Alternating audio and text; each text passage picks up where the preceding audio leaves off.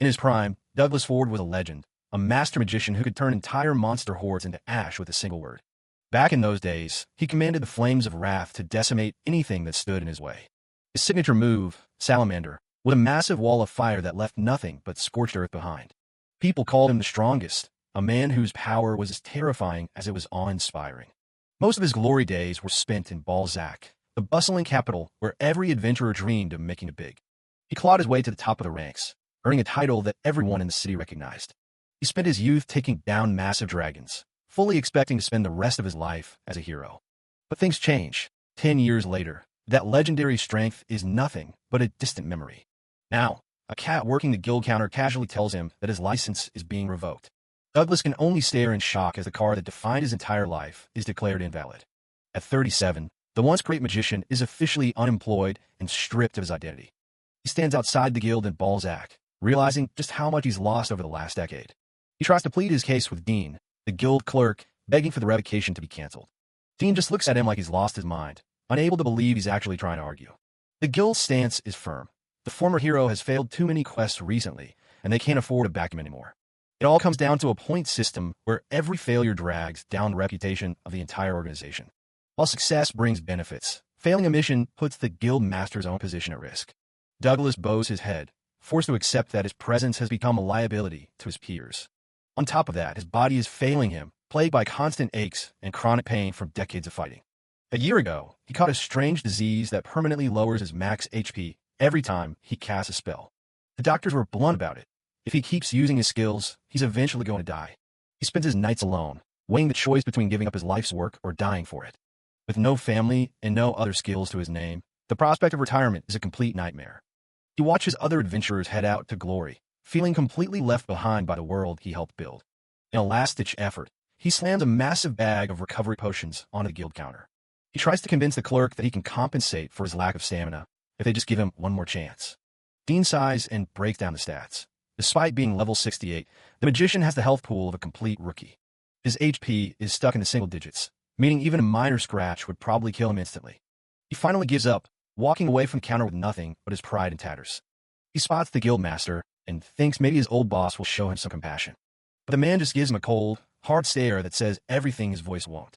He tells Douglas to stop making a scene and just accept that his time is over. Other adventurers in the hall start whispering, laughing at the fallen legend as he passes by. The master claims they're doing this for his own good, so he doesn't end up dying a meaningless death. He can only grip the edge of the counter, his legendary status reduced to a pile of paper. He walks out into the sunlight of the capital, a man who has lost his place in the world. He ends up on the streets, broke and without any decent gear left to his name. There's nothing left for him at Balzac, so he decides to pack his bags and leave for good. As he's leaving, he runs into the current top party, the same group that kicked him out months ago. They're all 20 years younger than him, and have improved at speed he can never match. He tries to sneak past, but fate isn't that kind, and they spot him in the middle of the street. The party leader, Alan, calls him an old man, while the healer Fanny greets him with a pitying smile. Edmund, the party's sage, immediately shuts him down, making it clear they have zero intention of letting him back in. Douglas tries to explain that's not even why he's there, though he can't deny that he begged them to reconsider right after he was originally kicked out. He awkwardly announces that he's actually planning to leave the city today, catching the rest of the group off guard. Fanny is genuinely shocked, while the others just watch the man they once called a comrade prepare to walk away for good. Edmund continues his smug lecture, reminding Douglas that there's no better place for an adventurer than the capital city. Douglas can only offer a weak smile and some stammering excuses as he tries to maintain some dignity. Dario, the party swordsman, jumps in to twist the knife, accurately guessing that the old man finally lost his license. He mocks the massive bag Douglas is carrying, joking that he's probably reduced to being a traveling potion merchant. The two of them have a good laugh at his expense, asking if his health has dropped even lower since they last saw him. Finally, Alan snaps and tells them both to shut it, causing the whole group to jump in surprise. The party leader keeps it brief, offering a cold apology before leading his team away to their next mission. As they leave, Fanny offers a polite bow, leaving Douglas to wonder if his old friend Alan ever felt any real emotion at all. He watches them go, wondering if Alan was actually trying to help him out by ending the harassment. Left alone, Douglas says a silent prayer for their success as he turns his back on the city he called home for so long. 3 months later, he's miles away from Balzac, wandering through the countryside without a clear destination. He's been surviving on odd jobs, thinking back to why he even became an adventurer as a 15-year-old kid. Back then, he just wanted to be a force for justice and help people who couldn't protect themselves. Now, he has to admit the truth. He's absolutely terrified of the death that's slowly creeping up on him.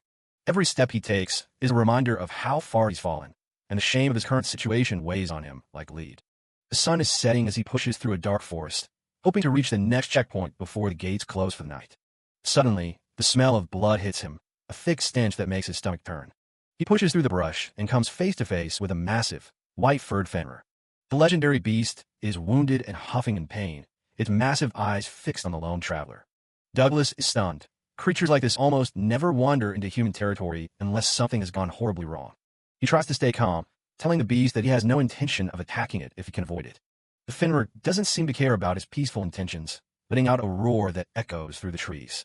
It snaps its teeth at him, a clear warning that it's still dangerous despite its injuries. Douglas panics, holding up his hands to show he's not reaching for a weapon. That's when he spots a glowing mark on the creature's skin, a curse mark that he recognizes instantly. His heart sinks as he realizes it's the curse of transfiguration, a forbidden spell used to warp someone's very nature. He looks the beast in the eye and asks the impossible, "Are you actually a human?"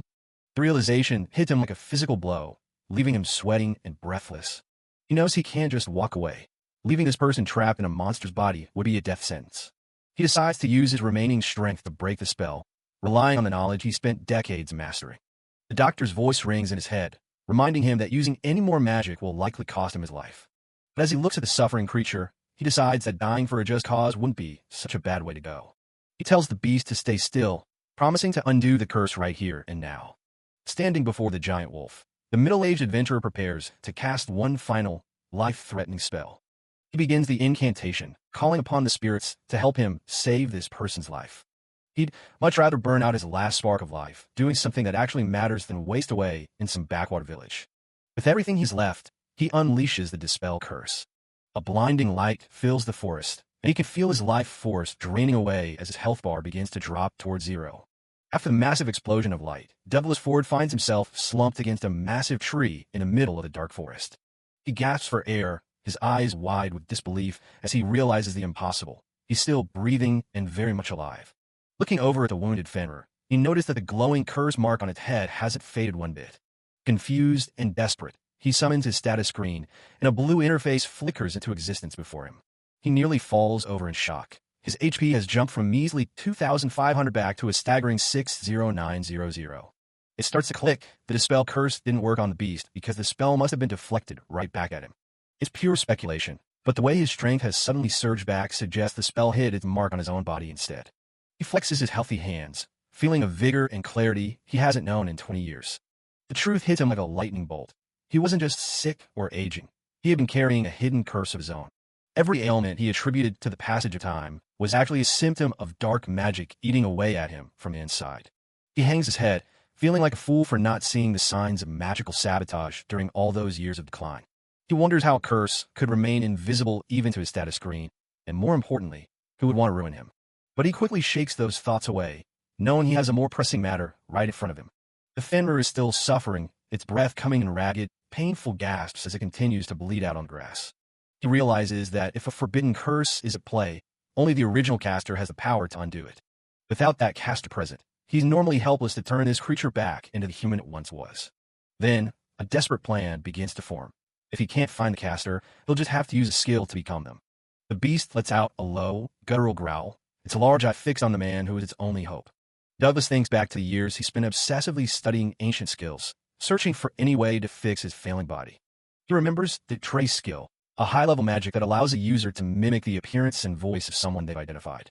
His plan is to first use share intel to dive into the Fenrir's memories and identify the person who cast the spell.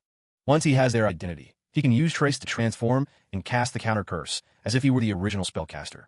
It's an insane gamble. Maintaining two active high-level skills simultaneously is a feat that defies the common laws of magic. In fact, the only person known to be capable of such a feat is Alan, which is exactly why he was given the title of hero. But with his full power restored, Douglas feels a surge of confidence he hasn't felt in a very long time.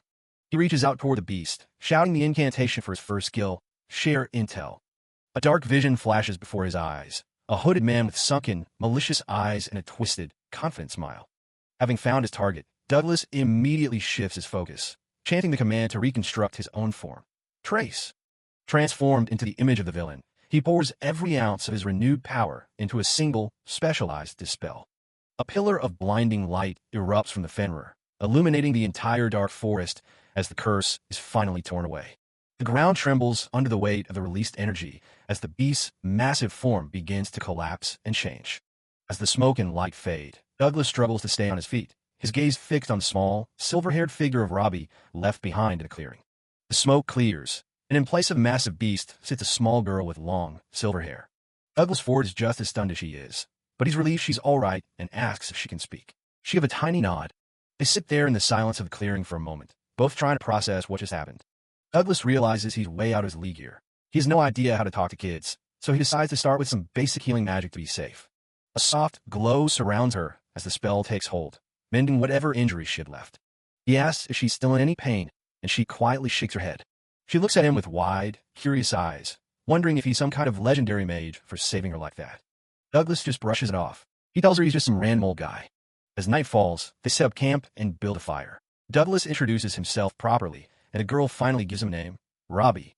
He offers to take her back home once morning comes, but the mention of it makes her expression go dark. She tells him she has nothing to go back to. Douglas is floored. The realization that she's completely alone in the world hits him hard. He asks about where she was before the curse, but she just freezes up, her eyes wide with fear. Robbie starts trembling, begging him not to take her back. She's terrified of whatever happened there.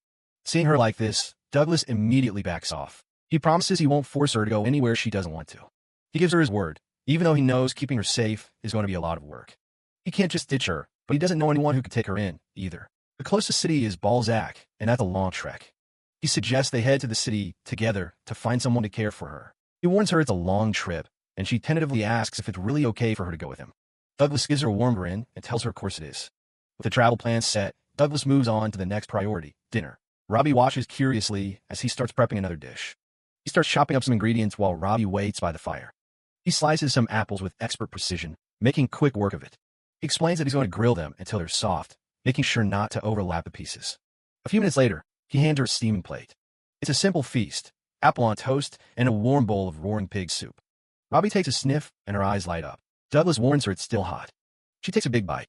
Her face lights up immediately. It's clearly the best thing she's ever tasted. Douglas can't help but laugh, happy to see her enjoying herself. He takes a bite of his own, the crunch satisfying after a long day. The sweet and sour of the grilled apple is a perfect match for the dry bread. The soup is just as good, rich with flavor from the jerky fat. Suddenly, Robbie lets out a little cry, catching Douglas completely off guard. He panics, thinking she's hurt or that something's wrong with the food. He starts rambling, asking if she's in pain or if she didn't like the meal. Robbie shakes her head, tears welling up in her eyes. It's not that she hates it. It's just so delicious that she can't help it. She looks him in the eye and thanks him for saving her life. Douglas is quiet for a moment. He always wanted to live for others and do the right thing, but seeing how much this meant to her hits him differently. Under a vast, starry sky, their journey together officially begins. The next morning, Robbie wakes up feeling guilty for sleeping so long while he stood watch. Douglas just tells her not to worry about it. Growing kids need their rest. Before they set off, Douglas pulls out a large leather bag. Robbie watches, confused, as he starts working on the material. He uses some rope to fashion the bags into makeshift shoes for her. It's not much, but it'll protect her feet. Robbie is clearly touched by how much he cares. As they finish packing up, Robbie notices something shining in grass and holds it up. Douglas's eyes go wide. He recognizes that dragon's ruby necklace anywhere. Douglas holds up the necklace Robbie found, asking if it looks familiar to her. He examines it closely. It's clearly a high-end magic accessory, and finding it this deep in the mountains is definitely suspicious. Robbie just shakes her head. She doesn't remember a thing about it. He asks if she wants to wear it, but she quickly declines. They decide to just sell it for some quick cash when they reach town. Checking a map, they're way up in the northern region of the Reef Kingdom. To reach the capital, Balzac, they'll have to trek all the way south. The north is basically just endless forest and wilderness with zero roads, so it's going to be a rough walk. As they travel, Douglas finds himself talking way more than usual. He's always been a loner, but having Robbie listen so intently to his old travel stories actually feels nice. They finally make it to McFadden, a tiny village that's basically just an inn, a church, and a general store. Douglas goes straight to a traveling merchant to get Robbie some essentials. 2 sets of clothes, shoes, and everything else she's missing. The merchant assumes she's his daughter, and Douglas just goes with it, trying to figure out what kind of shoes would be best for her. The guy recommends wooden shoes since they're great for keeping feet dry and handling cold. He even picks out some oversized underwear, knowing how fast kids grow. Douglas asks for a leather bottle too, but the merchant is all out. He'll have to look for one in the next town. The merchant explains he usually works a shop in Addington, but travels around to keep his legs from getting weak. Douglas takes a chance to pull out the necklace and asks for a quick appraisal. The old man puts on his glasses and prepares to use his appraisal skill. He identifies it as a common black pearl and offers 20 silvers, which is plenty for a month's worth of living. 20 silvers is decent, but Douglas has a hunch it's worth way more. He knows that forbidden curses are way more effective when they're paired with rare gems. He's betting this is actually an obsidian pearl. He uses his own high-level appraisal skill and confirms it. This thing is an incredibly rare jewel from Black Tiger. The merchant and his assistant are absolutely floored. They can't believe a random traveler has such a high-level skill. Douglas just calmly repeats it. It's definitely an obsidian pearl. The merchant is stunned. He thought Douglas was just a wanderer, but now he's wondering if he's secretly a master merchant. The guy realizes only a high-level adventurer could have learned a skill that powerful. Douglas just plays it off, saying he's not that strong and just happens to have a few tricks up his sleeve.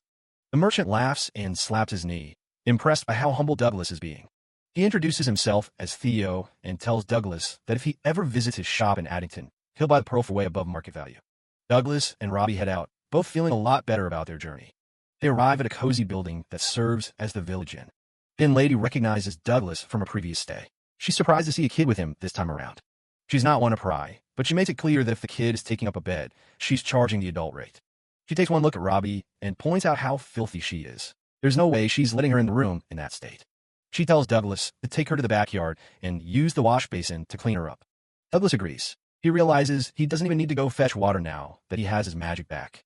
He casts a water magic spell on Dean, and the basin fills instantly. Robbie watches in absolute awe as giant blobs of water manifest out of thin air. She's never seen anything like it. To her, Douglas is practically a wizard. Douglas smiles to himself, thinking about how his past self will be shocked to see him using skills so freely again. While she's washing, Robbie mentions she found something else near the necklace.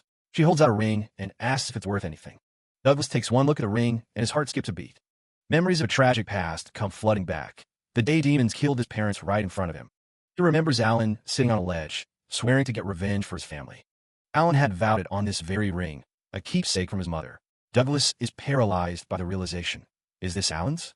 Douglas stares at the ring in his hand, the realization hitting him like a physical blow. It's a dragon's ruby ring, the very keepsake Alan cherished most. He's not imagining things. This is definitely it. He tries to make sense of it. He doesn't remember Alan ever giving him this ring, and there's no way he could have brought it along by accident. So why would it be out on that mountain, right where he found Robbie? Deep down, he knows the answer, but he just doesn't want to believe it. He looks over at Robbie, who is still washing herself in the basin, completely unaware of his turmoil. Pieces of the puzzle start falling into place. There's a necklace used to enhance curses near Robbie, and this ring too. He only regained his strength because the dispel curse he cast on Robbie deflected back onto himself. The bitter truth settles in his stomach. Alan is the one who cursed him. The man he called his friend is the one who took everything from him.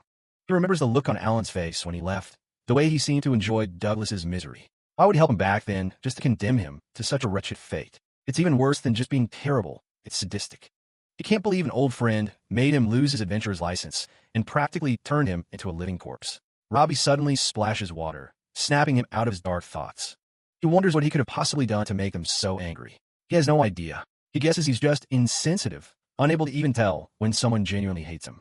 Robbie looks up, noticing the strange expression on his face. She asks what's wrong, sensing that something is bothering him. He forces a small, tired smile and tells her it's nothing, that he's fine. But he's a terrible liar, and they both know it. Robbie isn't buying it. She tells him he's making the same face he usually makes when he's in pain. She can see right through him. Douglas is caught off guard. He realizes he's way too bad at lying, especially to a kid as sharp as Robbie. He needs to be more honest with her. He sighs, watching the water ripple in the basin. She's right. There's no point in hiding his feelings anymore. He owes her the truth, or at least a part of it. He kneels down beside her and asks her to listen. He's decided to be more open with her from now on. They're in this together, after all. He tells her that this ring was very important to an old friend of his. Because of that, they're not going to sell it. He needs to keep it for now. He explains that one day, they will return this ring to its rightful owner. And when that happens, he'll be sure to ask exactly why he was cursed. He's determined to get answers. Robbie gives him a soft, understanding look. She's just happy that he's talking to her again. Suddenly, a voice from behind startles them both. It's the lady, and she's not happy about the mess. The lady scolds Douglas for getting water everywhere. She tells him to go freshen up himself and offers to help wash Robbie properly. She's a bit bossy, but her heart is in the right place. She points out that Robbie is a girl and that Douglas needs to be more considerate of her needs. He realizes she's right and feels a bit embarrassed. He heads off to take care of himself. Douglas scratches the back of his head as he walks away. He thought it would be fine since she's still just a kid, but he clearly has a lot to learn about being a parent. He needs to try harder. A little later, Douglas is clean and shaven, looking much more like his old self. He's waiting for Robbie to finish her makeover, still feeling a bit guilty about his lack of consideration. Suddenly, the door opens and Robbie steps out. She's been transformed. Her long, tangled hair has been trimmed into neat bangs, and she's wearing the new clothes Douglas bought her. The lady proudly presents her work. Robbie looks adorable, like a completely different person. She's blushing slightly, clearly pleased with her new look. Douglas is speechless. Douglas manages to find his voice and tells her she looks very childlike and cute. Robbie beams at the compliment, while the lady smiles, satisfied with the results. It's a rare moment of peace for them. They head to the common room for a meal. Then Lady brings them some food and starts chatting.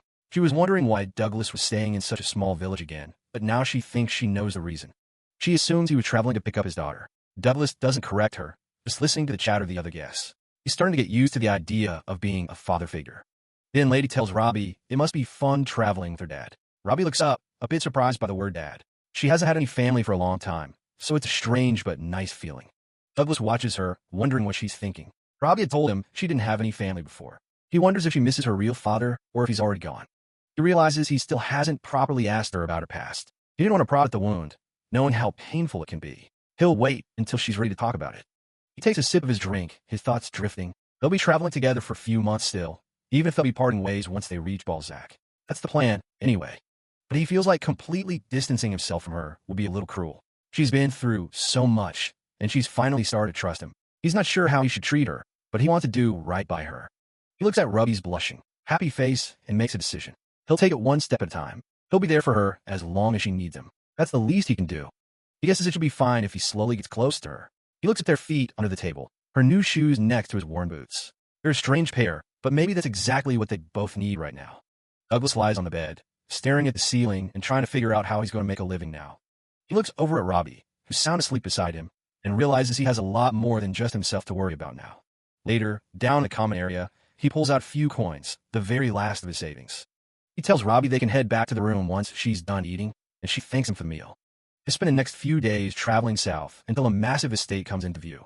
They finally arrived in Addington, the famous town of benevolence, where he's hoping to find some steady work. Most well-sized cities have orphanages, but the one here, run by a man named Matlock, is unusually fancy. As they walk through town, the locals can't stop raving about the director using his own wealth to fund the place. Douglas thinks it's great there are such good people left in the world, while Robbie just stays quiet. A fancy carriage rattles past them, catching the little girl's eye as they navigate the busy streets.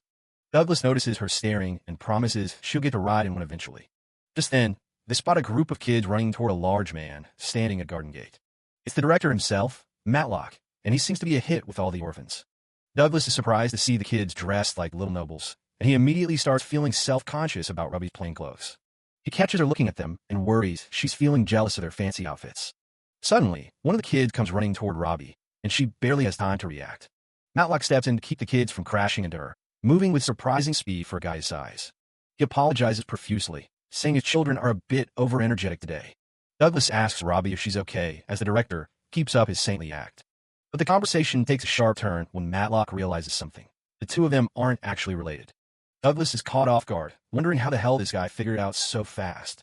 Matlock explains that he saw her hesitate for a split second before taking Douglas's hand. He asks what their story is, his smile never wavering as he watches them. Douglas awkwardly admits they only became family recently, his heart racing as he worries the guy thinks he's a kidnapper. Matlock sighs, commenting on how drastically Douglas's life must have changed to be traveling alone with a child. Douglas realizes he said too much as the director starts pointing out how difficult his current circumstances must be. The man formally introduces himself as Matlock and offers to lend an ear if Douglas needs help. He goes on about how much of an inconvenience it must be to travel with a young child who needs constant protection and funding. He mentions his orphanage takes in children for all sorts of reasons, dropping a very heavy hint. Realizing the guy is suggesting he dump Robbie there, Douglas panics, grabs her, and makes a run for it. Back at the inn that evening, the mood is heavy as Douglas watches Robbie sit silently on the edge of the bed. She's just been staring at her clothes for the last hour, and Douglas is convinced she's comparing herself to the kids at the orphanage. Robbie looks up and asks if the clothes he bought her were expensive. When he tells her they were actually really cheap, she lets out a small sigh of relief. Douglas is confused. He thought she'd be upset they weren't the fancy stuff the orphans had. He starts overthinking, wondering if she'd actually have a better, easier life if he left her with Matlock. Finally, he can't help it and asks her point blank if she wants to go to the orphanage. Robbie freezes, looking completely stunned he'd even suggest such a thing. He tries to backtrack, saying he just wants to know how she feels so he doesn't force her into a difficult life. Robbie remains silent, casting her eyes downward as she gives a tiny, hesitant nod. Douglas is flooded with relief, glad he hasn't messed things up with her just yet. He tells her he needs to head out for a bit to clear his head, promising to be right back soon. Douglas walks through the streets of Addington, clutching a small gift box he just bought for Robbie. It's a simple ribbon, and he wishes he could have gotten her something better, but he truly hopes she'll like it. He gets back to the inn and calls out for her, ready to apologize for the night before. But the room is dead silent, and his heart sinks when he spots a piece of paper sitting on the table. He picks it up, his hands shaking as he stares at the messy handwriting. It's a note from Robbie, thanking him for everything and stating she's decided to head to the orphanage after all. Douglas drops the note, completely crushed as he realizes he basically pushed her away with his own insecurities. He falls to his knees, telling himself that maybe it's for the best if she can live a more comfortable life there. The ribbon he bought lies forgotten on the floor, a painful reminder of his failed attempt at being father. Later that day, he drags himself over to Theo's general store, looking for a distraction from the crushing guilt. He's greeted by Theo's son, who's currently in the middle of a loud argument with his old man about the inventory. The young man spots Douglas and welcomes him back, asking if he's finally ready to sell that valuable necklace. Douglas pulls out the dragon's ruby, but his voice is hollow as he explains he's planning to return it to the girl later. The merchant is confused, wondering where Robbie is and why she doesn't have her property. When Douglas tells him she's at the orphanage, the guy calls her lucky to be under Director Matlock's care. He mentions that his dad, Theo, is the only person in town who has anything bad to say about the director. The guy explains how Matlock sets up the older kids with jobs in big cities or finds wealthy nobles to adopt them. He says they usually head to the port town of Shipton to cross the sea once they leave the nest. Douglas is surprised to hear about passenger ships. The guild hasn't allowed any to dock at Shipton for years. It brings back memories of when he was sent to the east 10 years ago to fight back the Demon King's invasion. The merchant explains that the director has old maritime connections that let him send ships out anytime. Douglas's face pales as he realizes the horrifying truth of what's happening in the east. He knows the demons have recently retaken that territory, making it one of the most dangerous places on Earth. He realizes that if Matlock is sending kids there, he's unknowingly shipping them off to a literal war zone. Panic sets in, and Douglas doesn't waste another second, dashing out of the store to save Robbie. He reaches the orphanage gate in record time, his lungs burning as he prepares for a confrontation. The door creaks open and Matlock steps out, looking surprised to see Douglas back so soon. Douglas doesn't bother with pleasantries, telling the man point blank that he's there to pick up Robbie. Matlock keeps his cool, reminding Douglas that the girl came here of her own accord. He leads Douglas toward the back garden, claiming Robbie should be out playing with the other children. Douglas scans the yard, his eyes finally landing on a familiar small figure sitting by the flower beds. He calls out her name and dashes toward her, ignoring the confused looks from everyone around. Robbie looks up, her eyes widening in shock as she asks why he's even here. Douglas kneels in front of her and reaches out his hand, telling her he's come to take her home. Robbie hesitates, her gaze dropping as she tries to hide her trembling hands. She tells him that if she stays with him, she'll just be a burden, and those words cut Douglas deeper than any blade. He realizes that Matlock's twisted words about parenting had sunk deep into her heart. He feels sick knowing that his own hesitation made her believe she was nothing but a problem to him. He remembers all the time she looked at him with that same worried expression, thinking her very existence was an inconvenience. Douglas bows his head, his voice cracking as he tells her just how sorry he is for making her feel that way. He admits he was only thinking about his own insecurities and completely failed to see how she was suffering. Looking her in the eyes, he tells her he's never once thought of her as a burden and asks if she'll come back to him. Robbie looks up at Douglas with tear-filled eyes, asking in a small voice if she really isn't a burden to him. Of course not, Douglas replies instantly, pulling her into a tight, protective embrace as she finally lets go of her fears. Robbie buries her face in his shoulder, sobbing as she admits that she never actually wanted to leave him. The touching moment is interrupted by a slow clap from Matlock, who mocks them with a fake display of being moved to tears. Matlock suggests they've had enough of spectacle and offers to guide them to the exit of the orphanage. But Douglas doesn't move, his expression hardening as he asks the director why he's really sending children to the eastern continent. Matlock smiles, claiming it's a wonderful place and that the children he's sent there are living happily in a festive atmosphere. He paints a picture of a vibrant city where every day is a celebration, but Douglas knows better than to believe a single word of it. Douglas's jaw tightens. He's seen the reality of the East with his own eyes, and it's nothing like the director's lies. He reveals that the eastern continent fell to the Demon King's elite 3 years ago, with the city of Bourbon now firmly under their control. Matlock laughs off the accusation, insisting that he's visited the city himself and that visitors are never allowed to leave anyway. Douglas stares him down with a cold, unwavering gaze, repeating that he has seen the truth of that city for himself. Sensing the shift in tone, Matlock suddenly turns to the other children in the yard and tells them to return to the mansion immediately. Douglas notes the sudden evacuation, realizing the director is clearing the area so he can deal with him without witnesses. Matlock's facade finally cracks, his face twisting into a sneer as he declares he won't let Douglas soil his precious merchandise. A group of armed thugs emerges from the shadows, surrounding Douglas and Robbie with weapons drawn. Douglas pulls Robbie behind him, warning her to stay close and remember what's about to happen. His eyes blaze with a terrifying intensity as he prepares to show these people why he was once a top-tier adventurer. Robbie watches him with wide, fearful eyes, clutching her cloak as the tension in the air reaches a breaking point. Matlock screams for his men to kill Douglas, but Douglas is already chanting a powerful spell, calling upon the frost of the goddess. Matlock stumbles back in terror, unable to believe that a man who looked like a simple commoner can wield such high-level attack magic. Douglas steps forward through the mist, coldly telling Matlock that he could just leave him here to freeze to death with the rest of them. Matlock tries to call his bluff, stammering that Douglas doesn't have the face of a killer, but he's met with a bone-chilling grin. Douglas's expression is so predatory that even he realizes he might have overdone it with the creepy look. He tells Matlock that a confession isn't even necessary, as there are clearly others here who know exactly what he's been up to. Under the pressure of Douglas's gaze, Matlock snaps, blabbing about how he sold the children to brothels and perverted nobles. He then starts screaming for the police to help him, acting like he's the victim as several town guards rush onto the scene. Thinking the guards are his salvation, Matlock's confidence returns as he prepares to launch a fire spell of his own. He calls upon holy fire spirits to lend him their wrath, unleashing a salamander blast directly at Douglas. He gloats that as long as Douglas is dead, everything can be swept under the rug and life will go back to normal. But Douglas doesn't even flinch, his hand already glowing as he prepares to counter the director's mediocre magic. A massive explosion of light and sound fills the yard as the two spells collide, or rather, as Douglas effortlessly bypasses the flames. Matlock stares in disbelief as Douglas emerges from the smoke completely unscathed, the salamander spell having done nothing. Desperate and cornered, Matlock begins to babble an apology, begging for mercy as Douglas closes the distance in a blur of motion. Douglas isn't interested in apologies. He delivers a devastating punch that sends the corrupt director flying backward with a sickening boom. Matlock hits the ground and slumps against the wall, completely unconscious and thoroughly defeated.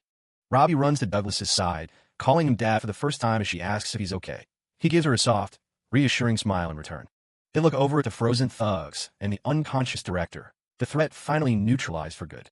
The town guards approach the pair cautiously, their eyes darting between the adventurer and the carnage he left behind. Robbie grips the edge of Douglas's shirt, still wary of the armored men as they look around the yard in total confusion.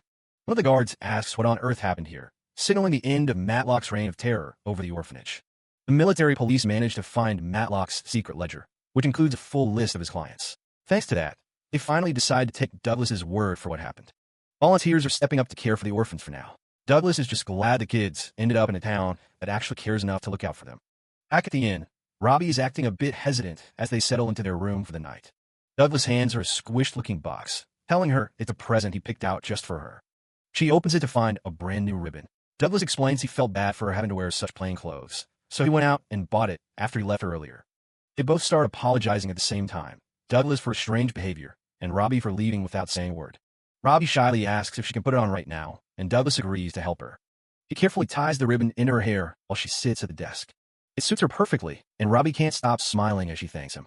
Douglas asks if she was feeling a bit jealous when she saw those other kids at the orphanage in their fancy dresses. Robbie's face goes completely red as she stammers out denial. Douglas is a bit confused by the intense reaction, not sure why she's so flustered. Turns out, she wasn't looking at the dresses, she was just really curious about all the snacks the other kids were eating. Douglas can't help but laugh. He's just relieved she's happy. He realizes he still has a lot to learn, both as a person and as a father figure. The night is still young, so they decide to just sit by the window and enjoy the moonlight together for a while. The next morning, Douglas explains that the military police want them to stay in town for a few more days while they wrap up the incident. While they eat breakfast, he mentions he'll be doing some odd jobs for travel money and asks if Robbie wants to wait at the hostel. Robbie immediately says she wants to stay with him, though she's worried she'll just be bother. Douglas doesn't hesitate. He tells her to come along, which catches her by surprise. He promises her that she's actually safest right by his side where he can protect her. He suggests that it might be better if they keep pretending to be a family while they travel to avoid any repeats of what happened with Matlock. And he drops the big question, would she be okay calling him dad from now on? Robbie is completely stunned, her eyes going wide as she processes the suggestion. She's so flustered, she can barely speak, but Douglas tells her there's no pressure and to just give it a try. She quietly tests out the word, calling him dad for the first time. Now it's Douglas's turn to get embarrassed. It's a little awkward, but it makes them both a bit shy. 2 days later, it's quest day. They've joined a group heading into the woods, but not everyone is happy about a kid being there. The vigilante leader starts screaming at Douglas, thinking he's taking the quest way too lightly by bringing Robbie along. Douglas stays calm, promising they won't cause any trouble, though the leader seems like his complete polar opposite. The mission is a public quest. The task is to hunt down a red-eyed dragon. Public quests are usually much more difficult than regular ones, but the trade-off is that they can be accepted even without an official license. Red-eyed dragons are notoriously aggressive, especially when they wake up from hibernation and start looking for human settlements to snack on. Around midday, the group finds a good clearing to stop for lunch. Robbie happily digs into a sandwich that Douglas prepared for her. Douglas mentions he borrowed the hostel's kitchen that morning to make the egg sandwiches and meatball soup. Noish, a young vigilante, smells the food and comes over, asking what they're eating. Even though the vigilantes were pretty rude earlier, Douglas offers to share the soup to help everyone warm up. Douglas tells them not to worry about their earlier behavior, saying it's normal to be cautious of strangers on job. The vigilantes are blown away by how good the food is, realizing they might have judged Douglas too quickly. Meanwhile, the vigilante leader sits off to the side by himself, looking as grumpy as ever while he sharpens his blade. Noish tells Douglas to just ignore the beard guy and focus on talking to the rest of them instead. Douglas feels a bit awkward after the suggestion, admitting that singling the leader out might not have been the best move. He's curious about the group's dynamic. He wonders why Noish seems so hesitant about his own leader. Suddenly, Douglas gets a sharp glare from the man in question, and he immediately feels a jolt of tension. The vigilante leader looks down at his men, frustrated that they're so easily swayed by a few scraps of food from a stranger. He starts shouting at them, telling the group to get a move on and stop wasting time. The younger vigilantes immediately scramble to their feet, terrified of his temper. Noish sighs, whispering to Douglas that this is exactly what he meant earlier. The group moves deeper into the forest, leaving the comfort of the clearing behind. As they walk, Douglas notices something odd about the ground. He stops and calls out to the group, pointing toward a set of tracks that definitely weren't made by a dragon. He picks up Robbie and dashes forward to get a better look at the massive footprints. His expression turns serious as he realizes exactly what they are. The rest of the group catches up, and they're shocked by the size of the monster track. It's absolutely enormous, far bigger than anything they expected to see. One of the vigilantes thinks they're lucky because red-eyed dragons often steal nests from other creatures, so they must be close to their target. But Douglas doesn't share their optimism. He looks at the footprint again and firmly tells the group that they need to turn back immediately. The vigilante leader scoffs, telling Douglas to quit poking his nose where it doesn't belong and dismissing the tracks as just some bored deer. Douglas points out the specific details of the print, how the front hooves are round and there's no dew claw, which rules out a deer or a boar. He explains that the only creature with a footprint like this is a unicorn, a legendary mythical beast that humans rarely ever get to see. Noish wonders why they need to turn back just because of a unicorn, especially since they're usually cautious and shouldn't be a problem if they aren't attacked. Douglas clarifies that he's not worried about the unicorn itself. He's worried about why it was running so fast that it forgot to hide its own tracks. That would only happen if the mythical beast was being chased by a monster massive enough to devour it. The realization sent a wave of fear through the younger vigilantes. The vigilante leader calls him ignorant, claiming he's never heard of anything like that before and that Douglas is just talking nonsense. Douglas stays calm and tries to reason with him, saying that fighting an unidentified monster puts them at a massive disadvantage and could get someone killed.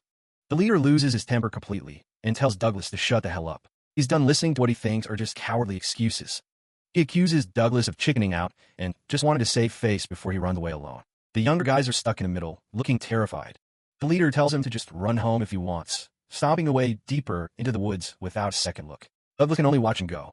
Douglas looks down at another print, a much larger, more menacing one that's barely visible in the dirt. He knows they're heading straight for a nightmare. Noish apologizes for his leader's behavior and suggests that Douglas and Robbie should at least head back where it's safe. But Douglas refuses to leave the group behind. Noish is surprised, calling Douglas quite the parent. He notices how different he is compared to their grumpy leader, who usually just barks orders.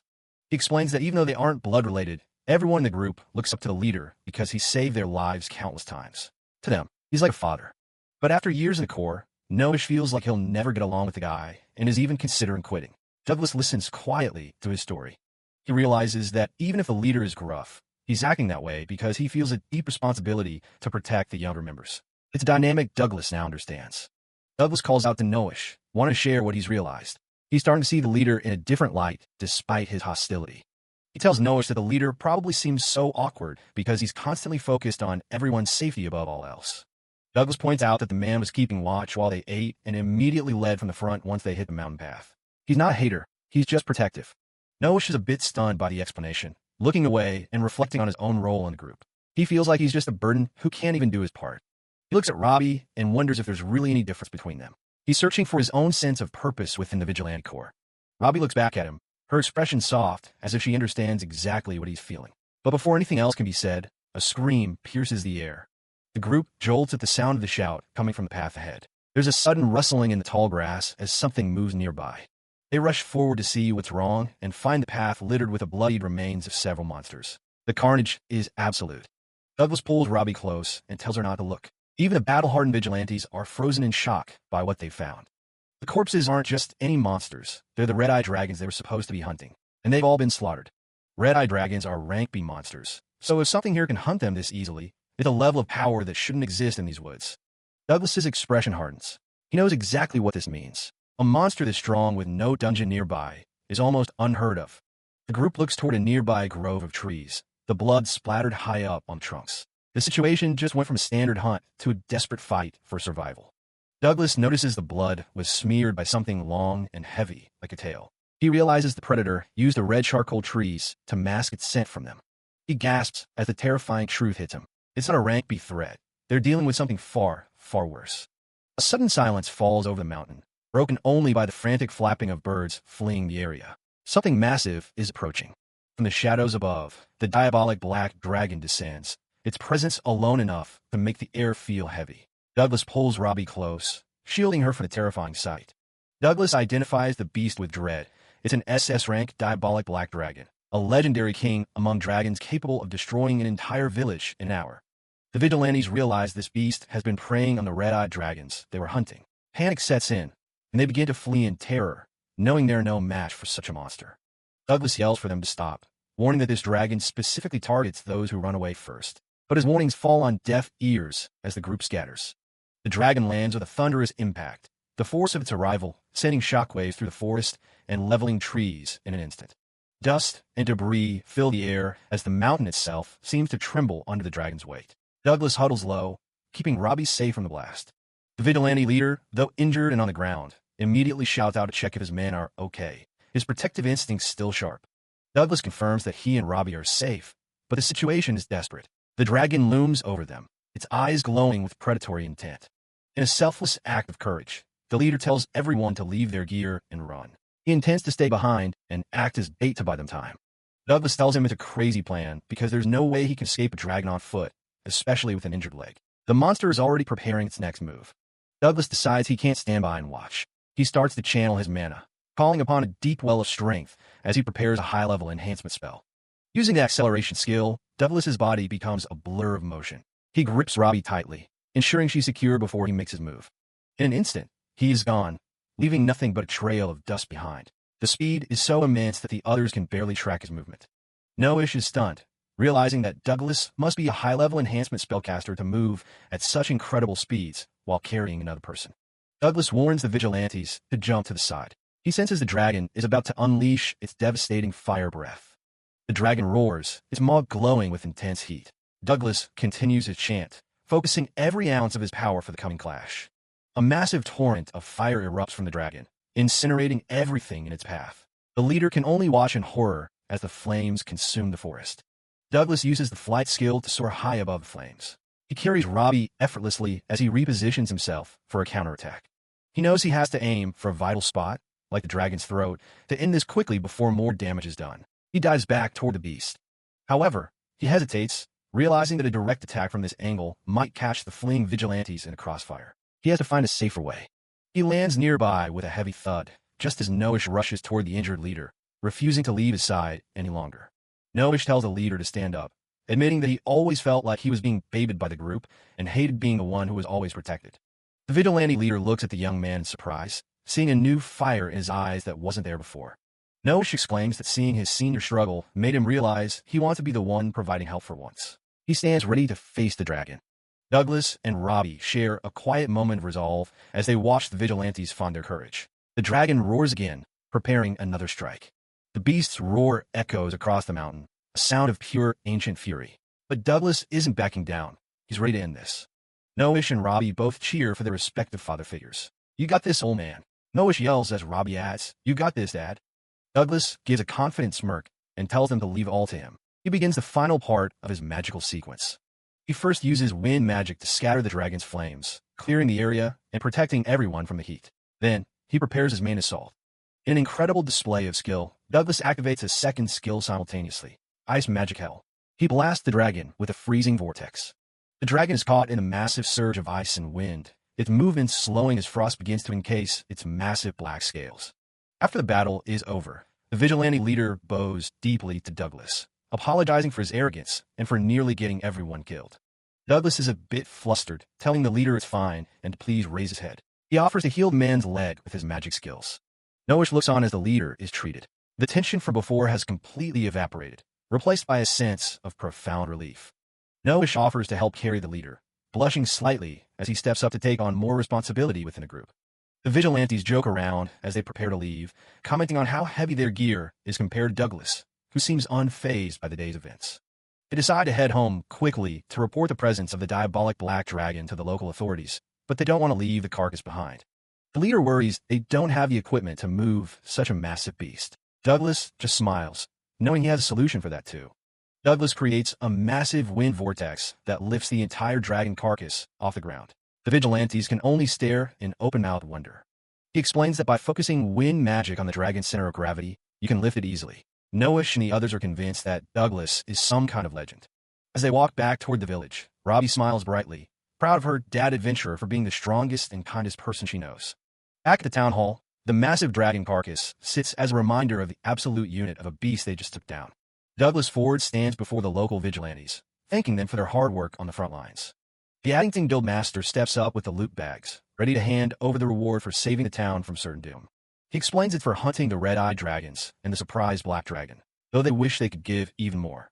Instead of taking the gold, Douglas Ford pats the vigilante leader on the shoulder and tells him the money is all theirs. The crew looks stunned, wondering if they really just decided to give up that much coin without even asking him first. Douglas Ford keeps it humble, claiming he was just the guy doing damage while they were the ones actually tanking the hits. The vigilantes just laughed off, saying they were basically just human punching bags while he did all the work. But Douglas Ford is firm on it. They won as a team, so they're splitting the loot right down the middle. The leader can't help but smile, clearly impressed by this guy's character. Suddenly, the Addington Guild Master strikes a pose, dramatically calling Douglas Ford kind to a fault just like the rumors said. He admits he got curious and did a little digging after the whole mess at the orphanage. Then he drops the bombshell. He found out Douglas Ford actually had his adventurer's license revoked. The man breaks a sweat. It wasn't exactly a secret, but having a guild master spell it out is pretty awkward. The Addington Guild Master quickly waves it off, saying he's not trying to be a jerk or anything. He actually checked with a Balzac guild, and they told him Douglas Ford was too weak, which he knows is total BS after seeing him fight. He gets serious for a second, getting ready to make a pitch that could change everything. Since Douglas Ford is clearly an S-tier fighter, he offers to have his guild reissue the license right now. Douglas Ford is floored. The idea of actually being an official adventurer again is something he never thought would happen. The Addington Guild Master leans in, asking if he's willing to take the deal. The vigilantes go wild, cheering at the thought of their hero officially joining the ranks. They ask if he gets to skip the registration test, but the Addington Guild Master isn't that soft. He still has to take it. The blonde Guild Master notices how much the locals already love Douglas Ford and says he's clearly got some natural leadership skills. He even offers to launch a formal investigation into why the Balzac Guild revoked his license in the first place. But Douglas Ford stops him right there, admitting the guild wasn't wrong because he really was useless back then.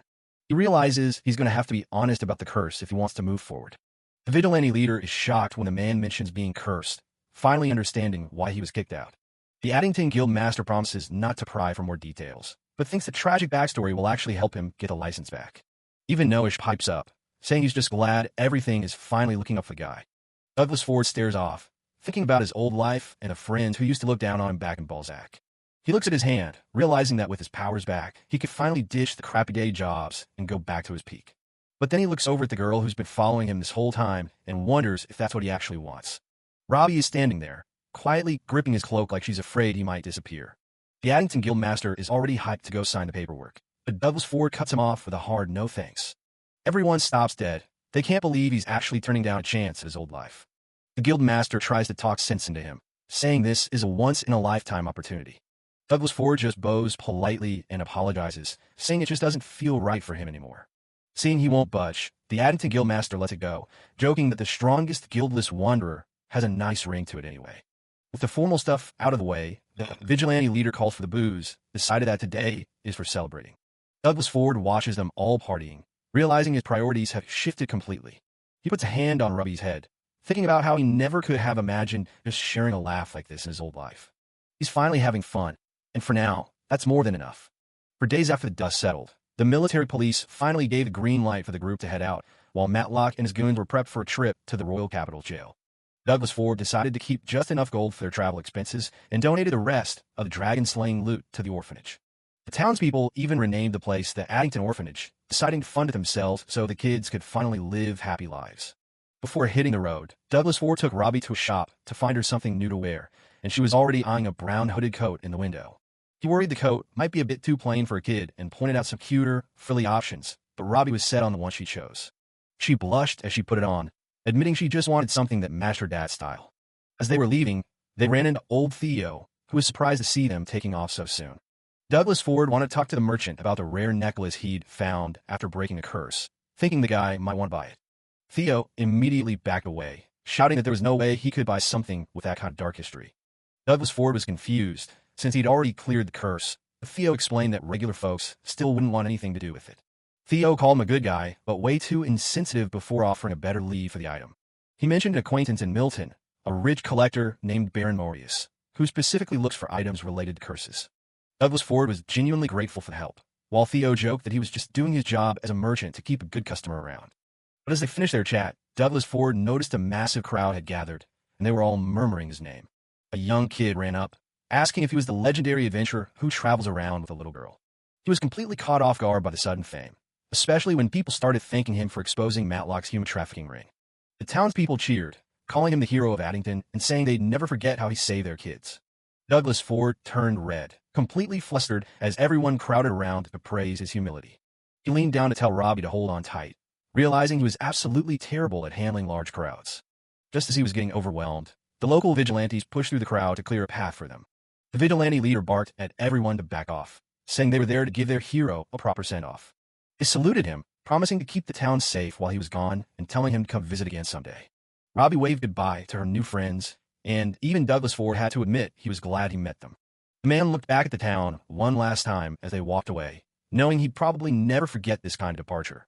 With Robbie perched on his shoulder, they finally started their long walk south. 2 days into their journey, they reached a quiet riverbank where they decided to stop and set up camp. The target was Milton, the city of pleasure, but they still had a lot of ground to cover before they got there. Douglas Ford looked at the clear water and asked Robbie if she liked fish, thinking it was the perfect time for a fresh lunch. Robbie was all in for some fishies, but she was confused when he said he wanted her to help him catch them without using magic skills. He gathered some chocolate vines, a sack, and some twigs to show her a bit of old-school wilderness survival. First, he tied the smaller twigs to a main branch to create a frame, explaining each step carefully.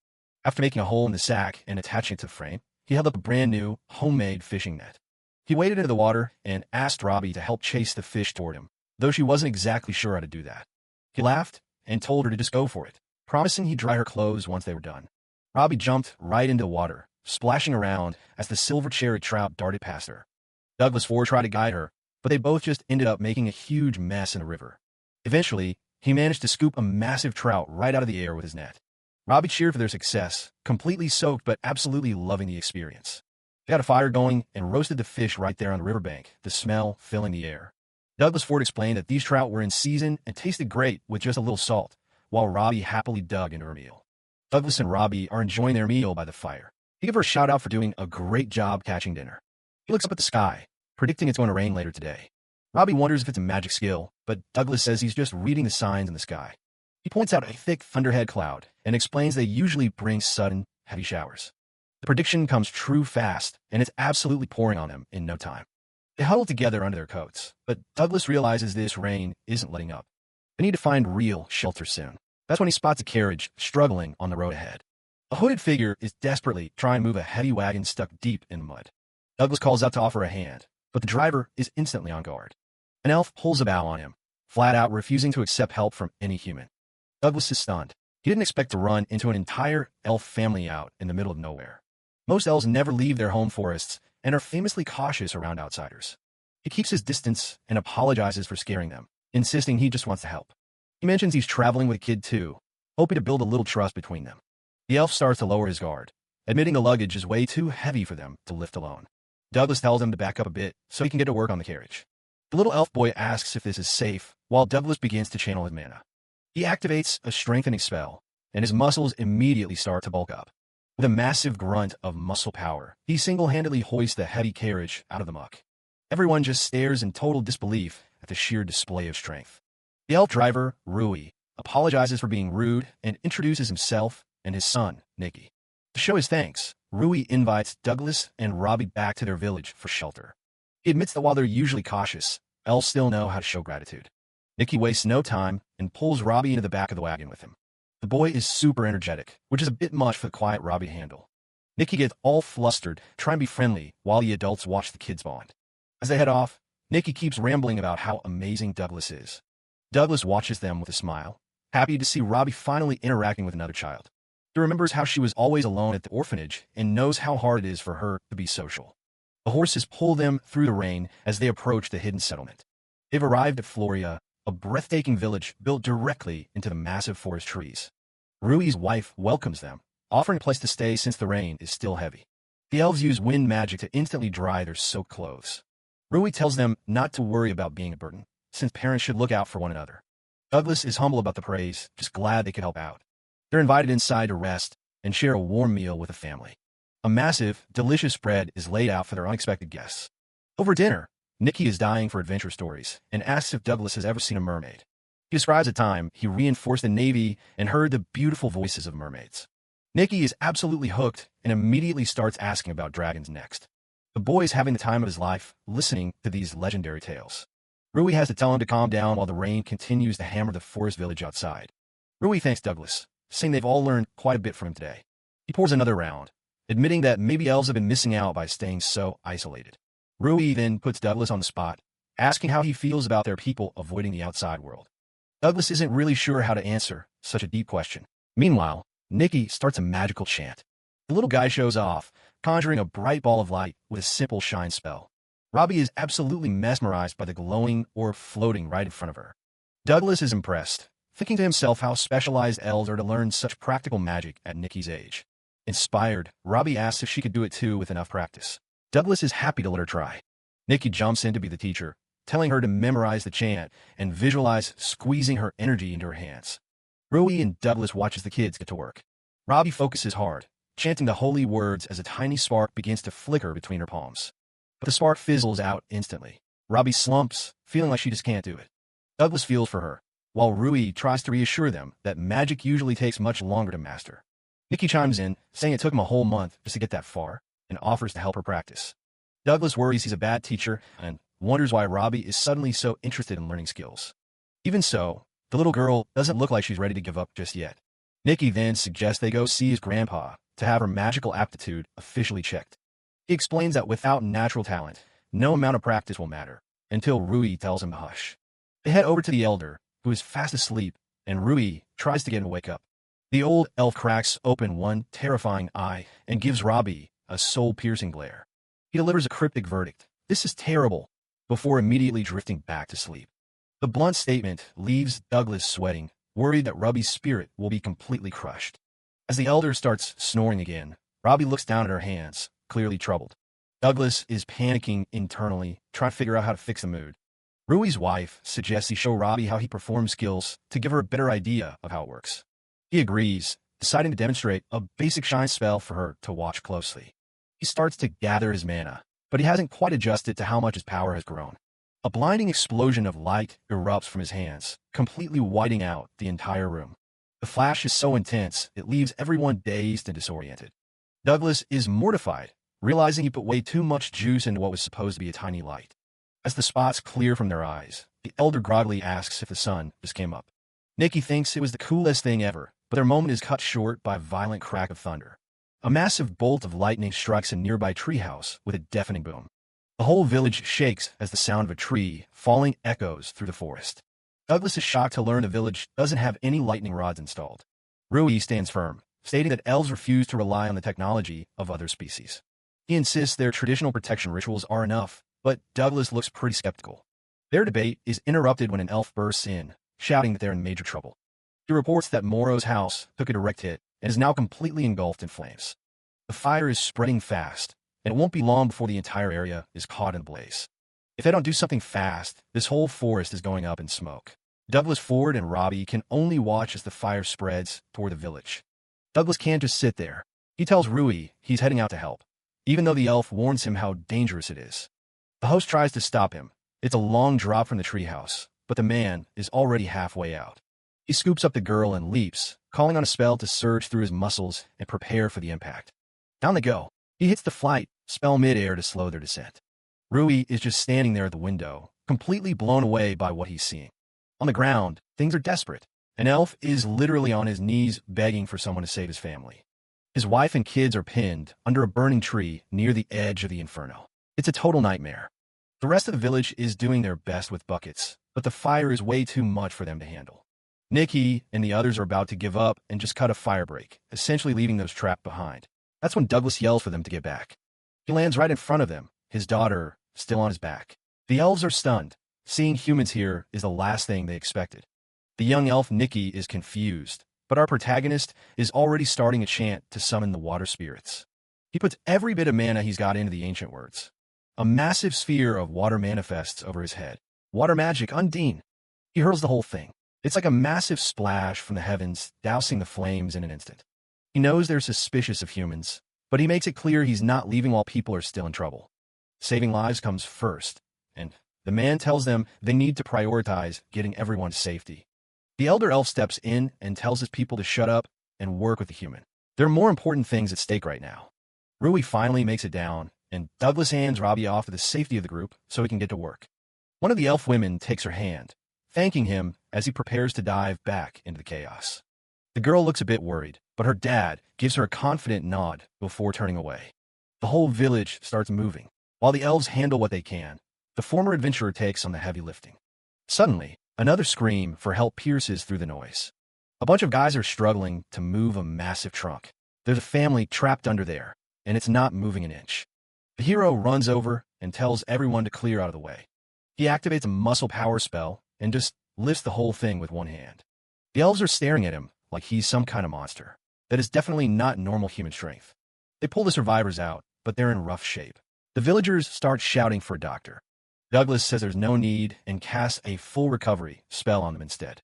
The elf woman on the ground blinks, her wounds completely vanishing in an instant. He tells them they're all healed up. It's a miracle to everyone watching. The family finally reunites, sobbing and holding each other tight. They're just glad to be alive. The man wipes his forehead. That's enough heroics for one day. With the fire finally out, he starts feeling a bit self-conscious about how much a scene he just caused. He wasn't even supposed to be here. He figures it's time to head out to the next town, but Rui asks him to hang on for a second. He looks back and sees the entire village bowing to him. They're all apologizing for how rude they were when he first arrived. The next morning, the sun is out, but looking at the damage in the daylight really shows how bad it was. The hosts say they'd be happy to have him stay. Douglas offers to help clean up the mess, and Robbie is eager to pitch in too. Nikki wants to help too, but the man tells him to stay back. It's no place for a kid. Robbie is not having it. She hates being babied and wants to prove she can be useful. Our protagonist thinks it'll be better if she stays with someone her own age while he handles the heavy work. He goes to meet his friend, but it turns out the village children have already given him a new name, Mr. Muscleman. The village is bustling with gratitude. Everyone is thanking the Mr. Muscleman for his heroic rescue, and Douglas Ford is feeling a bit overwhelmed by all the attention. Nikki even tries to use the nickname as a rallying cry to get the other elves to work harder on the cleanup. Douglas just wants to help without the flashy title. He notices some of the elves are literally mimicking his poses, thinking it'll give them extra strength. It's a bit much, but he rolls with it. Teacher Elf mentions that everyone really looks up to him now. He's basically a local celebrity after saving the forest. The female elves are especially impressed. They admit their species isn't exactly known for raw physical power, so seeing him lift that tree was something else. All the blushing and praise has Douglas looking pretty flustered. He's much better at fighting fires than handling compliments. The cleanup continues as the sun begins to set. It's hard work, but everyone is pitching in to get the village back in order. When he finally gets back to the treehouse, Douglas realizes he's a lot more tired than he thought. He wants to finish the big stuff before they leave for Milton. He's greeted at the door by Robbie, but something feels a bit off. She's being a bit too quiet. Nikki and Teacher Elf are there too. They mention that the girl has been practicing her magic skills the entire time he was gone. She forces a smile and says she still can't quite get the hang of it. The look in her eyes is heartbreaking. Her dad immediately picks up on the tension. He asks her if something is wrong, noticing she's acting strange. He realizes her cheeks are flushed. She isn't just tired, she looks like she's running a fever. He decides to check her stats. He casts Appraisal, and the results aren't good. Her exhaustion level is through the roof. Panic sets in. He realizes his daughter has caught a serious cold from overworking herself. The elves scramble to help. He gets her into bed immediately. He's kicking himself for not noticing sooner that she was pushing herself to the limit. His healing magic is top tier, but it only works on physical injuries. It can't just blink away a viral illness or pure exhaustion.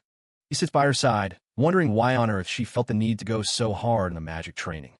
Robbie starts apologizing through her tears. She mentions how she's been nothing but trouble ever since the dragon fight. She brings up the time Douglas got chewed out for bringing a kid along on a dangerous quest. It's clear that moment really stuck with her. The memory of being called out by the guild members still haunts her.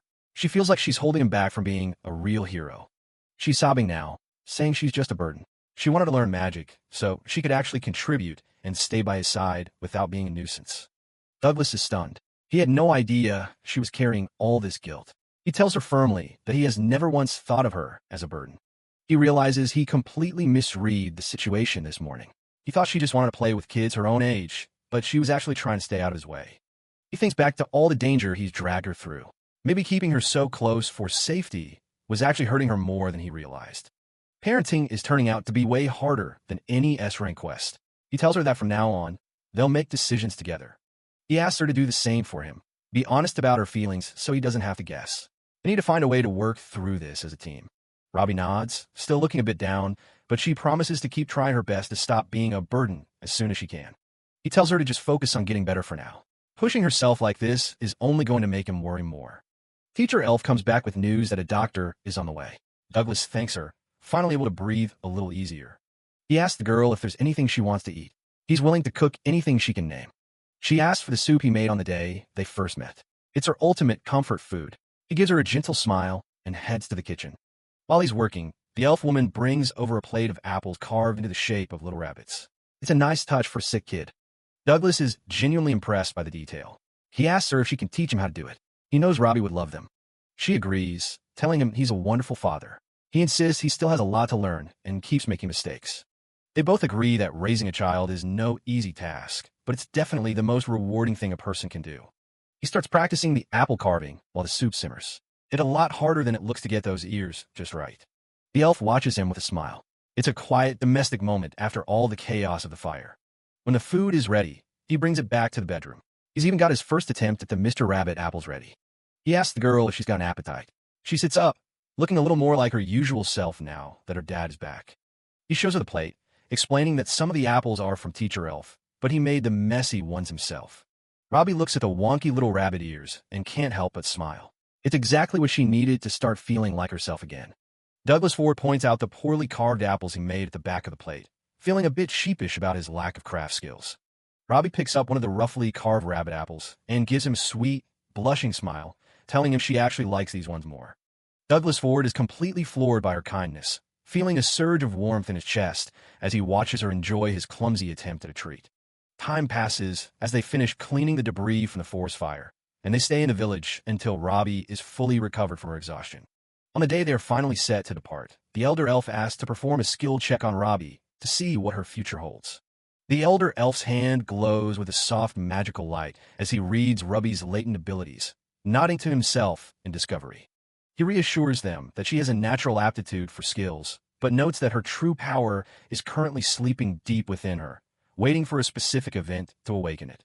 He reveals that her potential skill power is a staggering 5120, leaving both Douglas Ford and Robbie in complete shock at such a high number.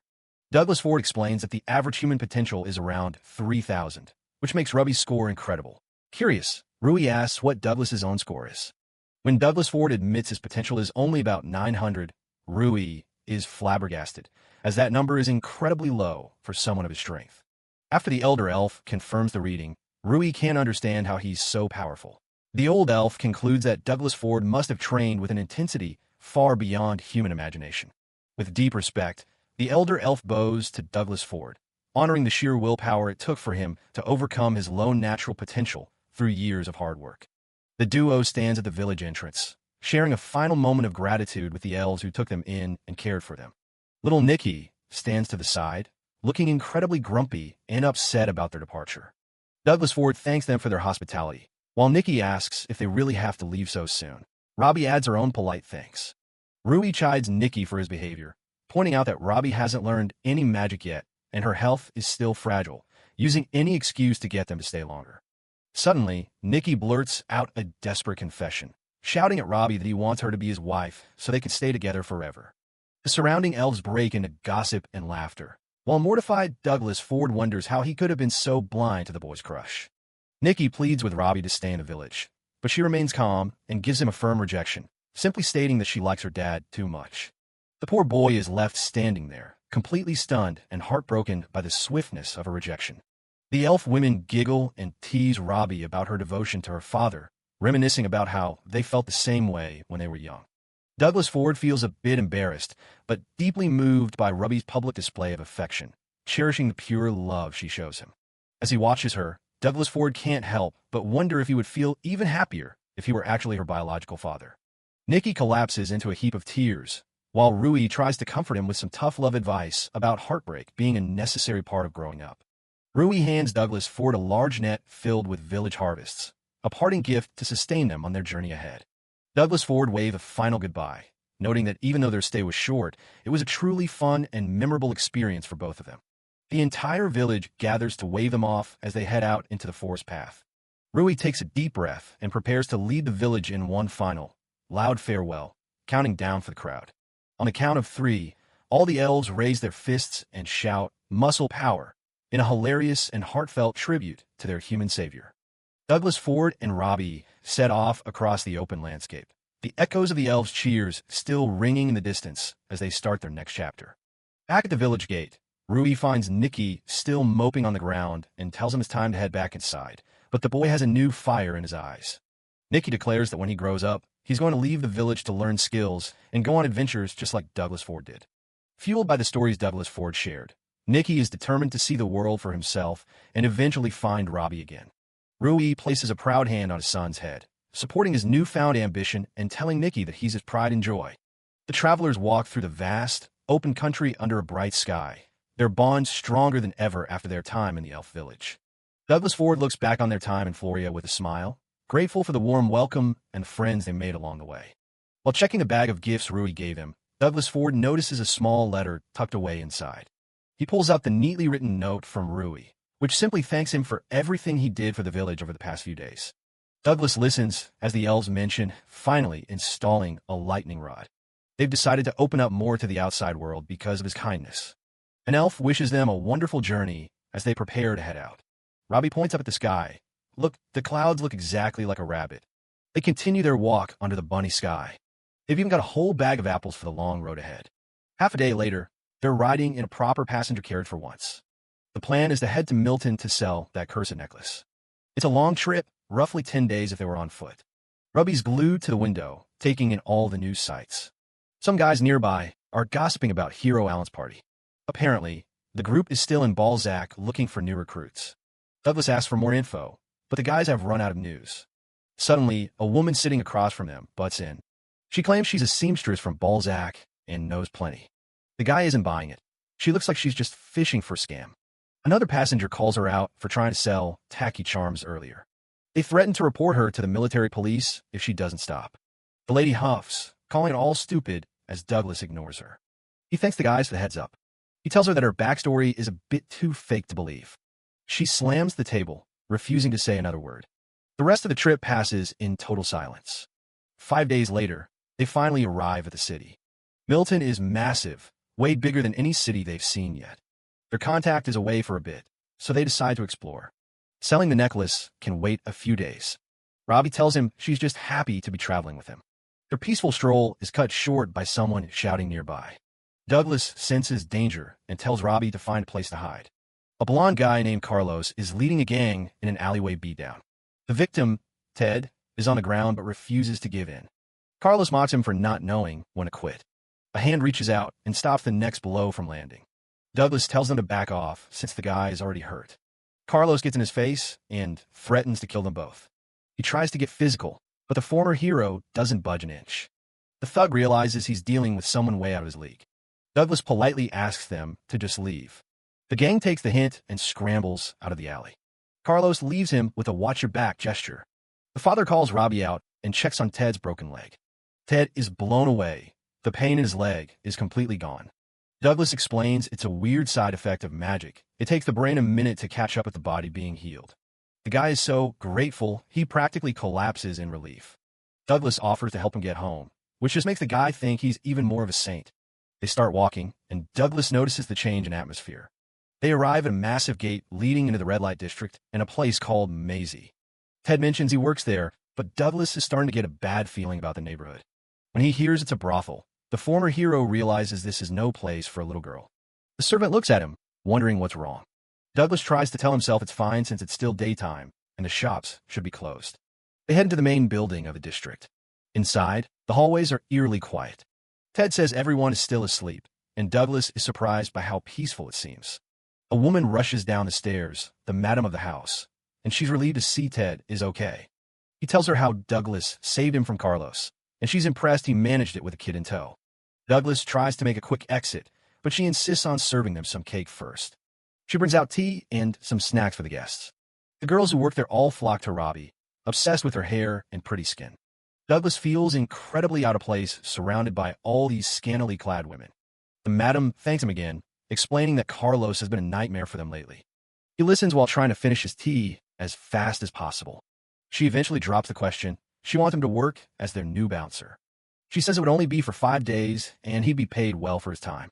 Douglas turns her down, pointing out that he's just a traveler with a daughter to look after. He knows they really need the help, though, but he's terrified that staying there will expose Robbie to a side of life she's not ready for. Douglas gives a final apology and rejects the offer. The girls try to stay positive, but Robbie is unusually quiet as they leave. Back at their room that night, the silence is heavy. Robbie finally speaks up, asking why he isn't going to help those people. When he says he's not, the tears start to well up in her eyes. She bursts into a full-on sob, and Douglas starts panicking, trying to figure out how to stop the waterworks. They sit together on the edge of the bed while she sniffs. It's pretty obvious to him now that she's actually mad at him. He feels like a total jerk for disappointing her, knowing she just wants him to be a hero. He struggles with the idea of explaining something as heavy as prostitution to a child. He thinks about lying to her to protect her innocence, but he just wants her to be happy. He gathers his courage and asks if she'll listen to his actual reason. He realizes that lying for his own convenience would be a filthy adult thing to do. Robbie looks up and asks if there are actually people he doesn't want to save. He feels the weight of the question and knows he can't dodge it. He sits her down and starts by asking if she's ever heard of a place called a brothel. Douglas Ford tries his best to explain the concept of a brothel, where people pay money to satisfy their desires. He explains that when you're hugged by someone you love, it makes you feel relaxed and happy. Robbie smiles, saying she's really happy whenever she hugs him. Douglas gets a little flustered by the comparison. He moves on to explain that some people are incredibly lonely, and they pay for kindness to fill that emptiness. Douglas admits that he finds the idea of buying love with money to be very sad, which is why he didn't want her staying there. Robbie listens quietly as she processes his explanation. The little girl apologizes, realizing now that her father was only thinking of her well-being. She tells him she understands how it feels to be lonely and sad, as she was very unhappy before she met him. Robbie looked him in the eye and tells him she really likes it when he helps people in trouble. Douglas is struck by her words, realizing he had made a decision without truly considering her feelings. He apologizes and tells Robbie that they will go back to the brothel tomorrow morning. The next day, they return to the red light district as the city begins to wake up. Douglas worries about the drunkard around them, but Robbie seems unfazed by the less-than-ideal scenery. He realizes that he doesn't need to overthink things. Robbie is more than capable of finding beauty in the world on her own. The former adventurer reflects on his own need to have a broader view of the world. He wants to grow as a person so he can protect what's dear to him without causing any harm. Suddenly, they hear shouting. A crowd has gathered outside of Maisie, drawn by the commotion. Carlos is back with his gang, demanding that they hand over Princess Rose and insulting the establishment. A calm but firm voice rings out, calling the men dogs and telling them to stop their yapping. A woman with long wavy brown hair, Princess Rose, steps forward into the light. The crowd is stunned by her beauty and presence as she stands her ground. Princess Rose tells them that since they've seen her face, they should be satisfied and go home. She further insults Carlos, saying she doesn't have time to play with a mutt like him. Losing his temper, Carlos grabs her by the neck and calls her a bitch. The blonde thug stops mid-insult as he senses a sudden, chilling presence behind him. Douglas Ford stands there, looming over the group with an incredibly menacing aura. One of the henchmen panics, recognizing Douglas as the man who nearly crushed his arm earlier. Douglas's cold, intense stare is more than enough to terrify the entire gang. Carlos and his men immediately turn tail and flee, screaming that they'll remember this. The tension breaks as Douglas apologizes for his late arrival. Holding Robbie in his arms, he tells the Madam and Princess Rose that he's decided to accept the bouncer job. The workers are overjoyed that their tall fellow has finally agreed to help them. Princess Rose thanks him personally, though her gaze is a bit more intense than he expected. She leans in close, promising him whatever he wants in return for his service, which makes Douglas very nervous. Suddenly, a young woman with long dark hair and a ruffled dress comes charging in, brandishing a large shovel. She lets out a fierce battle cry, announcing she's there to save Princess Rose, only to find the threat is already gone. The shovel girl looks around in total confusion, wondering where all the bad guys went.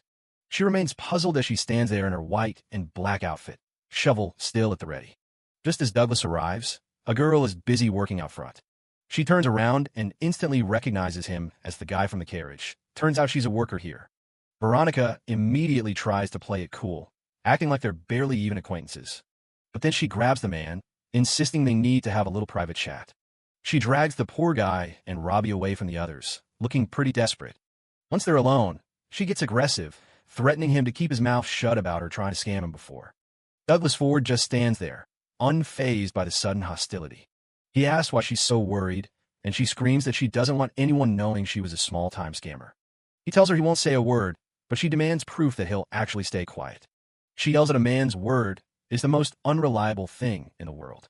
Seeing he isn't budging, Veronica shifts gears and tries a different approach, a bribe. She gets way too close for comfort, offering herself if he'll just dump Robbie somewhere for the night. The little girl stands there completely baffled by whatever just happened. The bouncer doesn't even flinch. He just starts lecturing her about how kids shouldn't be acting so suggestive. Veronica loses it, shouting that she's not a kid and that his eyes must be rotten if he's not interested. He repeats that he'll keep the secret, but he's not taking her money or her bribe. Douglas explains that adding money turns a promise into a contract, and he'd rather just give his word. That just makes her angrier because his word is exactly what she doesn't trust. She screams that money is the only thing that's never betrayed her, holding onto her coins like a lifeline. The man stays silent, wondering what kind of life made her this cynical. Veronica storms off, calling him a stubborn old man, while kicking up dust.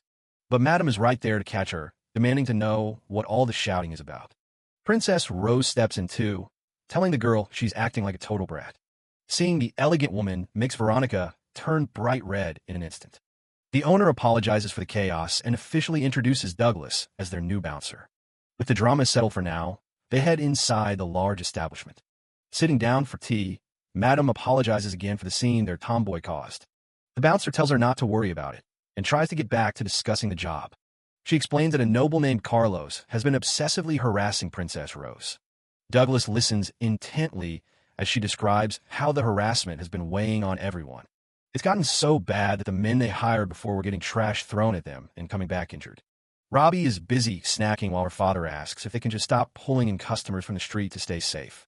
Madam sighs, saying they can't. Talking to people is the only way for the newer girls to make a living. He realizes he only has 4 days to fix this, and he needs a solution that works after he's gone. He sits there thinking hard until something catches his eye.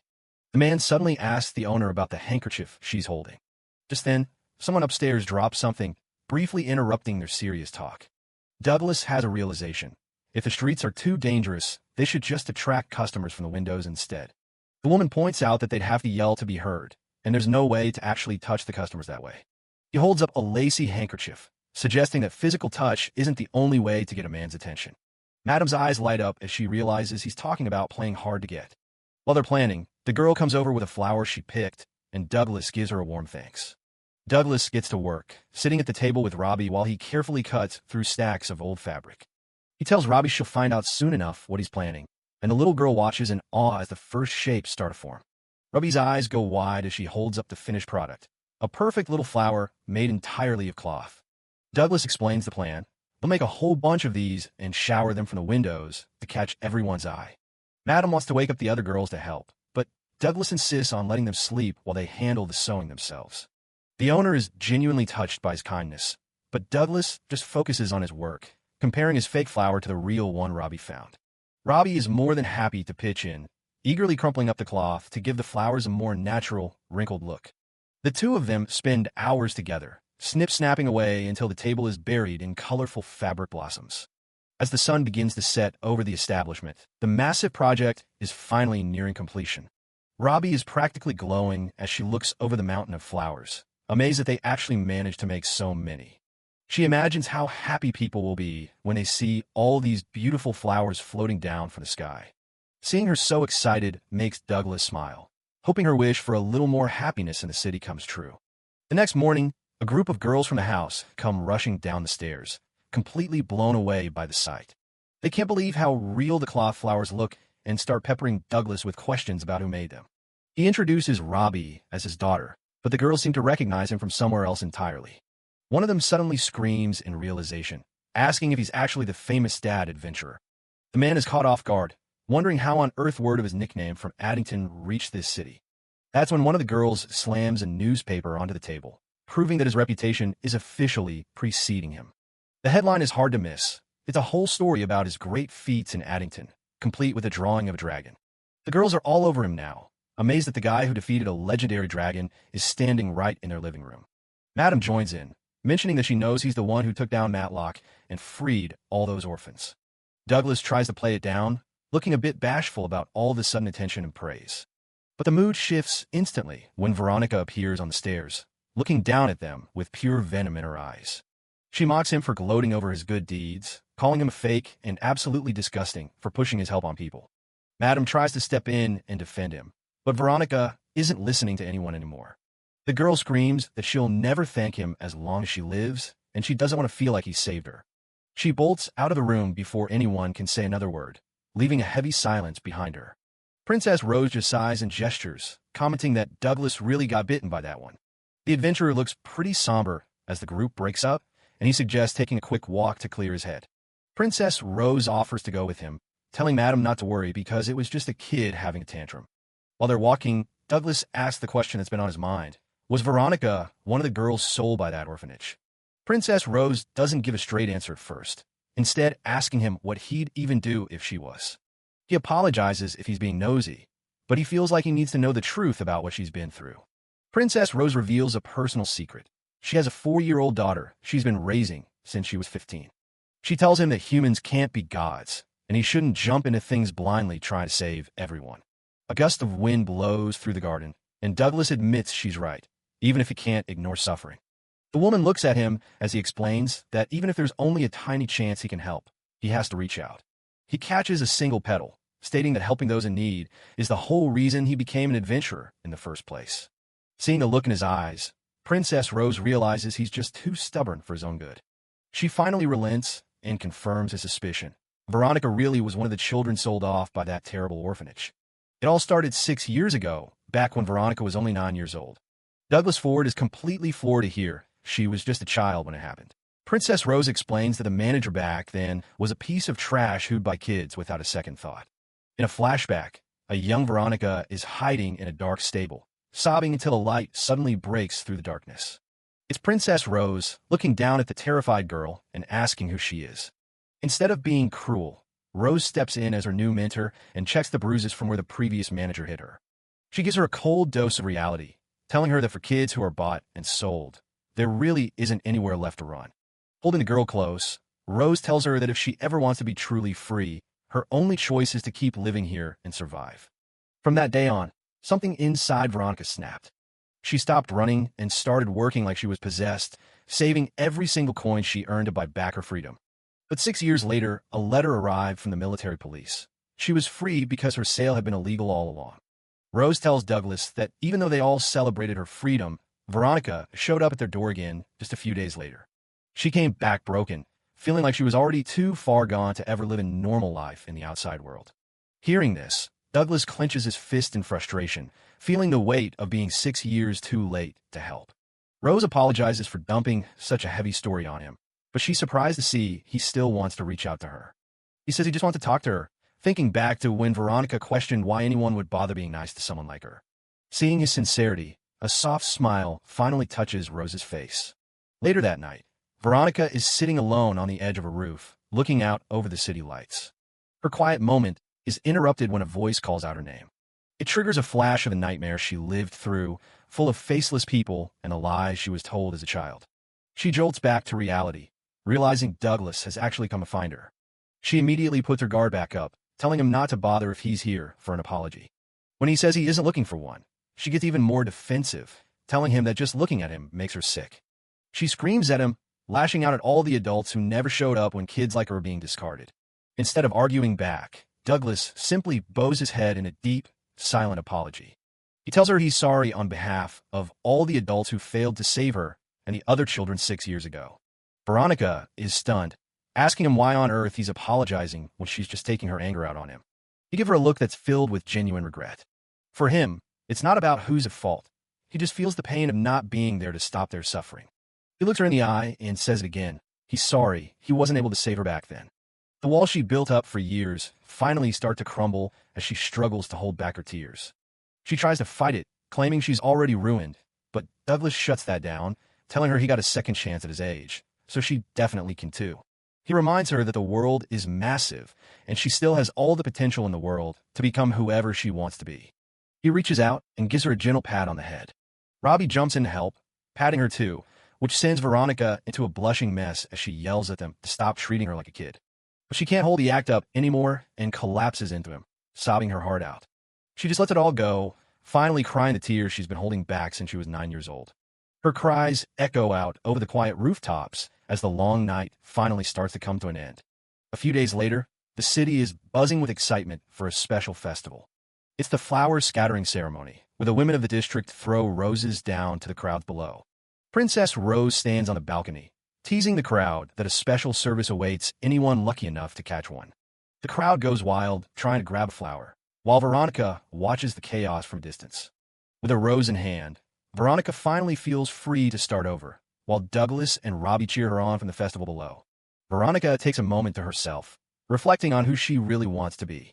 Looking up at the falling petals, she realizes she finally has the freedom to choose her own path. Life at the establishment settles into a peaceful routine for the next few days. Though she's still a bit shy, Veronica starts following Douglas Ford around, hiding whenever he looks her way. She still gets flustered easily, yelling at anyone who points it out, while Douglas just watches with an amused look. Madame breaks the quiet, mentioning that Carlos Morius's father, Baron Morius, is returning to town tomorrow. She hopes that reporting the kid's behavior to the Baron will finally get him to back off. Douglas realizes his plan to sell the cursed item to the Baron might be ruined now that he's made an enemy of his son. Madame tells him not to worry, though Douglas knows this means today is Carlos's last chance to act. For a while, things stay quiet as the girls go about their chores and hang the laundry. Suddenly, the front gate is kicked wide open, shattering the calm afternoon. Carlos marches in with a smug look on his face, clearly back for another round. He hasn't learned a thing, immediately demanding that they hand over Princess Rose. But this time he brought real backup, a squad of veteran mercenaries all the way from the capital of Balzac. He gloats about his expensive new muscle, telling Douglas he stands no chance against actual professionals. Douglas realizes the guy had been quiet lately because he was just waiting for these reinforcements to arrive. He tries to reason with the kid, telling him that hiring a mercenary army for a crush is way beyond overkill. He even gives him some free dating advice, saying that if he really likes Rose, this is the worst way to go about it. Carlos loses it, screaming at Douglas to stop acting like his father. Before anyone can move, a strange sound echoes through the air and the veteran mercenaries start dropping one by one. Carlos is completely baffled, watching his expensive backup collapse without a fight. The men hit the ground gasping, clearly struck by something they never saw coming. Douglas scans the rooftops and spots a figure sitting up high, casually watching the scene. It's the mysterious assassin, who seems impressed that Douglas was actually able to follow his attacks. This new guy isn't just fast. Even while messing around, he isn't leaving a single opening for a counterattack. The fallen mercenaries are in agony, their bodies feeling like they're burning from the inside out. The assassin doesn't stop there, launching another wave of lethal projectiles toward the group. Douglas reacts instantly, using his wind magic, Gale, to blow the attacks away from the girls. He realizes the guy is using needles laced with deadly poison magic. The assassin stops and looks at him, genuinely confused as to why Douglas would bother saving his enemies. He mocks Douglas for being super naive, noting that someone with his skills shouldn't have any hesitation to kill. He reveals he's been monitoring Douglas ever since his encounter with the Fenrir, which explains how he knew about his power. Then he turns his predatory gaze toward Robbie, making it clear she was the real target all along. Robbie freezes in place, trembling as she feels the pure malice coming from the rooftop. The assassin finds the situation hilarious, offering Douglas a round of applause if he can figure out his plan. Douglas remains silent, his expression darkening as he focuses on the new threat. The killer drops the act and states his goal. He's taking the rabbit and leaving. Douglas pulls Robbie behind him, making it perfectly clear that he isn't taking anyone. He doesn't know who this guy is, but it's obvious he's a direct threat to Robbie's life. The assassin just grins, deciding he'll just have to kill Douglas Ford first before he takes what he came for. The assassin starts things off with a burst of poison magic, filling the area with a toxic mist. He isn't aiming for Douglas, though. He lunges straight for the innocent bystanders watching from the sidelines. Douglas reacts fast, casting a gale to blow the poison away from the women.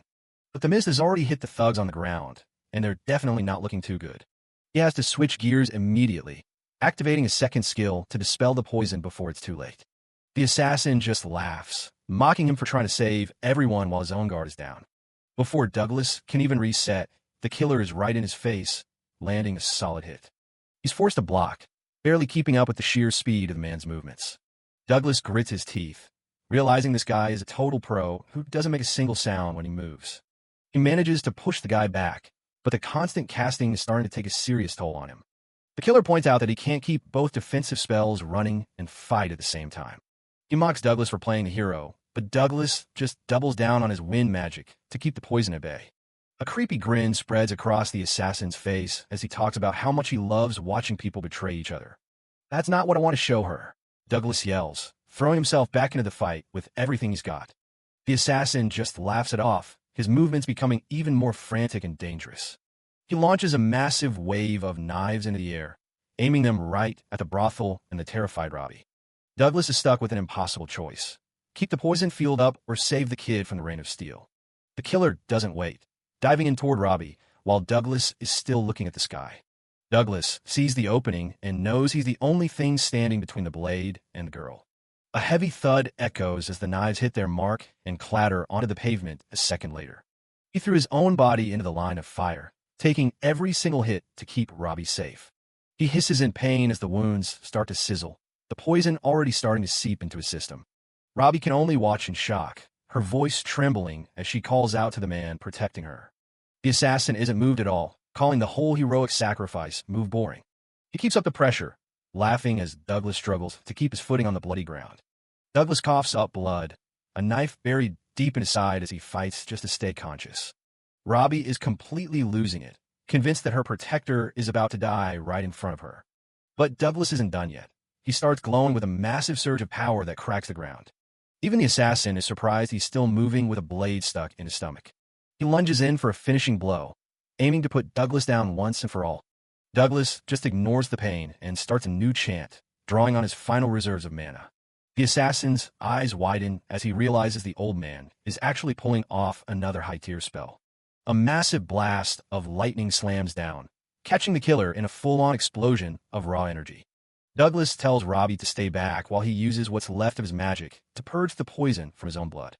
Before the killer can recover, Douglas binds his wrists tight with glowing chains of light. He tells the guy he's handing him over to the military police, but the assassin doesn't look worried at all. Douglas demands to know who hired him, but the man just tells him to ask Robbie for the truth. He drops a bombshell about the kid hiding dangerous information, leaving Robbie looking absolutely shaken. Veronica and her staff come running out, and Douglas tells them to focus on treating the wounded mercenaries. The assassin just sighs, sounding more bored than defeated that he actually messed up the job. Bound and defeated, the killer sits in the grass, looking completely unbothered by his capture. Douglas looks at him and feels a sudden wave of suspicion, wondering what the guy is planning to do next. Just when Douglas thinks he has him trapped, the assassin uses a hidden blade in his heel to slice through his own wrists. He leaps away into the night, leaving his severed hands behind with a mocking farewell to the old man. He actually left his hands in the chains, telling Douglas he'll lend them to him for now as he vanishes. The adrenaline wears off and Douglas collapses, the massive blood loss finally catching up to him as Robbie screams his name. Sometime later, his eyes flutter open to find himself staring at a ceiling he doesn't recognize. He's back in a room at the brothel, and it looks like he was carried here while he was out cold. Robbie is right by his side, pleading with him not to move so his stitches don't burst open. He checks the wound and realizes someone had to sew him up the old-fashioned way since there are no magic healers in town. He puts a hand on Robbie's head to comfort her, promising her that he's officially on the mend. She tentatively touches the bandages to see if he's telling the truth, her eyes still full of worry. Seeing that he really is okay, the poor kid just breaks down into tears of pure relief. The door opens and Madame Veronica enters with her staff, all looking relieved to see him awake and talking. She gives him her heartfelt thanks, letting him know that her girls and even Carlos's group are all safe because of him. But there's a catch. The military police are outside, and they're dying to get a statement about the attacker. Veronica offers to go get them, but Douglas clearly isn't thrilled about the idea of an interrogation. He tells her he barely knows anything about the guy himself, other than the fact that he's an assassin after Robbie. The little girl looks down, clearly shaken by the mention of the man who almost killed them. Veronica also mentions that Baron Morius is back, and he's already been briefed on everything his son did. Apparently, Carlos is going to be kept on a very short leash from now on, so he won't be causing any more trouble. Douglas is glad to hear it, but he knows he can't risk staying in town to meet a nobleman. He looks at Robbie and asks if she thinks she can handle talking to the police about what happened. Just the thought of it makes her freeze up, the fear written all over her face. He sees how much it's affecting her and promises he won't force her to do anything she doesn't want to. If she's too scared to talk, then there's only one thing left to do. They have to run. He starts making a plan to sneak out onto the radar, promising to leave a letter so Veronica doesn't get in trouble. They get their things together as quickly as they can, hoping to slip away before the police get suspicious. But they don't even make it down the hall before they're caught red-handed by Veronica. She calls them out for acting like total amateurs, asking if they really thought they could fool her with that act. She tells him straight up that he's a terrible liar, but she's not there to stop them. Instead, she's arranged for a supply carriage to smuggle them out of the city under the cover of darkness. She explains that taking the safest way out is the best move since he has a child with him. The girls gather around to say goodbye, telling them they'll treasure the fake flowers they made together. Even the staff members who were saved by Douglas's magic come out to show their gratitude one last time. Robbie gives them a small smile, and you can see how much these people have grown to care for her. As she watches them leave, Veronica realizes she doesn't want to live in the shadow of her past anymore. She smiles to herself, deciding to look forward and find a path she can be proud of. Tucked away in the back of the carriage, Douglas and Robbie finally start to relax as the city disappears behind them. The brothel staff waves them off from the rear entrance, wishing them luck on their journey. Robbie waves back until they're out of sight, a bit sad to leave her new friends behind so soon. The carriage rattles along the quiet road, leaving the lights of the city for the dark expanse of the forest. Eventually, they hop out and start walking on foot, with Douglas figuring they're finally far enough away to be safe. Robbie looks up at him with guilt in her eyes, apologizing because she feels like it's her fault they're on the run. Douglas keeps a steady pace through the forest, reassuring Robbie that she doesn't have to force herself to talk if she isn't ready. But the little girl is overwhelmed with guilt, convinced that staying with her will only lead to more danger for him. Tears well up as she reveals the dark truth she's been carrying. She believes she's a cursed child meant to be sacrificed to the devil. Douglas stops in his tracks, his heart sinking as he realizes she's referring to the people in black and the horrors they've put her through. He turns to her with a gentle expression, telling her that while he's glad she wants to open up, he never wants her to feel like she has to. He promises to always be there to listen whenever she's comfortable, and that he'll accept whatever she has to say. Robbie gives him a soft, shaky thank you, her fear beginning to ebb away in the face of his kindness. Douglas notices the small, forced smile on her face and remembers her telling him on the day they met that she had no home to go back to. His original plan was to take her to Balzac and find a proper family to take care of her, thinking that would be best. But as he looks at her now, he starts to wonder if a caretaker could really protect her from the assassins still on her trail. He realizes that her biggest fear was being left alone again after he found someone else to look after her. He sees how kind she is, trying to carry the weight of the world on her shoulders, just so she doesn't put anyone else in harm's way. He decides right then and there to scrap the old plan. He can't just hand her off to a stranger when she's this terrified. He thinks about all the things she's missing out on: a comfortable life in a city, friends her own age, and someone to teach her about the world. Even though he's just a wandering 37-year-old man who knows nothing about raising a girl, he knows one thing for sure. He wants to make her happy. He drops the one need to look her in the eye and asks the question that will change both of their lives forever. Would you please join my family for real? Robbie is stunned into silence, her mind racing with the fear that staying with him will only bring him more trouble. Douglas ignores the danger, telling her to focus only on what she wants, and she finally finds the strength to say the words out loud. Through tears of joy, she screams that she wants to stay with him forever, finally calling him Dad with all her heart. He pulls her into a tight embrace, promising to protect her from anyone who tries to hurt her and to make her the happiest girl in the world. Today, they've officially become a real family, marking the end of one chapter and the start of a brand new journey. With their new bond forged, Douglas and his beloved daughter set their sights on the capital city of Balzac. As the wind continues to blow through the forest, the old adventurer and the little girl walk forward into their uncertain but hopeful future. Footsteps echo through the cave as they pass by patches of glowing mushrooms. Robbie thinks the white stones look like ice, but Douglas explains they're actually made from lime. They step into a massive cavern filled with shimmering stalactites hanging from the ceiling. He tells her the whole place was carved out by water over an unbelievable amount of time. Douglas suggests taking a tea break, making Robbie realize they really aren't in a rush anymore. A sudden clattering sound echoes through the cave. He decides to go check out the rockfall. He hears a faint cry coming from under the rubble and tells Robbie to stay close. Tucked away in the shadows, a bird is trapped under a pile of fallen rocks. It's a rare, three-color gallo, and it looks like it's in bad shape. Douglas is shocked to find such a rare bird out here in the dark. Robbie's heart breaks for the poor thing, so her dad steps up to help. He casts a full recovery spell, and the bird doesn't just heal, it transforms into a glowing, rainbow-colored species. Looking at the beautiful bird reminds Robbie of the day Douglas saved her life. This moment triggers a memory of him leaving the city of Balzac months ago. Back then, before they were even an official party, he was traveling with Alan and his crew. He remembers asking Alan what he'd do if he met a demon that wasn't actually a threat. The question caught Alan off guard, but his mind was already made up. Alan didn't hesitate. He said he'd kill it anyway, no matter how nice it might be. He claimed it was the only way to ensure the future was safe. Douglas snaps back to the present when Robbie notices the bird left some feathers behind. She smiles, feeling like the bird was trying to thank them before it flew off. They prepare to keep moving, with Balzac only a day's travel away. Douglas realizes he still hasn't fully processed his feelings about seeing his old team again. He looks down at a ring in his hand, a keepsake from Alan's parents that he needs to return. Finally, the city of Balzac comes into view on the horizon. But as they enter, Douglas sees his own face on every snack box, mask, and cutout in sight. He stands in the middle of the street, completely baffled by what's happened while he was gone. The news spreads instantly. Douglas Ford is back, and a roar of excitement erupts from the crowd.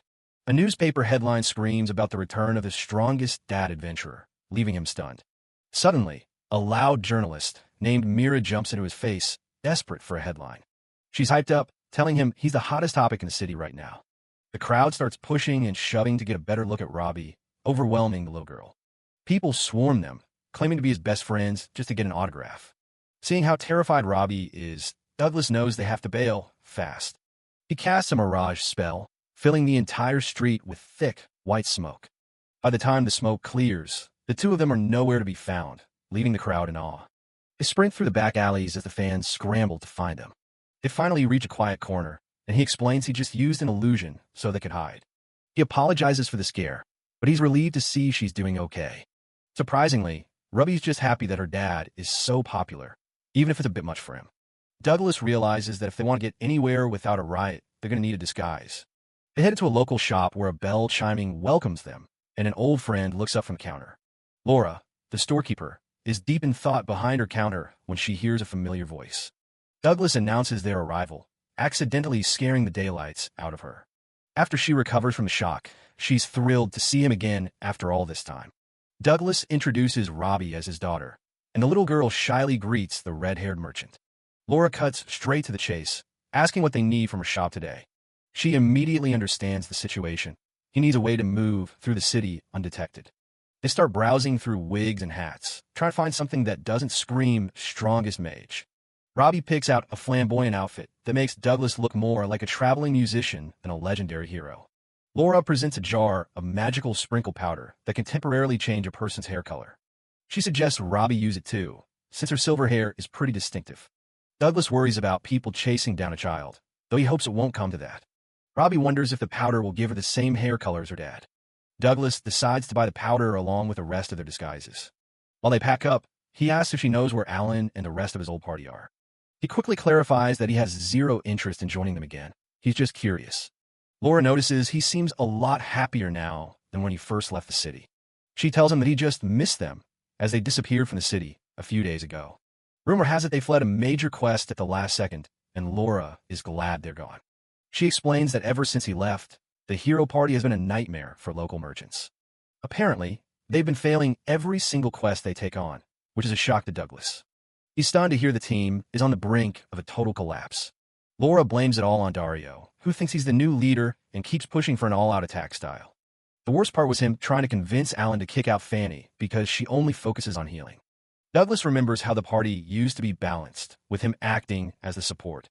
Dario has always complained about the healers, even back when Douglas was still with him.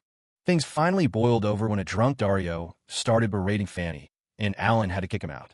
Back then, everyone was united by the goal of defeating the Demon King, but that unity is long gone. Laura points out that every group needs someone stable to act as a cushion, and without him, they've stopped functioning. Douglas still isn't sure why Alan turned on him, but he tries not to brood over it. Robbie asks if they bullied him, showing she's already very protective of her new dad. He laughs it off, realizing there were a lot of issues he hadn't noticed at the time. Laura adds that Alan hasn't been himself lately, looking pale and empty-eyed in public. Douglas wonders what could have changed in just a few short months to make his old friend look like that. They eventually reach an called the Pig's Night Cry as a heavy rain begins to fall. Inside, Douglas is greeted by the owner, a burly man named Ahab. Ahab apologizes for not saying hi properly the day before as they catch up. He tells Douglas to stay as long as he likes, regardless of the chaos in the streets. Douglas promises to be careful not to cause a scene at the inn. Suddenly, a young girl named Diana rushes in, soaked from the rain and full of energy. Diana hopes the rain clears up tomorrow so she and Robbie can play together. Ahab mentions how glad he is that Douglas has finally found a family of his own. Douglas smiles, relieved to see that even his shy daughter is starting to make friends. Ahab sends Diana to fetch her mother as more guests begin to arrive for dinner. Meanwhile, Douglas puts the finishing touches on his disguise, ignoring Diana's giggles at his flamboyant new outfit. Downstairs in the busy dining room, the magic powder has completely transformed Robbie's hair into a shimmering, dark chestnut. She leans in close to her father, her voice barely a whisper amidst the crowd's chatter. As they quietly enjoy their meal in their new personas, Robbie looks up from her plate and asks if they'll be heading back out into the city once they've finished eating. Douglas is still rocking that blonde wig disguise as he thinks back to their original goal of making it to the city. Over dinner, he asks Robbie, whose silver hair is now dyed black, if she'd rather keep traveling or find a place to settle down. He explains that while seeing the world is exciting, not having a home to return to can be pretty tough. He also mentions he wants to return something important to Alan the hero, so they might be staying here for a bit. Robbie just nods along. He tells her to take her time and think about what she wants to do, and they can decide together. Suddenly, a girl named Diana, the innkeeper's daughter, pops up from under the table and invites Robbie to play outside if the rain stops tomorrow. Robbie looks to him for permission, and Diana's all for it. Robbie's still a bit shy and asks to stay inside instead, so they agree to play with dolls. Watching them, Douglas can't help but think about that assassin and how dangerous things have gotten. He really wants to do something to keep her safe, but he doesn't want to take away her privacy or independence. Later that night, once Robbie is fast asleep, Douglas heads to the bar to talk to Ahab. Ahab notices his expression and asks what's weighing on his mind. Douglas admits he's worried about another assassin coming after her. Ahab thinks he's being way too overprotective, but Douglas is dead serious about it. He tells Ahab he needs a cuckoo bird, a top-tier magic item for protection. Ahab is shocked, calling it total overkill. That item is for VIPs, not kids, but Douglas says it's perfect. He knows a store nearby that sells them and gets up to leave right then. Ahab warns him the place is always sealed shut, but Douglas just says he'll be back soon. Magic items aren't just generic tools. They're handcrafted by dedicated craftsmen with unique powers. He arrives at the outskirts of the city, home to the most famous magic item store in the country. The area looks completely desolate under the night sky. This store is notoriously picky about who they let inside. He touches a massive stone pillar and calls for the protector to awaken and present the challenge. A sudden gust of wind kicks up as the ancient mechanism starts to rattle. A giant face carved into the pillar opens its eyes, surprised to have a customer this late. It identifies itself as the Gate of Challenge and demands he prove his strength. Douglas knows the owners use this to test entrance. Last time he was here, he had to deal with a swarm of army ants. This time, the gate summons an entire army of golems to block his path. It brags that there are 100 of them, all made from the toughest magical silver ore. One of the silver giants winds up a massive fist and swings. Douglas just dodges, letting the golem smash the ground where he was standing. He quickly casts a magic barrier. The gatekeeper just laughs, saying a barrier won't stop physical attacks. The golems keep pounding away, but they can't even scratch the shield. The gate is confused, but Douglas tells it the barrier isn't for the golems. He says the barrier is there to protect the shop from him because he's about to go all out. He unleashes a massive salamander spell, and an ocean of fire swallows the entire army in an instant. Everything is reduced to cinders. Douglas exhales as the dust settles, while the gate is left stunned by how fast he cleared the challenge. The barrier dissipates as the owners thank him for casting it. 2 halfling girls come running out, shouting about their record being ruined. Douglas just gives them a casual greeting. These are the owners, Esther and Carrie, and they stop dead when they realize it's Douglas Ford. Both girls just let out a massive sigh of relief that the chaos is over. Douglas hands over his membership card to Esther and Carrie. It's been 3 years since he last visited, so it's long expired. The girls scan the card into their tablet, still in disbelief that the legendary mage himself just took their gauntlet challenge. Inside, the shop is a sprawling tower of books and floating artifacts, all glowing with magical energy. Douglas is impressed that the place is just as captivating as he remembers. He thinks Robbie would love to see this next time. The sisters tell him he can just show the card to the gate from now on. They ask if he wants to buy something or just renew his membership. He asks about the anti-crime cuckoo bird.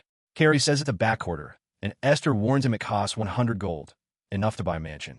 Douglas realizes he's going to need some high-paying quest contracts to afford that kind of protection for Robbie. He tells him to put it on back order, and he'll return in a few days. The girls wave goodbye as he heads back into the city night. He walks home, planning to start his hunt for high-reward quests first thing tomorrow morning. Suddenly, a loud thud echoes behind him as someone drops down from a nearby building. It's Mira from the Boisterous Magic Printers Association. She's completely winded from the chase, but thrilled she finally caught up. Douglas is annoyed. He thought he'd be safe from journalists at night, and asks her to stop stalking him everywhere. Mira just yells louder, telling him he clearly doesn't understand how special and popular he's become. She's making so much noise that neighbors start peering out of their windows to see what the shouting is about. She starts rambling about exclusive interviews and handshake events that would make the city love him even more. Douglas is horrified at the idea of being paraded around the city like a local celebrity. She tries to hand him a newspaper issue, bragging about its high ratings. He just wants to apologize and get away. He makes a run for it, bolting down the alley while she screams for him to wait and sign her articles. Somewhere in the shadows, a mysterious figure stares, a newspaper clipping featuring Douglas and Robbie. The next day, Douglas and Robbie arrive at a hidden basement office, descending a long spiral staircase. As they walk in, a voice welcomes them, saying they're right on time. Douglas is surprised since he never said he was coming. This is Ham, a stocky dwarf informant with a massive beard and sharp eyes. Ham, an old friend of Douglas, brags that his ears for gathering information never go rusty. Ham is an elite quest broker who handles the high-stakes jobs that are too sensitive for the regular Adventurers Guild. Douglas asks how work is going. Ham says he has plenty of info, but not enough skilled people to handle the specialized quests. He heard Douglas was looking for high rewards and says he has a few difficult contracts ready for someone with his skills. Douglas tells him he doesn't care if the pay is lower, as long as the jobs aren't dangerous. He can't be reckless anymore now that he has Robbie. Ham starts quill writing, mentioning that a new quest just came in that might be perfect for him. Robbie asks if they're going to work. Douglas promises they'll go together, and says they might have to leave the city for a few days. Ham says the timing is great, and the job is practically made for Douglas. The quest is for a multi-millionaire trying to find a missing person, and it pays a whopping 50 gold. Douglas is skeptical that a simple search would pay that much, but Ham assures him there's no kidnapping or danger involved. The client is a man named Tolkien, whose 17-year-old daughter, Bridget, ran away after they had a big argument a few days ago. She's apparently hiding in the city outskirts, but she's hired an illusionist to keep her hidden. Em explains that because of the illusions, even searchers who are close by can't find her. Douglas realizes that dispelling illusions takes a lot of technical skill, which is why the average adventurer couldn't handle it. Em mentions that one guy from the guild tried to bring her home by force, which only ended up making a multimillionaire furious. He tells Douglas that he's perfect for the job because he has the right technique and temperament. The mission will take them to Toy Berry, a famous resort area with beautiful beaches. Douglas tells Robbie they'll go swimming once they have the time, and she's already excited about the boat ride. Ham just laughs, happy to see his friend enjoying life as a father. They finalize the plans to leave tomorrow. But just then, a heavy set of footsteps starts descending the stairs toward them. The quiet office is suddenly blown apart as Dario crashes through the ceiling with a deafening boom, landing right between Douglas and the desk. Douglas stands his ground, protectively shielding Robbie as the intruder mocks him. Dario sneers, surprised to see the old man back in town and curious if he's really regained his legendary powers. Douglas is stunned to see his former teammate here, while Dario casually tosses a document aside with a sharp flick of his wrist. Flashing a predatory grin, Dario, the specialist swordsman of the hero's party, demands to be included in the quest. He's determined to tag along and cash in on the high reward alongside his old rival. Douglas Ford meets up with Dario by the river at the crack of dawn, carrying a sleeping Robbie in his arms. They don't waste any time and start heading toward the docks together. The morning air is freezing, and Douglas tries to break the silence with a bit of small talk. He realizes how awkward things are since they mostly just traveled as a group and never really talked one-on-one. Douglas asks how things have been since Dario left the hero party, just to keep the conversation going. Dario just laughs, telling him he still has that bad habit of babbling whenever things get uncomfortable. Dario admits the party was screwing up basic quests anyway, so he decided to just step up and leave. He mentions hearing rumors about Douglas going on a rampage after getting kicked out, but Douglas quickly denies it. Dario shows off a new weapon he bought, though he complains that it's way too fragile. He figures it was a stroke of luck finding Douglas back in town when he did. Douglas goes quiet for a moment, looking pretty contemplative. He asks why Dario is even bothered talking to him, thinking the younger guy hated his guts back then. Dario admits he was disappointed seeing his mentor stoop so low and seemingly just leeching off the party's benefits. But now that Douglas is back to his old self, Dario doesn't see a reason to hold grudge. Douglas decides it's time to be honest instead of hiding what actually happened to him. He starts to explain the truth behind his sudden loss of power. Dario nearly chokes laughing when he hears that Alan actually cursed him. He wonders what Douglas could have possibly done to make the hero pull something like that. Dario suggests just leaving Alan's ring with the guild and washing his hands of the whole mess. Douglas wants to talk to Alan directly to find out if it was something he did that caused the curse. He looks down at the little girl in his arms, still wondering if meeting his former leader is the right move. Robbie finally wakes up with a big stretch and greets them with a sleepy morning. Douglas proudly introduces her as his daughter, which leaves Dario completely floored. They finally reach the port where a massive lizard man named Viejo is waiting to take them to Toy Berry. The captain welcomes them aboard the Princess Breeze, a large ship docked at the pier. Robbie calls him a giant lizard, out of pure curiosity, and Douglas immediately jumps to apologize for her. The ship sets sail, leaving the docks behind as they head out into the open water. Robbie watches the waves in awe, mesmerized by her first time seeing the ocean. Viejo mentions it'll take about half a day to reach their destination. He decides to catch some lunch and suddenly lunges into the water to grab a massive fish with his bare hands. He tosses a whole crate's worth of fresh catch onto the deck for them. Robbie counts all the fishies, while Viejo catches his breath after the effort. The captain asks Douglas if he can use some ice magic to help prep the food properly. Douglas freezes a fish mid-air with a quick spell, showing off his incredible precision. Viejo is shocked by how perfectly and instantly Douglas managed to freeze it. He tells them to wait a second while he defrosts the fish and prepares a special sauce for them. A few minutes later, he serves up a huge plate of sliced raw fish. The group stares at the sashimi, looking pretty hesitant about the idea of eating it raw. Douglas admits he's never tried raw fish before and eyes the dark liquid on the side suspiciously. Viejo explains it's soy sauce, a specialty from the eastern countries. The captain dips a piece into the dark sauce to show them how it's done. Dario takes a bite, and his eyes practically pop out. It's way better than he ever expected. Viejo encourages Robbie to eat up, and she's more than happy to dig in. She insists she's not a kid while both she and Douglas chew on the fresh fish. Robbie loves it, but Dario finds the green sauce way too spicy for his liking. The peaceful lunch is interrupted by a series of heavy thuds rocking the ship. The boat starts shaking so violently that Dario is worried they're actually going to sink. Even with the ship tossing around, Viejo keeps talking about his massive family of 15. He guesses that as an only child, Robbie probably can't imagine having so many siblings. Douglas notices Robbie looking a bit quiet and asks if she's feeling all right. She doesn't have time to answer before the shaking gets even worse. A massive shockwave hits the ship, throwing everyone off their feet.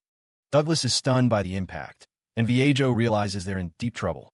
A gargantuan kraken has surfaced and lashed its tentacles onto the side of the boat. The monster's massive limbs start crushing the deck like it's made of toothpicks. Viejo screams in agony as he watches his beloved ship, the Princess Breeze, get torn apart. Douglas recognizes the beast immediately. It's an S-rank kraken. Dario doesn't look scared at all as he dashes straight toward the monster. The ship continues to take a beating as the kraken tightens its deadly grip. Douglas is impressed by Dario's speed, noting how strong his legs are even without any magic buffs. The young warrior smirks, treating the S-rank threat like it's just an opening act. He activates his magic item, the Blade of Divergence, ready to let loose. He unleashes a massive technique called Blossom of 100 Comets. A storm of slashes shreds the kraken's tentacles into pieces in the blink of an eye. The power is too much for his sword to handle, and the blade completely shatters. Dario is annoyed the weapon hit its limit so soon, while Douglas is just worried about the boat surviving. The kraken is still very much alive and looms over the ship for another round. It lets out a deafening roar that sends a shockwave across the water. The impact knocks Robbie to the deck, and she lets out a pained cry. Seeing her on the ground with a scraped knee makes Douglas see red. Dario stands his ground, ready to keep fighting despite his broken sword. He notices the beast is pulling back, winding up for a massive strike. Suddenly, Dario is pulled back by a surge of wind magic. Douglas steps forward, looking absolutely furious as he begins an incantation. He unleashes a high-tier spell, Grand Ice Magic, Maleficent Frost Eagle. A colossal bird made of solid ice descends from the sky toward the beast. In an instant, the entire kraken and the surrounding ocean are frozen solid. The chaos stops completely as the ship is suddenly surrounded by a sea of ice. Dario and the crew are left in shock, having never seen anything like that before. The S-rank monster is turned into a massive ice sculpture, neutralized instantly. With the fight over, Douglas immediately goes to check on Robbie. He uses Full Recovery, a legendary healing spell, to fix the tiny scrape on her knee. Dario checks in to say they'll be moving again soon, asking Robbie if she's okay. He turns to Douglas, still stunned that the old man just casually used grand magic. Dario is taken aback that Douglas doesn't recognize the term, explaining that grand is the highest possible skill rank. He describes the tiers of magic. Basic spells are standard, high-level spells alter properties, and grand spells are powerful enough to give birth to life. Dario notes that Full Recovery is a grand spell, making it incredibly rare to see someone use it for something as minor as a scratch. Douglas has to tell Dario to stop bad-mouthing their former healer, Fanny, even if it's true that she lacked the skill for such high-level magic. Robbie looks up at Douglas and timidly asks if it's okay for her to practice magic, and he enthusiastically agrees. She has been practicing diligently since they left the elf village of Floria, but so far, she hasn't had any success. Robbie attempts to cast a basic light spell, but when it fails to ignite, Douglas resolves to find a way to help her as soon as they reach the city. Dario looks at Robbie and asks if maybe she just doesn't have the aptitude for magic. Robbie doesn't take that sitting down, insisting that she absolutely does. Douglas Ford speaks up for her, pointing out that her potential is actually through the roof, over 5,000, which is way above average, even for a pro. The blonde guy shrugs and asks what she even wants to learn. Without missing a beat, Robbie tells him she wants to learn light magic. That catches him off guard. He asks why light, especially since she's seen her dad pull off all kinds of flashy elemental stuff before. He explains that magic isn't just about reading. It takes a strong enough wish to spark that first spell. He tells her to think back on why she wants to learn it in the first place. Douglas just watches them from the side, staying quiet and letting them have their moment. Dario catches him staring and tells him to quit spacing out. He's supposed to be the one teaching her, after all. Douglas admits he's a bit surprised because Dario was always the only one in the hero party who couldn't use magic. Robbie then asks him what his very first spell was. Dario's expression shifts. He just looks away and says he doesn't really remember.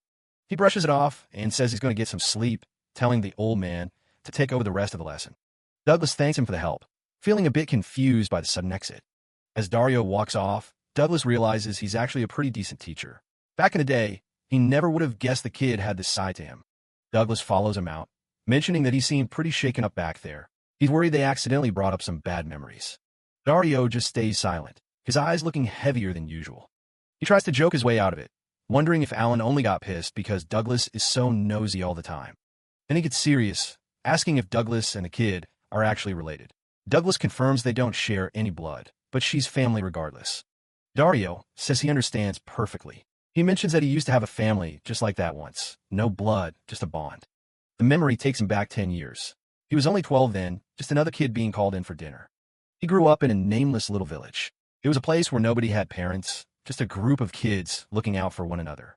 The younger kids were always waiting around for food, complaining about being slow or tired. Young Dario would come running back, excited whenever he'd managed to catch some actual meat for the group. He wore a simple cross pendant, one of the few things he could call his own in a place with nothing. They'd all sit down together in their run-down shack, grateful for whatever meal they managed to scrape together. It was just 12 orphans living in a village without a single adult to guide them. Their leader was a guy named Sunday. He was the oldest, and the kids named him that because he always kept things bright for them. Dario was just a hungry kid back then, focused more on his next meal than anything else. He used to give Sun a hard time about his cooking, complaining whenever there were too many leaves in the stew. Sun would just point a finger and tell the brat to eat his veggies if he wanted to grow up strong. Sun had big plans. He was determined to leave the village one day and find a way to keep all their bellies filled for good. One day, Sun started asking around to see if anyone knew where the Book of Skills was hidden. He showed up in this hooded cloak, looking way too serious for a normal afternoon. He pulled Dario aside, saying they needed to talk. He dropped the news that he was leaving the village for good in 2 days. He wanted to know what Dario thought about him heading out. This was right when the calamity was starting. Strange demons were appearing everywhere, mostly around the dungeons where they spawned. Sun explained there was an exam in Balzac to pick people for the quest to slay the Demon King. If he made it, they'd never have money troubles again. He looked at Dario and asked if he wanted to come along with him to the city. Dario didn't hesitate for a second. He just leaned back and said he wasn't interested in any of that. He didn't care about the Demon King or being a hero. He just didn't want to leave or fight alongside people he didn't care about. He told Sun he was going to stay right where he was and wait for him to come back home. Sun didn't push him. He just smiled, grabbed him by the shoulder, and said they'd make tomorrow's hunt their last one. Back then, Dario was happy. He thought things were fine just the way they were, not knowing how quickly it would all fall apart. A sudden splatter of blood hits the Book of Skills, marking the end of their peaceful days. They spent their final day together, hunting a deer, laughing and competing just like they always did.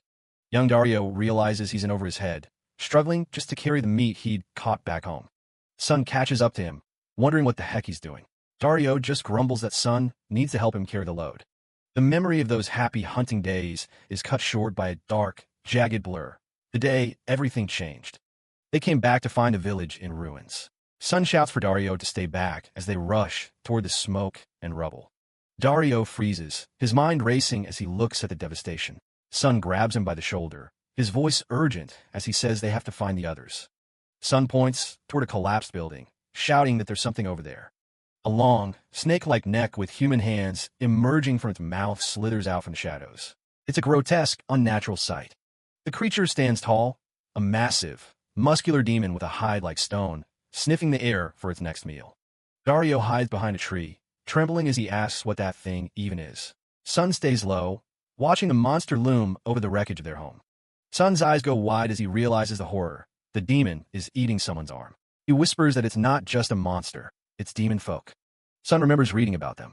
They're humanoid, intelligent, and far more dangerous than anything they've ever faced. He identifies it for sure. This thing is an evolved demon. It's an S-rank threat that shouldn't be anywhere near their village. Sun notices the creature is hurt, which might be their only chance. He tells Dario to run and find anyone, adventurers, soldiers, anyone who can help. Dario asks what Sun is going to do. Sun just gives him a grim look and says he's going to save the younger kids while he has the chance. The demon lunges, its massive clawed feet crushing the ground as it lets out a bone-chilling roar. Sun sees one of the little ones pinned down. The creature's mouth hangs open, dripping with drool as it prepares to finish off its prey. Its throat is lined with rows of jagged, needle-like teeth. Sun doesn't run. He lunges forward with his spear, shouting for the demon to stay away from the children. Dario can't just leave him, so he turns back too. The two of them charge together, their voices joining in a desperate battle cry as they throw everything they have at the monster. Sun lets out a scream of pure effort as he drives his weapon home, the impact shaking his entire frame. They manage to land a deep slash, blood spraying everywhere as the demon finally collapses. Sun stands there panting, covered in grime and gore, but they actually did it. He calls out to the others, his voice breaking as he tells them it's over. But as he looks around at the rubble, silence is the only answer he gets. Dario begs for someone to say something, but the village is a graveyard. The family they fought so hard to protect is gone. He finds Sun slumped against a wall, his breathing ragged. He's been mortally wounded in the fight. Sun starts coughing, blood trickling from his mouth. Dario's eyes fill with panic as he realizes his friend isn't going to make it. Sun weakly apologizes for leaving Dario behind.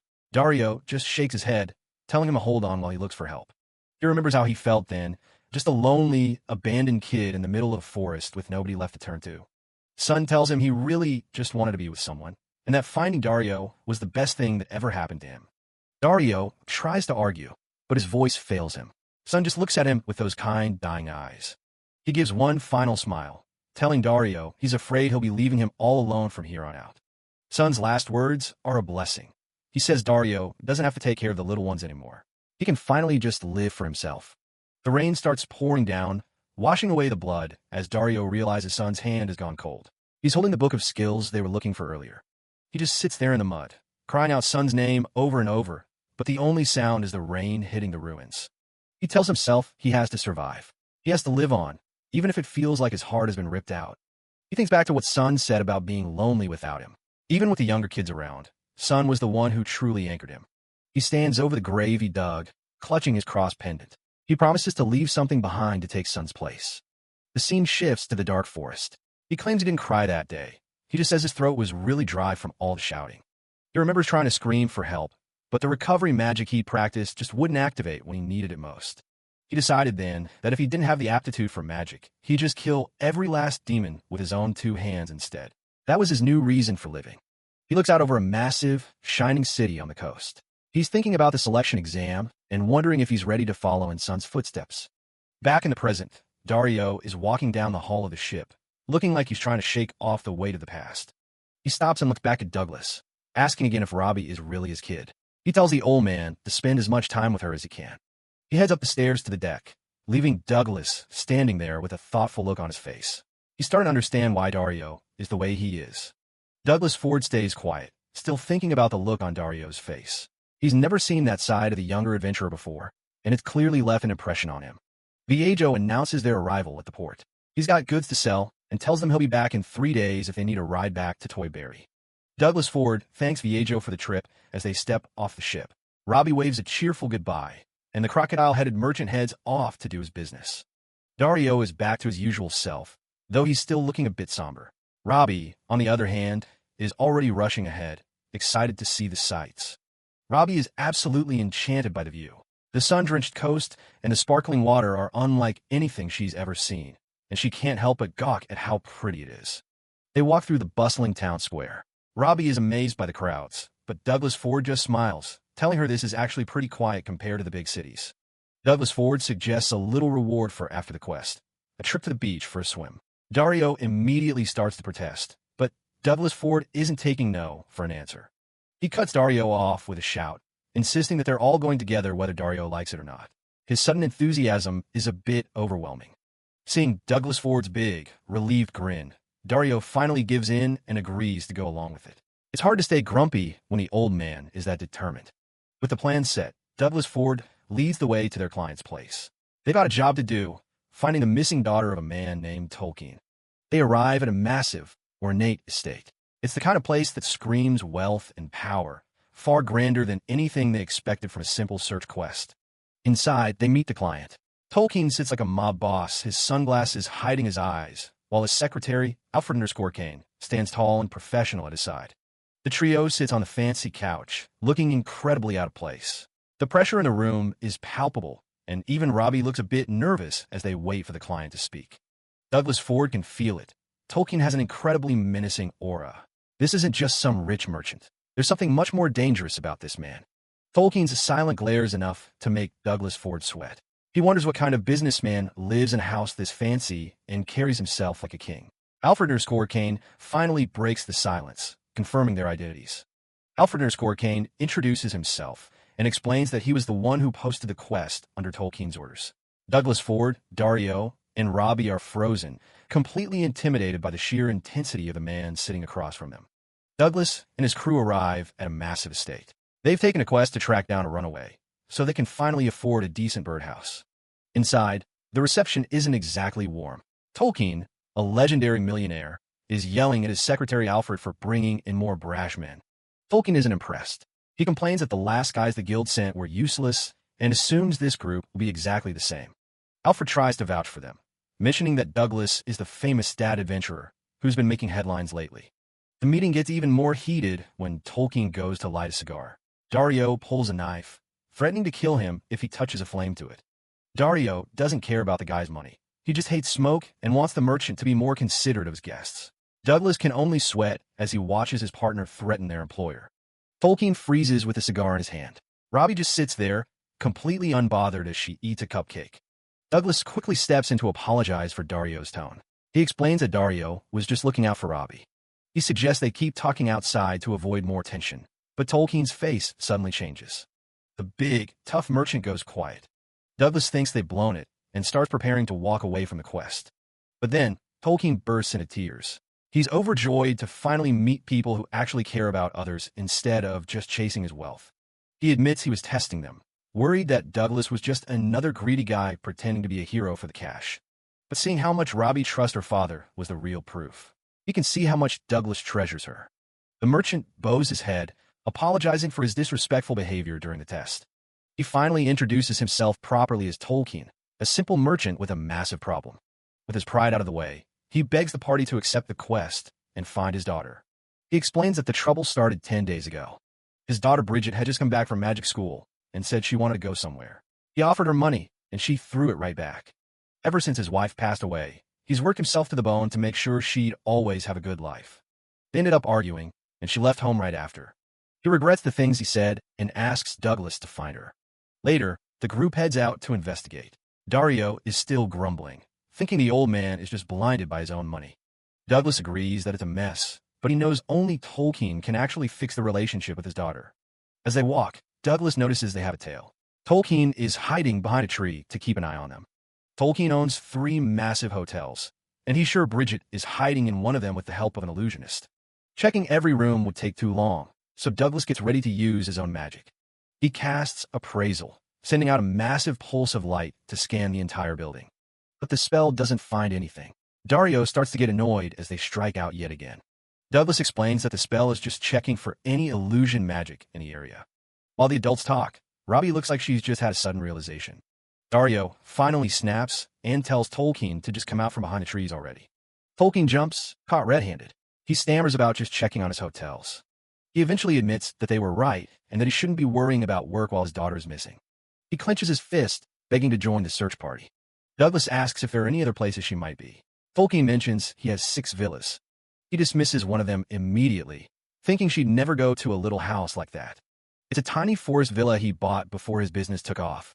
They only visited it a few times when she was younger. Douglas looks thoughtful. A small, sentimental place sounds exactly like where a runaway would hide. Dario is skeptical, thinking a girl would prefer somewhere glamorous. Robbie, however, is deep in thought. She pipes up, catching everyone's attention. Douglas encourages her to share what's on her mind. Robbie nods, ready to tell them her idea. Robbie explains her theory. If Bridget went to that little house as a child, it probably holds a lot of important memories of time spent with her dad. She thinks that sentimental connection is exactly why Bridget would choose to hide there of all places. Douglas is genuinely impressed by her insight. Robbie can't help but beam under the praise. He turns to Tolkien, asking if there's anywhere else they might have visited. The merchant says no, that was the only place. Tolkien is still skeptical, wondering how a villa they haven't visited in years could be that important to her. Douglas gives him a look, noting that there's usually a lot more going on in a child's heart than parents realize. The group heads deep into the woods to find the old house. The trail leads them through a dense, quiet forest. Suddenly, Douglas stops in his tracks, his eyes narrowing. He orders everyone to stay back. Even though they're still a good distance from the villa, he senses something is wrong. He can see the magic in the air, a complex lost child illusion designed to keep people from finding their way. He kneels to examine the ground as the others watch, confused by the sudden halt. The merchant wonders how they got so far apart. Douglas explains that the entire forest has been covered in an illusion spell. Without a moment's hesitation, Douglas casts Dispel Illusion, unleashing a massive wave of magic that shatters the enchantment. Tolkien is stunned. Usually, breaking a spell of this scale requires special gear and a week of preparation, but Douglas did it in seconds. With the path clear, Dario spots their destination through the trees. Robbie looks on, excited that they might actually find the girl. They finally reach the villa, a small, cozy house tucked away in the forest. Seeing the lights on inside, Douglas is confident that Bridget is inside. But as they get closer, Tolkien suddenly stops, looking completely hesitant. He stammers that he should probably wait outside, much to the surprise of Douglas and Robbie. He mentions a letter she left, saying she won't come home until he understands what's wrong, but he's terrified that he'll never figure it out and she'll end up hating him. The big man hangs his head, admitting he's too pathetic to find the courage to face his own daughter. This is more than Dario can stand. He's had enough of the merchant's cowardice. He storms over to the old man, his face a mask of frustration. Dario yells that if he doesn't understand his kid, he needs to grow some guts and actually talk to her. He gives the merchant a shove, sending him rolling across the grass. Alfred and Douglas watch in silence as the millionaire rolls into a heap. Inside the house, the sudden noise outside causes a massive thud, startling the occupants. Douglas and Robbie enter the villa and are immediately greeted by a very surprised young woman. It's Tanya, a bee-skin who's been acting as Bridget's protector and illusionist. Bridget herself steps out, shocked to find a famous dad adventurer standing in her living room. She tries to play it cool, but her nervous laughter gives her away. Tanya looks defensive as Bridget officially introduces herself, apologizing for dragging them into her family drama. Douglas doesn't waste any time. He pulls up a chair and tells her he wants to get straight to the point. He's not there to lecture her. He just wants to understand how she really feels about everything. Bridget looks down, admitting that ever since her mom passed away, her father has been obsessed with work and money. She explains how painful it was being left all alone in a giant, empty house while her dad was off making more cash. She remembers how she'd beg him to spend time together, only for him to shake his head and prioritize his business. She was always too scared to tell him she was lonely, worried that if she did, he'd just push her away again. Douglas listens intently as the pieces fall into place. He realizes that Tolkien's efforts to provide a good life were the very thing driving his daughter away. He summarizes the situation. She ran away because she was lonely and felt like her father had no time for her. Bridget can't help but cry as the truth finally comes out. Outside the villa, Tolkien lets out a loud, heart-wrenching wail that startles everyone inside. Bridget and Tanya are frozen in shock as they recognize the voice. Douglas looks down, knowing exactly what's about to happen. With a sharp snap of his fingers, Douglas casts Dispel Mirage, shattering the invisibility spell he had placed on the merchant. The sudden reveal leaves Bridget speechless. Her father had been standing right there, listening to every word she said. Douglas gives a small, knowing smile, admitting that he simply copied the trick Tanya had used to hide the house. Bridget is overwhelmed with embarrassment, her face turning bright red as she realizes her father heard her deepest secrets. Tolkien doesn't even try to hide his emotions. He falls to his knees, bawling as he begs for his daughter's forgiveness. He admits he was wrong to think that money and luxury could ever replace the love she lost when her mother died. He pleads with her to believe that every choice he made was intended to bring her happiness, even if he went about it the wrong way. Through his tears, he confesses that there was never a single day where he wasn't thinking about her well-being. A memory of simpler times flashes through Bridget's mind. Her father, though busy, always trying to provide for her even if it meant working late. Looking at the sobbing man, Bridget realizes that for all his wealth, her father is incredibly clumsy when it comes to understanding people's hearts. The coldness in her expression begins to meld away as she looks down at the man who has provided everything for her. She finally speaks, her voice soft as she admits she always knew he cared, even if he was terrible at showing it. Outside in the cool night air, Alfred and Dario keep watch over the villa. Dario wonders if they really should be out there. Alfred calmly explains that it's best to give the family the space they need to reconcile. Dario mentions that he's starting to see Tolkien in a different light, realizing the man isn't just blinded by his riches. Alfred reveals a side of his master that few see. Tolkien uses his massive fortune to provide jobs and stability for countless orphans. He described how Tolkien works himself to exhaustion, sometimes going without sleep just to ensure a better future for children who have nothing. Dario is floored by the revelation that the old man, was once a legendary adventurer himself. Alfred admits he doesn't know the full story of why his master retired, whether it was for Bridget's sake or something else entirely. The butler clenches his hand as he recalls the warmth of the man who rescued him from the streets so many years ago. He tells Dario that Tolkien has always dedicated his life to helping others, no matter the cost to himself. A rare, genuine smile touches Alfred's lips as he thinks back on his master's kindness. He remembers the day he was found, a broken orphan who was given a second chance at life. Alfred places a hand on a nearby stone, lost in the memories of his past. He looks down at a simple necklace, his only connection to the life he lived before becoming Alfred. He admits that whenever he looks at it, he's filled with a strange sense of nostalgia for a life he almost forgot. Seeing the distant look in the butler's eyes, Dario asks if everything is all right. Alfred quickly brushes it off.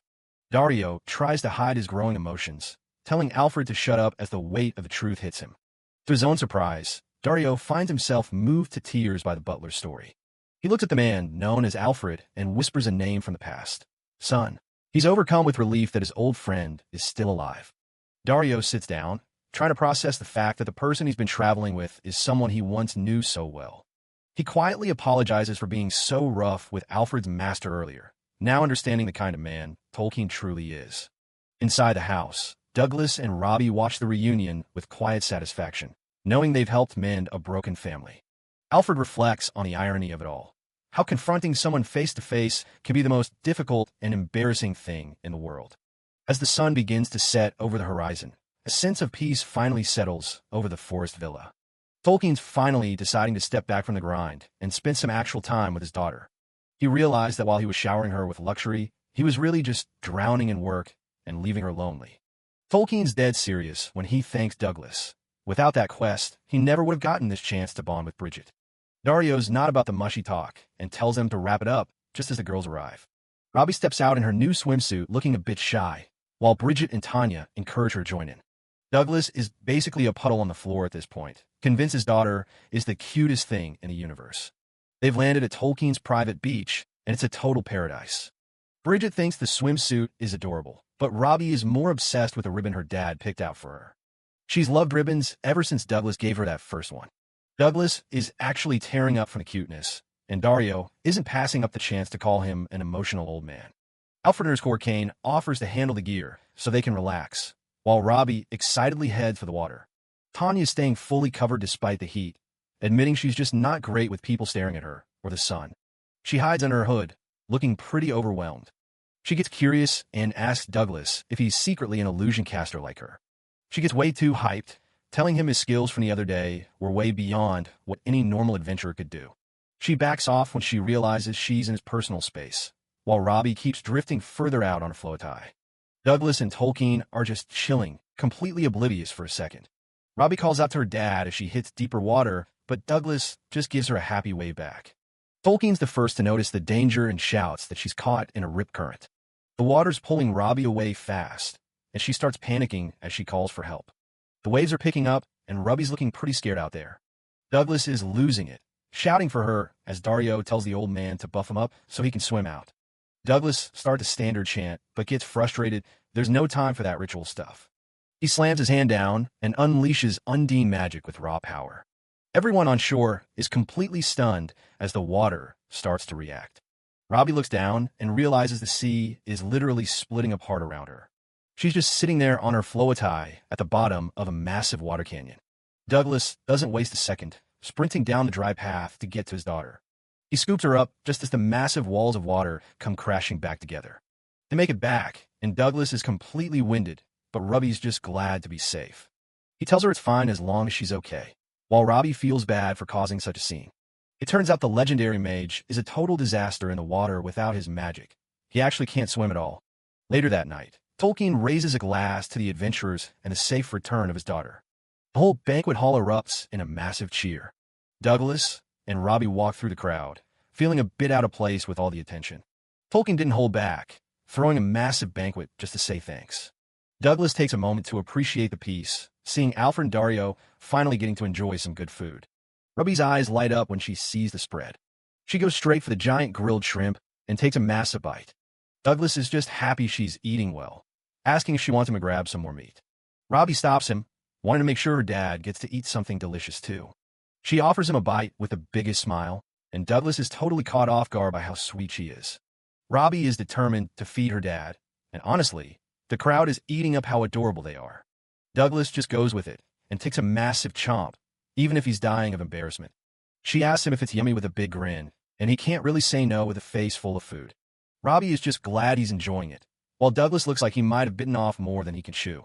He gives her a warm smile, feeling lucky to have such a sweet kid. But the peaceful moment gets cut short when someone shouts his name from the crowd.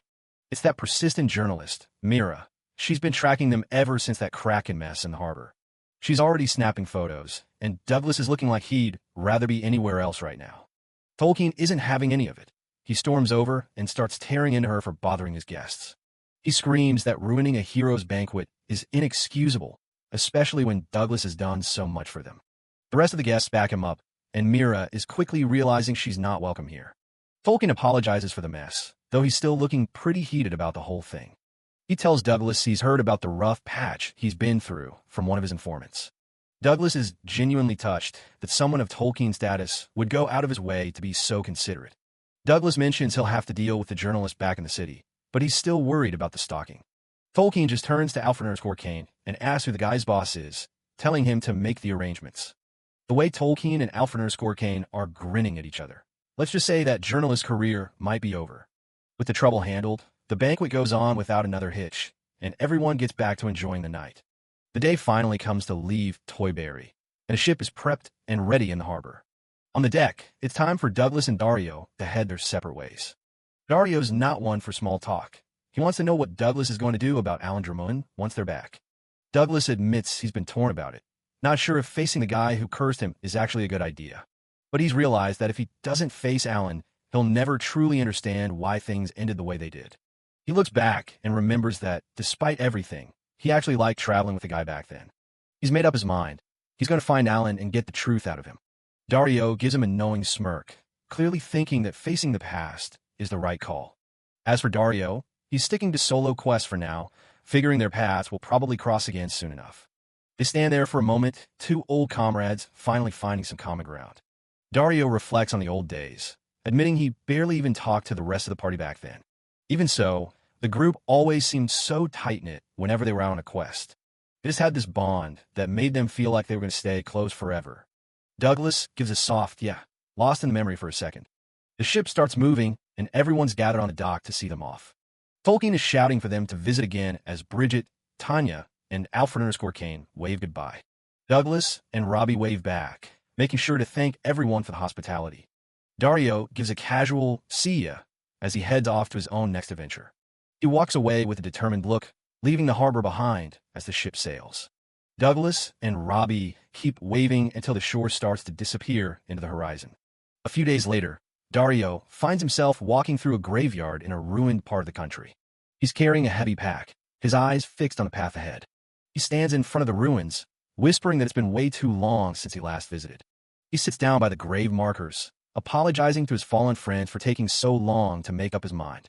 Dario reflects on his journey, joining the hero party, defeating the Demon King, and eventually walking away from it all. He thinks about Douglas, that old man he hasn't seen in forever, who's somehow gotten stronger and found a kid to live for. He admits that he only became an adventurer for his fallen friends, still carrying the weight of their memory. Dario stands in the ruins of the past, wishing he'd been stronger then, so he could protect the innocent now. As the sun sets, he keeps his secrets close, choosing to leave certain people in the dark for their own happiness. He looks at a memento of sun, glad the man found a place where he truly belongs, far away from the shadows of their old life. Dario vows never to forget them, deciding to change his mindset and fight to keep the world safe for people like Sun. He taps a grave marker, remembering a similar sentiment once shared by that gloomy hero they used to travel with. Suddenly, the air shifts, and Dario's eyes widen as a familiar, chilling presence approaches through the mist. A silhouette looms in the distance, a figure that shouldn't be here in this forgotten place. Dario is completely caught off guard, his voice failing him as he stares at the intruder. It's Alan Drummond, appearing like a ghost from the past, his expression unreadable and cold. Before Dario can react, a hand reaches out, and the ground begins to tremble with a terrifying power. Back on the open sea, The ship hits a massive wave, jolting everyone on board as it plunges through the water.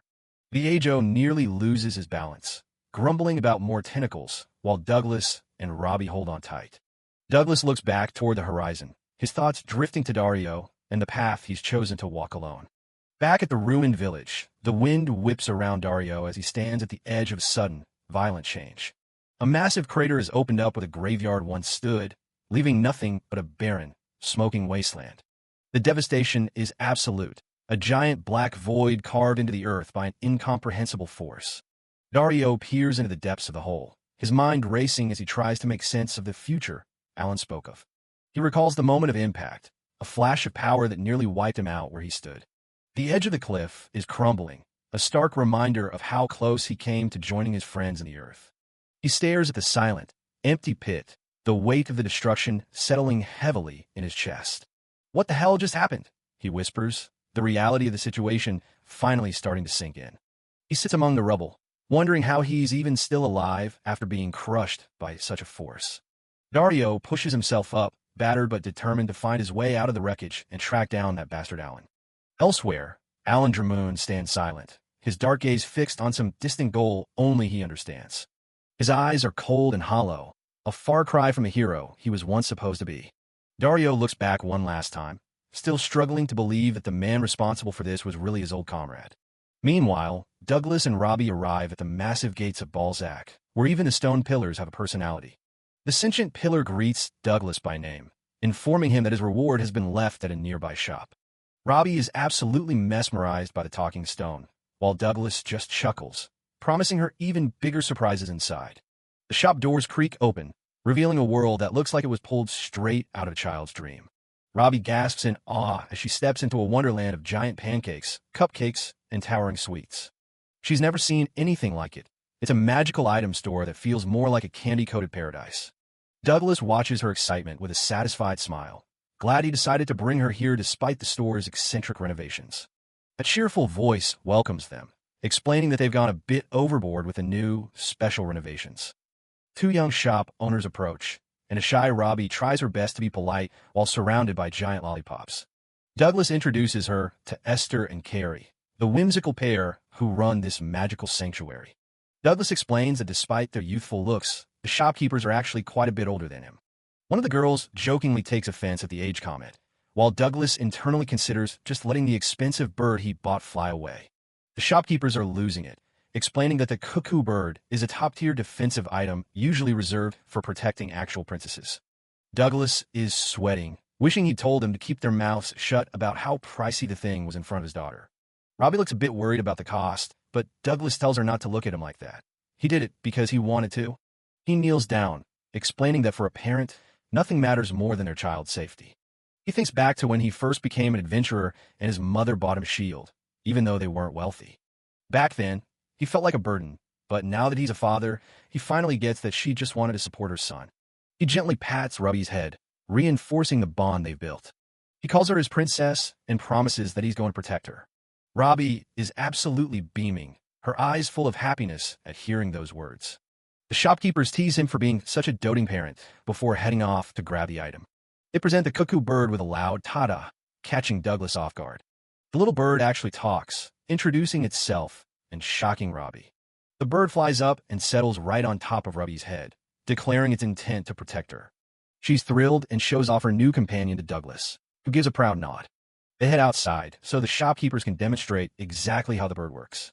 The girls lead the way, telling everyone to just follow along. Suddenly, a massive stone golem rumbles into existence right in front of them. Douglas is stunned as the shopkeeper gives the golem the order to attack Robbie. The golem charges, but the shopkeepers tell Douglas to stay back and not worry. The little bird on Robbie's head chirps and prepares to react to the incoming threat. It lets out a loud screech, announcing the danger at the top of its lungs. As the golem swings a massive fist, the bird activates its primary defensive function. A bright flash of magic shoots out from the bird to intercept the golem's arm. The impact is huge, shattering the golem's stone limb in an instant. Douglas can't believe it. It just destroyed the toughest special magical ore in one hit. The bird hovers protectively, showing off its incredible power. The golem is completely neutralized, falling apart into harmless pieces. The shopkeepers explain that the bird takes appropriate action based on the danger it faces. They mention the bird needs to be recharged with magic every 3 days, suggesting it's good practice for his daughter. Douglas starts to feel a bit awkward as a certain detail crosses his mind. Robbie quietly admits that she can't actually use any magic yet. She looks down, feeling a bit discouraged about her lack of aptitude. The girls are impressed she spoke up for herself and say they have just the thing to help. Later that night, the group settles into their new home in the city. Inside, the place is warm and lively, a perfect spot to relax. Douglas tells Robbie that her new outfit really suits her. She's wearing a tiny witch costume, looking like a real little mage. Douglas is surprised at how effective the magic learning kit seems to be. He tells her to try reading the textbook and promises to help her with any hard words. As she starts reading, the book begins to glow, catching her completely by surprise. Douglas mentions that the magic textbook has gimmicks built in to keep kids entertained. Robbie starts reading through the first chapter, taking her first real steps into learning magic. The book explains that she needs to get to know the magic inside her and visualize it flowing into the wand. Different glow colors mean different things: red for fire magic and blue for water. Douglas reads along, noting that awakening your inner magic can be pretty tough for beginners. If you try to cast spells that don't match your compatibility, you'll just end up making things harder on yourself. The real trick is surrendering your body to the current of magic, but that's easier said than done. He remembers what they told him back in Elf Forest. Robbie might be subconsciously suppressing her own power. He notices she's looking a bit hesitant and asks her what's wrong. She admits she's scared of failing again, especially after he went out of his way to buy her this kit. Douglas knows that the fear of failing over and over can be completely overwhelming. He wonders what he can do to give her the support she needs to get through this hurdle. He tells her that his own potential skill power was only 900, way below the average of 3,000. He admits he failed hundreds of times for every single skill he ever tried to learn. He assures her that it's okay to fail and that he'll stay with her until the fear finally goes away. Feeling more determined, Robbie grips the wand with a newfound sense of purpose. She takes a deep breath and declares that she's going to give it her absolute best shot. Douglas watches over her, rooting for his daughter as she prepares to try again. The book instructions tell her to direct the magic welling up inside right into the tip of the wand. Robbie closes her eyes and focuses all her concentration on that one single task. According to the guide, her fingertips should start feeling warm as the magic begins to move. She doubles down on her focus, blocking out everything else around her. Suddenly, a loud crackle rings out, startling both of them. A brilliant display of magical sparks erupts from the wand, lighting up the whole room. Robbie's face lights up with pure joy as she realizes she actually did it. Douglas is beaming, confirming that he can see the results of her hard work too. He's amazed to see so many different colors swirling together in her magic. It turns out she has an aptitude for all sorts of different elements, just like he does. He picks her up in a big hug, telling her just how amazing she is. Robbie is over the moon, cheering along with her dad as they celebrate her big win. Even though she hasn't fully awakened yet, just channeling the magic is a huge breakthrough. The next day, things are looking bright as they get ready for a little outing. Robbie's new friend Diana stops by, excited to head out and play for the day.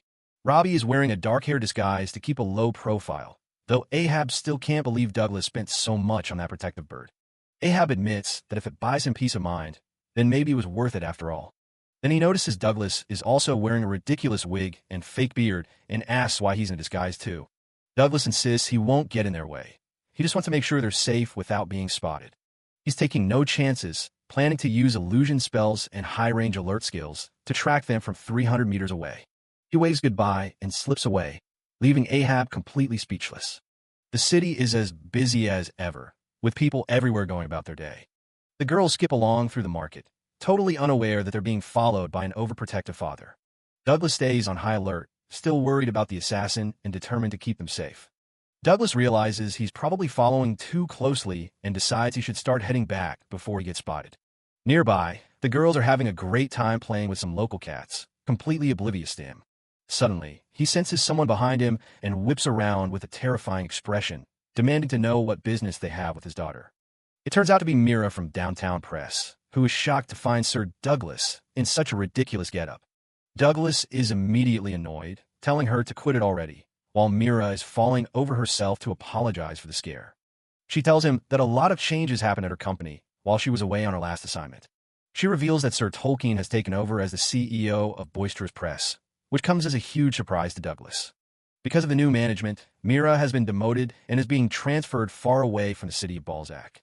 She couldn't find Douglas to talk about it, so she admits she was desperate enough to try and ask Robbie for help. Douglas is visibly upset, unable to believe she was actually planning to drag his young daughter into her workplace drama. Mira quickly backs down, admitting that she was being incredibly selfish and didn't stop to think about how he would feel. She looks genuinely miserable as she realizes the trouble she's caused him by being so persistent. To try and make things right, she hands him a photo she took of Robbie without his permission. She explains it was never released because her Tolkien vetoed the article, and now she wants him to have it as she says her goodbyes. Douglas grumbles that she really was selfish for writing those articles in the first place, but his gaze softens as he looks at the picture. It's an adorable shot of Robbie happily eating, and he can't help but smile at how wonderful she looks in the photo. He tells her that he'll treasure it, a small gesture that seems to bring Mira a little bit of comfort. With a final, respectful bow, Mira heads off to start her new job in another city. Douglas gets back to his undercover work, though he's feeling a bit shaken because he really doesn't like confrontations. He looks back toward where the girls were playing, but they've already moved on to another part of the town. He navigates through the bustling streets, trying to pick up their trail again before they get too far. He spots them heading out toward the outskirts and realizes he needs to catch up quickly to keep them in his sight. He uses his skills to leap across the rooftops, soaring through the air with a determined look on his face. Down below, a man points up in shock, shouting about a flying pervert zooming over their heads. He finally finds the girls in a beautiful field of flowers and watches from a distance as they start picking them. He hides behind a corner, huffing and puffing from the exertion, and happens to overhear their sweet conversation. Robbie is holding a bunch of flowers, wondering out loud if her dad will like them, since he's always doing so much for her. Diana smiles and offers to teach her how to make a flower crown, while Douglas is moved to tears by his daughter's thoughtfulness. He decides he's seen enough and that it's time to stop spying. He'll turn off his alert skill and head back to the inn. He walks away, wiping his eyes and feeling like a bit of softy for crying so easily these days. As he heads back, he passes a mysterious hooded figure walking in the opposite direction. The stranger is coughing violently, sounding like they're in really bad shape as they trudge along. As the figure walks away, a few drops of dark blood fall from their hand onto the dusty ground.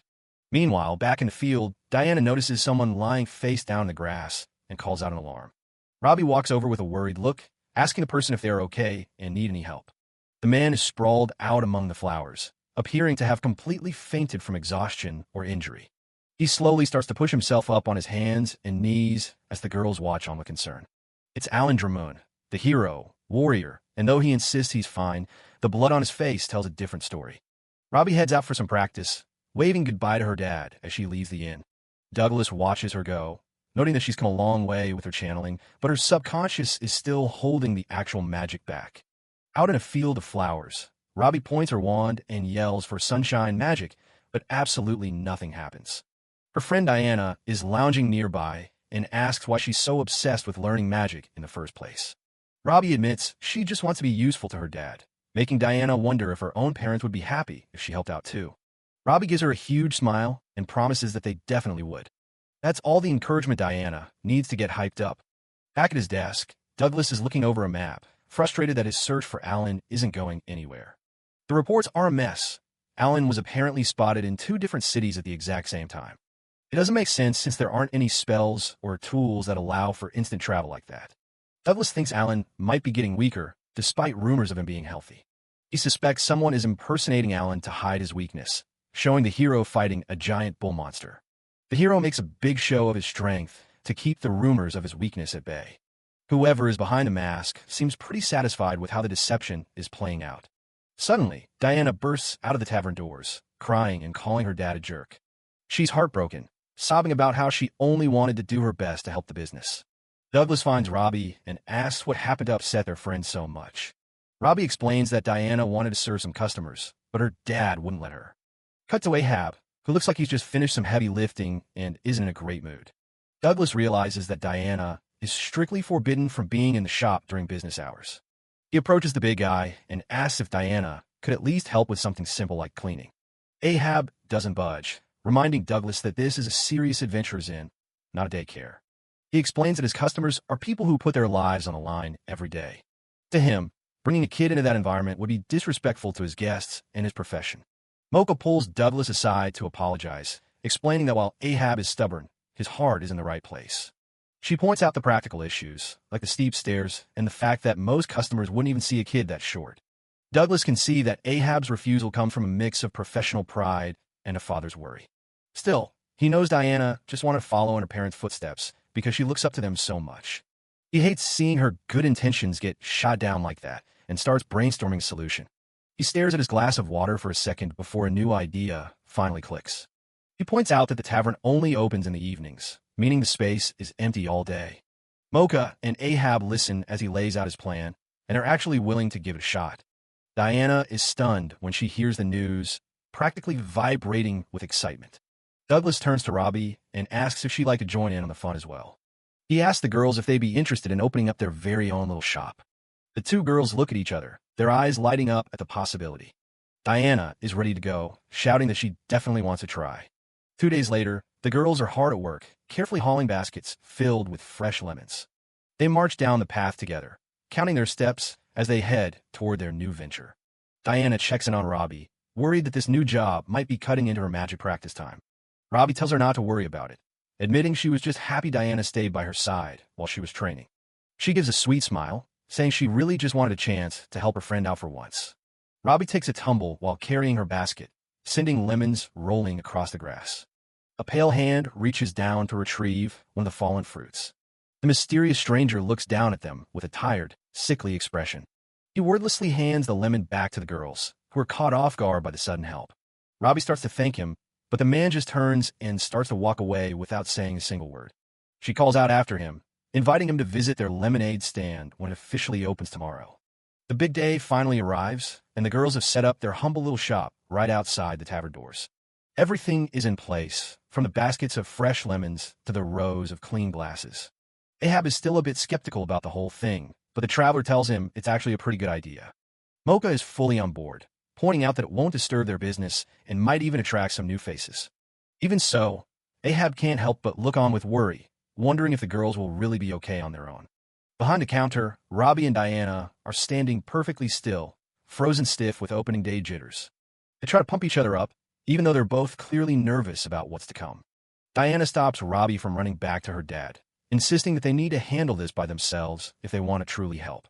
She's determined to see this through, no matter how scary it feels to be in charge. When their first customer actually walks up and asks for 3 drinks, both girls nearly jump out of their skins.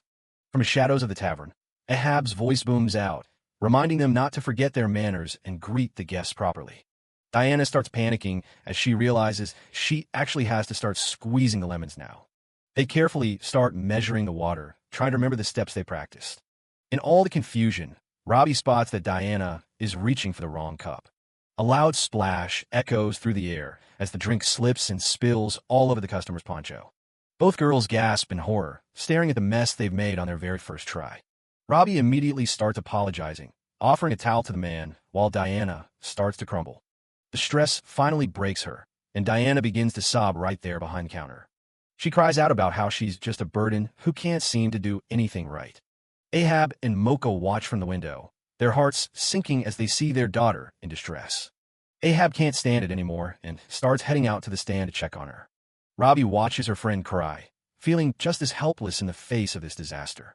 In the middle of her tears, Diana remembers Douglas's words about never seeing her as a burden.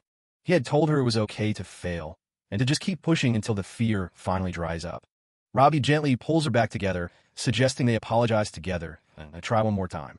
The traveler is surprisingly kind, waving it off since it was just water and the heat will dry it in no time anyway. He tells them not to worry about his clothes and encourages them to make him the best drinks they can. The girls take a deep breath and start over, working together with a lot more focus this time. They finish the set of drinks and present them with a hopeful, excited "we're done." The traveler takes a big gulp, his eyes widening as he tastes their handiwork. He lets out a satisfied sigh, declaring it absolutely delicious and perfect for such a hot day. A small crowd starts to notice the commotion as more people begin to gather around the stand. The customer clinks his payment onto the counter and wishes the girls the best of luck with their new shop. Diana is beaming now, her tears replaced by a huge, triumphant smile as she thanks him. Soon, customers are lining up and calling for their own lemonades, impressed by how hard the kids are working. Ahab and Mocha watch from the doorway, smiles playing on their lips as the girls confidently welcome the rush. Ahab hands 2 glasses of the girl's lemonade to Douglas, who is still dripping wet from the earlier spill, and jokes about his old lady scream.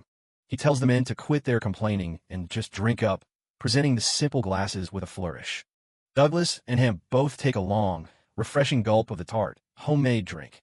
Douglas admits the taste is just average for a first try, while Ahab considers that a bit more lemon might really make it shine. A soft smile crosses Douglas's face as he looks at the glass, admitting that the drink truly warms his heart. Watching the quiet moment, Mocha and Ahab share a happy look, proud of the growth their daughter showed today. At the stand, Robbie and Diana are busy finishing their chores, looking tired but very satisfied with their work. As the sun begins to set over the town, the group gathers outside the tavern to reflect on the day's challenges. Diana is all smiles, exclaiming that even though it was tough, she had a wonderful time and they worked their hardest. Ahab looks at his daughter with immense pride, letting her know that her efforts didn't go unnoticed. She's already buzzing with plans for tomorrow, hoping that some colorful decorations will help attract a bigger crowd. Douglas decides it's time to start his own preparations and asks Ahab for permission to borrow the tavern's kitchen. As he heads inside to begin cooking, Robbie watches him go, her eyes full of love and admiration for her father. She feels a deep sense of happiness, glad that their first day of business turned out to be such a success.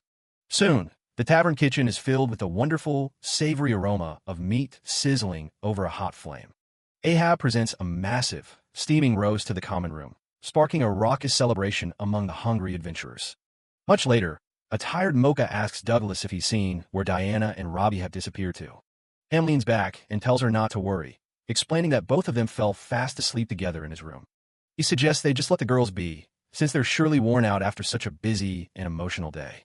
Tucked away in the quiet room, Robbie and Diana sleep peacefully side by side, still holding hands as they dream. Tavern ambience fills the air. Someone's tapping the table restlessly while the crowd chatters, and Douglas and Robbie are sitting right there in their disguises, trying not to draw any attention. The Pompadour adventurer isn't buying the hype. He's heard rumors that Douglas only ranked first because of luck and eventually got kicked out of the hero party for being too weak.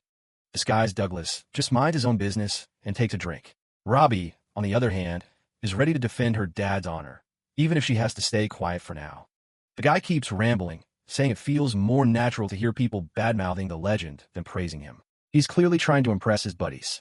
He laughs it off, suggesting Douglas probably didn't even defeat the diabolical Black Dragon himself. Maybe he just stole someone else's credit. Clunk! A heavy pan slams onto the table. The innkeeper, Ahab, has heard enough of this trash talk. He doesn't even let the guy finish his sentence before grabbing him by the hair and pulling him back. Ahab's got a grip of steel. He shoves the guy's face right down toward the steaming hot plate, making it clear he won't tolerate any more disrespect. The whole tavern goes quiet as Ahab turns to the crowd. He decides it's time to educate these newbies on what a real hero looks like. He mentions that while everyone knows about the hero party, most people don't know Douglas once took down one of the Demon King's Elite Four all by himself. The room is stunned. That kind of feat is common knowledge among high-ranking adventurers, and Ahab adds that many great fighters used to beg Douglas for mentorship. He goes even further, claiming that the current hero party and even the Knight Commander were basically raised and trained by Douglas. The adventurers are totally starstruck now. Even the Pompadour guy looks like he's ready to become a fanboy after hearing that. Douglas tells Ahab to dial it back, but the crowd is hooked. Someone asks if the stories about him being weak at one point were true. Another guy brings up reports of him failing quests in the freezing mountains because he couldn't handle the cold. Ahab just gives a knowing smile. He admits that it actually did happen. But he explains the reason. Douglas gave his high-end cold-resistant armor to some random rookie, and then just invented a brand new skill on the spot to keep himself warm. He wraps it up with a warning. Douglas is his friend, and he won't let anyone talk smack about him in his establishment. The Pompadour adventurer immediately backtracks, offering a sincere apology for his ignorance. Ahab isn't done yet, though. He's got plenty more stories to tell if they're willing to listen. Night falls over Balzac. Outside, Douglas gives a silent thanks to his old friend for having his back.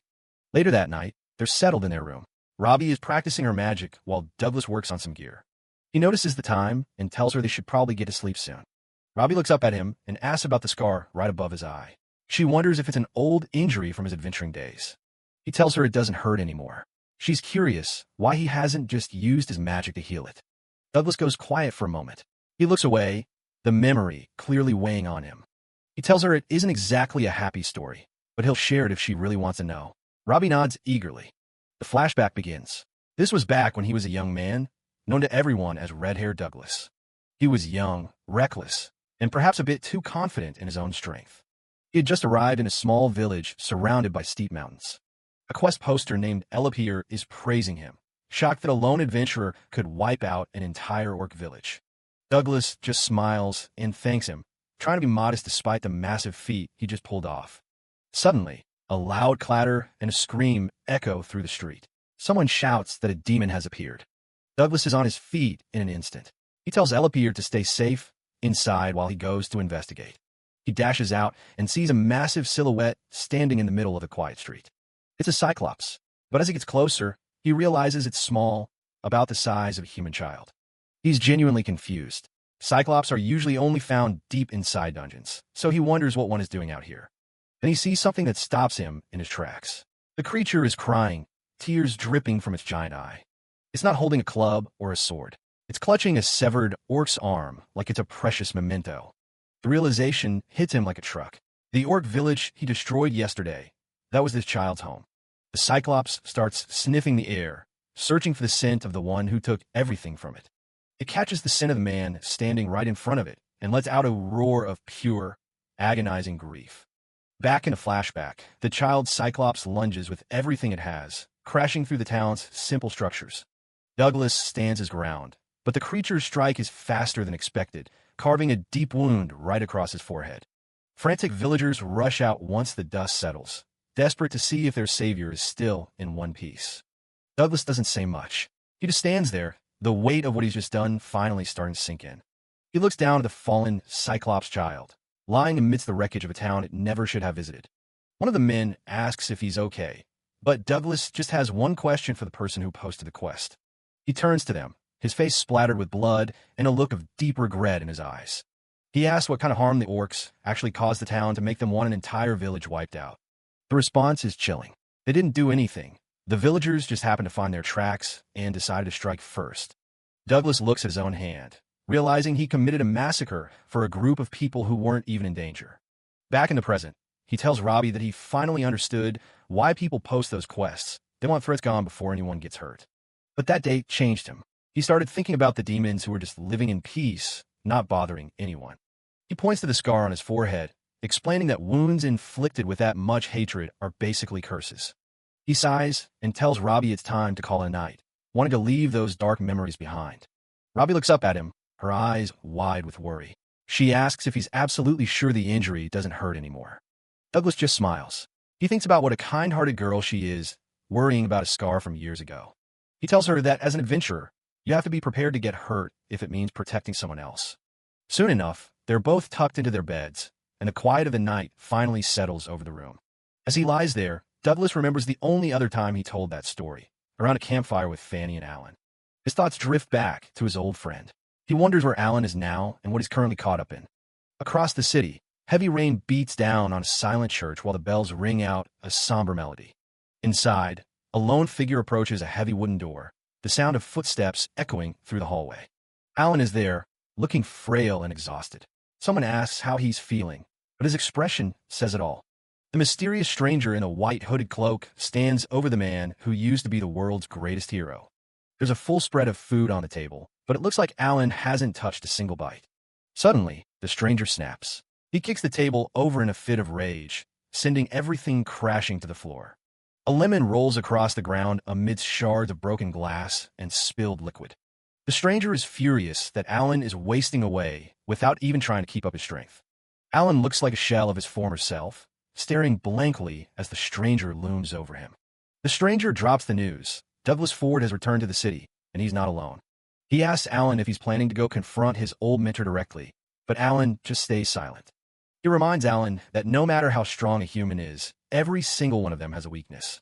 He mentions how surprised he was to find out that Douglas actually has a daughter now. He hands Alan a magic item, telling him to use it to contact him immediately if he ever crosses paths with the girl.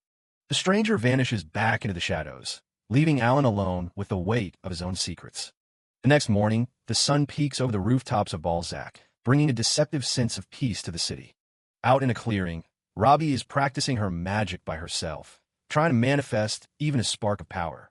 She waves her wand and shouts for sunshine, but nothing happens except for a faint, pathetic sound. Hello. Robbie jumps at the sudden voice and sees the mysterious stranger standing just a few feet away. He's been watching her for a while now, his sunken eyes fixed on the small girl in the wizard hat. He asks her point blank if she's unable to use magic, catching her completely off guard. Robbie stammers out a response, admitting that she can only channel the mana, but can't actually cast anything yet. The mysterious stranger looks down at Robbie, explaining that every living creature has mana veins running through their bodies like blood vessels. He continues, telling her that magic isn't just for powerful beings, it's a part of humans, demons, and everything else in the universe. Robbie listens in awe as he reveals that her magic isn't gone. It's simply sleeping deep within her body, waiting to be awakened. He speaks with a strange intensity, trying to convince her that magic itself isn't something to be feared, but something meant to help her. He leans in closer, his voice dropping to a whisper as he asks what exactly it is that she's so afraid of. Robbie freezes, her eyes widening in realization as he asks point blank if she's just scared of her own power. A sudden memory flashes through her mind, the cold rain falling as she stood alone, feeling the weight of a power she didn't understand. She remembers the feeling of being trapped in a world of her own magic, a small child lost in a storm she couldn't control. The stranger's explanation is cut short by a violent, wet cough that sends a spray of dark blood onto the grass. Before Robbie can even react, he collapses onto the ground, his strength finally giving out in the middle of the field. "Hey, mister, what's wrong?" Robbie cries out, rushing to his side as he continues to choke and cough up blood. She tells him to wait there, promising that her dad can heal him if she just goes to get help. The stranger just shakes his head weakly, his voice a ragged rasp as he tells her that no one in this world can heal him. Robbie won't listen, insisting that her dad is a grand healer who has fixed far worse injuries than this before. Her eyes shine with pride as she tells him that her dad is amazing and has even managed to defeat a massive dragon. At the mention of the dragon, the stranger's eye snaps open, a flicker of something dark and desperate crossing his face. He remembers the news. The legendary dad adventurer who took down the diabolical dragon had finally returned to Balzac. Robbie stands tall, clutching her star-topped wand as she prepares to go get her father, her heart full of belief in his power. The stranger stays hunched over in the rain, the hood of his cloak casting a deep shadow over his trembling form. Robbie pauses, looking at him curiously as she asks if the dark hair poking out from under his hood is part of some kind of disguise. In that moment, a fragment of a memory resurfaces in the stranger's mind, a hand reaching out in the rain, driven by a long-lost wish. He remembers the days when they were young, Douglas and Fanny, always together as they pursued the life of adventurers. He remembers the look on Douglas's face as he spoke about the sacrifices a hero must be willing to make for others. The memory is a painful blur of a past he can't return to, a desperate grasp for a friendship that was broken long ago. The stranger suddenly lunges forward, his face twisted with a terrifying desperation as he begs Robbie to guide him to her father. In a room overflowing with magical artifacts and forgotten scrolls, a communication device suddenly flickers to life. It's a message from Alan, and it's showing two active signals. The figure sitting among the mess lets out a chilling laugh, clearly pleased with whatever those indicators are telling him. As a mysterious voice praises Alan's progress, the scene shifts to the pouring rain. Alan walks through the street with Robbie, but she's unusually quiet and keeps her eyes on the ground while her bird hitches a ride on her hat. The downpour is relentless, muffling everything around them as Robbie stares off into the distance, lost in her own head. As the rain comes down, Alan notices Robbie is acting a bit weird and asks if she's okay. She gives a quick, "I'm fine," but her mind is clearly somewhere else. She's stuck on a thought about Her Majesty, whoever that is. Earlier that evening, at Ahab's Inn, Douglas watches the storm rolling in and decides he'd better head out to pick Robbie up before the weather gets even worse. He pushes the heavy doors open and steps out into the rainy street, only to find someone waiting right there for him. Douglas pulls his hood back, trying to see who's standing there in the middle of the downpour. He recognizes the face immediately. It's Alan, the man responsible for the curse that nearly ruined his life. But as Douglas moves toward him, the figure suddenly dissolves into a cloud of smoke. It's just a magic trick. He realizes it was a trace skill, a high-level illusion designed to lure him out. A voice mocks him, bringing up the painful memory of the day he was kicked out of the hero's party. The real attacker steps forward, looking incredibly smug. It's Edmund, another former member of his old party. Edmund doesn't waste any time on small talk and flips open a massive grimoire. He starts chanting a grand fire spell, and the air begins to crackle with dangerous levels of mana. Edmund begins a lengthy chant from his grimoire. Douglas's eyes go wide, He knows exactly what's coming. A grand spell. Douglas pauses at the entrance, his mind racing as he realizes the magnitude of the threat. He looks back one last time, screaming for Ahab to stay inside the building. Douglas sprints away from the inn, trying to draw the fire toward himself and away from the innocent people behind him. He clenches his teeth in panic. He's not fast enough to stop the spell before it finishes. Edmund smirks, focusing a massive orb of high-level fire magic between his hands. Douglas bellows for everyone to hit the deck just as the explosion rips through the air. Ahab instinctively pulls the others close to shield them from the blast. The building is engulfed in flames. Douglas is horrified as he watches the fire spread through the structure. He screams at Edmund, asking him if he's lost his mind. There are innocent people and a child inside that building. Edmund just looks bored. He points out that the customers are already running out, so his warning shot didn't actually kill anyone. Douglas doesn't have time for the excuses. He immediately summons Undine to douse the flames before they destroy the whole inn. A massive torrent of water crashes over the building, putting out the fire in an instant. The fire is gone, but the tension is only getting worse. Douglas stands his ground, waiting for the next move. Edmund admits the fire was just a test to confirm Douglas could actually use his skills again. Douglas is livid that he'd risk lives just for confirmation. But Edmund isn't finished. He tells Douglas it's time to get down to the real reason he's here. He calmly drops a bombshell. They've kidnapped Robbie. Douglas goes completely pale. The mere thought of her in danger is enough to make his heart stop. He tries to convince himself it's a lie. Robbie has the cuckoo bird with her, and it would never let anyone take her. But then he hears the bird flapping nearby, and his blood runs cold. He demands to know what happened. Edmund explains that the bird's keen eyes are useless if the person it's watching simply vanishes. He reveals that Alan found her and used magic to mask their presence, so they could slip away undetected. The realization hits Douglas like a physical blow. Alan has his daughter, and he has no idea where they are. Edmund suggests they change locations so they can negotiate for a safe return. Douglas is past the point of reasoning, screaming for Edmund to give his daughter back right now. He warns the mage that he'll do absolutely anything for her, but if she gets hurt, he'll make sure Edmund regrets it forever. His expression goes terrifyingly cold as he makes it clear that he isn't asking anymore. Suddenly, the cuckoo bird dives in, its wings cutting through the air as the situation spirals completely out of control. The cuckoo bird screeches a desperate warning. Robbie is gone, and he needs to find her immediately. Douglas is paralyzed with conflict. He can't go looking for her as long as he's locked in a fight with Edmund. He looks back and sees that Ahab and the others manage to escape the burning inn. Relief washes over him, and he suddenly feels his strength returning for a full recovery. Douglas knows he needs to stay calm to get Robbie back. He turns his cold gaze toward the mage, promising that he hasn't forgotten about the inn. Ahab yells at him to stop worrying about the building and just go save his daughter. He doesn't want Douglas wasting another second on him. Douglas realizes he's left with no choice. If he wants to see Robbie again, he has to play by Edmund's rules and follow him. As they walk through the rain, Douglas can't help but think about how they used to be on the same side, walking together as allies. The rain hammers down on the quiet town as the two former friends square off in the distance, the tension thicker than the storm. Douglas tries to make sense of the situation. He knows Robbie has to be close, but he can't sense her at all. He deduces that Edmund must be using a powerful magic item to hide her. Since he was already using fire magic, he shouldn't have been able to cast a second concealment spell on his own. His dispel skill is useless unless he understands the exact magic at play. For now, he's trapped in Edmund's shadow, forced to follow wherever he leads. Douglas tells the cuckoo bird to stay high and keep looking from the air. If there's even a glimpse of Robbie, he needs to know. The bird takes off, circling the area and calling out for Robbie, but there's no response from the empty streets.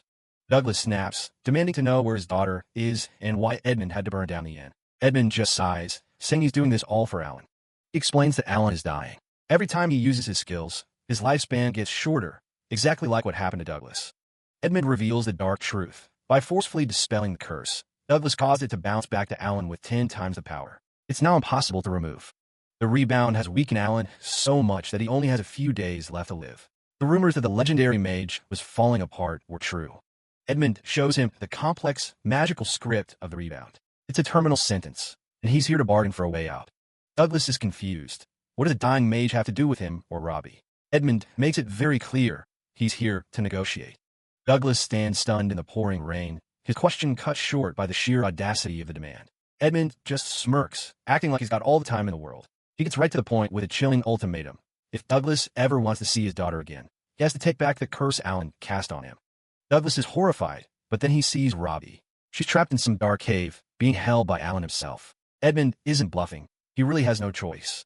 Years ago, Edmund was hailed as a child prodigy. At only 10 years old, he was already miles ahead of the adults, capable of casting spells they couldn't even dream of.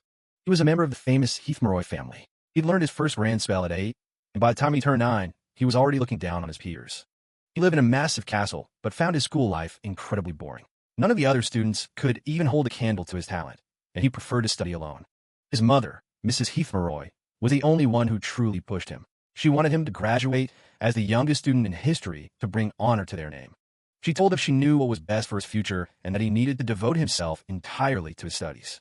Edmund did exactly what he was told. He spent all his time in the library, drowning in books. He didn't want anything except to get stronger and meet his mother's impossibly high expectations. Strength was his only goal. He'd heard of a man called the strongest magician and decided that he was the only one worthy of that title. He wanted to become the most powerful spellcaster in the world, not for himself, but for the honor of the Heathmeroy family. 2 years later, a massive demon invasion known as the Calamity hit the Eastern Kingdom, throwing everything into chaos. People were being relocated to dungeons where the demons were spawning, and ships were constantly moving refugees across the sea. Edmund stood on one of those ships, watching his mother handle business deals. He felt a strange sense of hollowness, like something was missing from his life. The kingdom was getting ready to hold an exam to pick adventurers who could fight back against the Calamity. Every noble family wanted their children on that list. His mother told him she'd already made the arrangements and was expecting great things. She was certain he'd be chosen for the exam. Edmund knew he would have been fine on his own, but his mother always felt the need to step in and control every aspect of his life. He wondered if she even trusted him. He told himself that becoming the strongest for his family's honor was exactly what he wanted. There was no room for doubt. But every now and then, he'd feel that same hollow sensation. He wondered why there was no one in the world who could truly stand beside him as an equal. While he was lost in thought on the deck of the ship, a young boy suddenly appeared behind him. He looked like a ragged orphan, filthy and covered in dirt from the Calamity. A young, scruffy-looking boy with hollow eyes approaches Edmund. The kid's clothes are basically rags, and he's covered in grime, looking like he lost everything in the recent disaster. Edmund is caught off guard by how this filthy little orphan managed to sneak up behind him so easily. He's clearly disgusted, but the boy doesn't seem to care about manners. He just wants to see some magic. Edmund was immediately annoyed. He didn't like being spoken to by some common orphan and threatened to throw him overboard if he didn't leave him alone. But just this once, he decided to show off. He pulled out his grimoire and began chanting a spell far too powerful for a mere demonstration. He unleashed the fulminating serpent chain, a grand spell that summoned a massive, living serpent of fire that coiled through the air. Edmund was left panting after the cast, but Alan just stared at the flames without a hint of fear. Edmund snapped at him, asking if he was satisfied and telling him to get lost. The massive fire serpent roars to life, coiling around the two boys in a terrifying display of power. Young Edmund stands breathless, his eyes fixed on the ragged orphan before him. Despite the searing heat and the sheer scale of the magic, Alan doesn't flinch, his calm expression leaving the young prodigy completely stunned. Young Edmund is losing his mind because someone just pulled off a grand spell without even a chant. That someone is a scruffy kid who doesn't look like much, but his magic is on another level entirely. This was the day Alan Drummond proved to the world that he was a terrifying natural genius. And for Edmund, it was the start of a very twisted obsession. Back in the present, the magic is getting way too intense, shaking the very ground they stand on. Robbie is tied up and terrified, calling out for her dad to save her. The mysterious stranger holding her hostage explains his invisibility cloak, telling her that no one can see or hear her right now. She asks if he's a bad person, and the guy can't even bring himself to answer. Out in the rain, Edmund isn't backing down an inch. He wants Douglas Ford to take the fall for Alan and accept a curse that would basically turn him into a husk. Edmund explains that the curse can only go back to its source, so the hero has to be the one to take it. He then plays his lowest card, asking if the man really cares about his daughter or just himself. Douglas is so furious he's literally grinding his teeth together. He gives a flat refusal, making the mage act like he's being heartless for abandoning his kid. Douglas clenches his fist. There's no way he's doing something so pathetic. He knows this curse would rip his body apart, leaving him unable to protect anyone ever again. Robbie watches with wide eyes, caught between fear and hope as her father stands his ground. The hero declares he's going to end this right now, beat Edmund, and get his daughter back.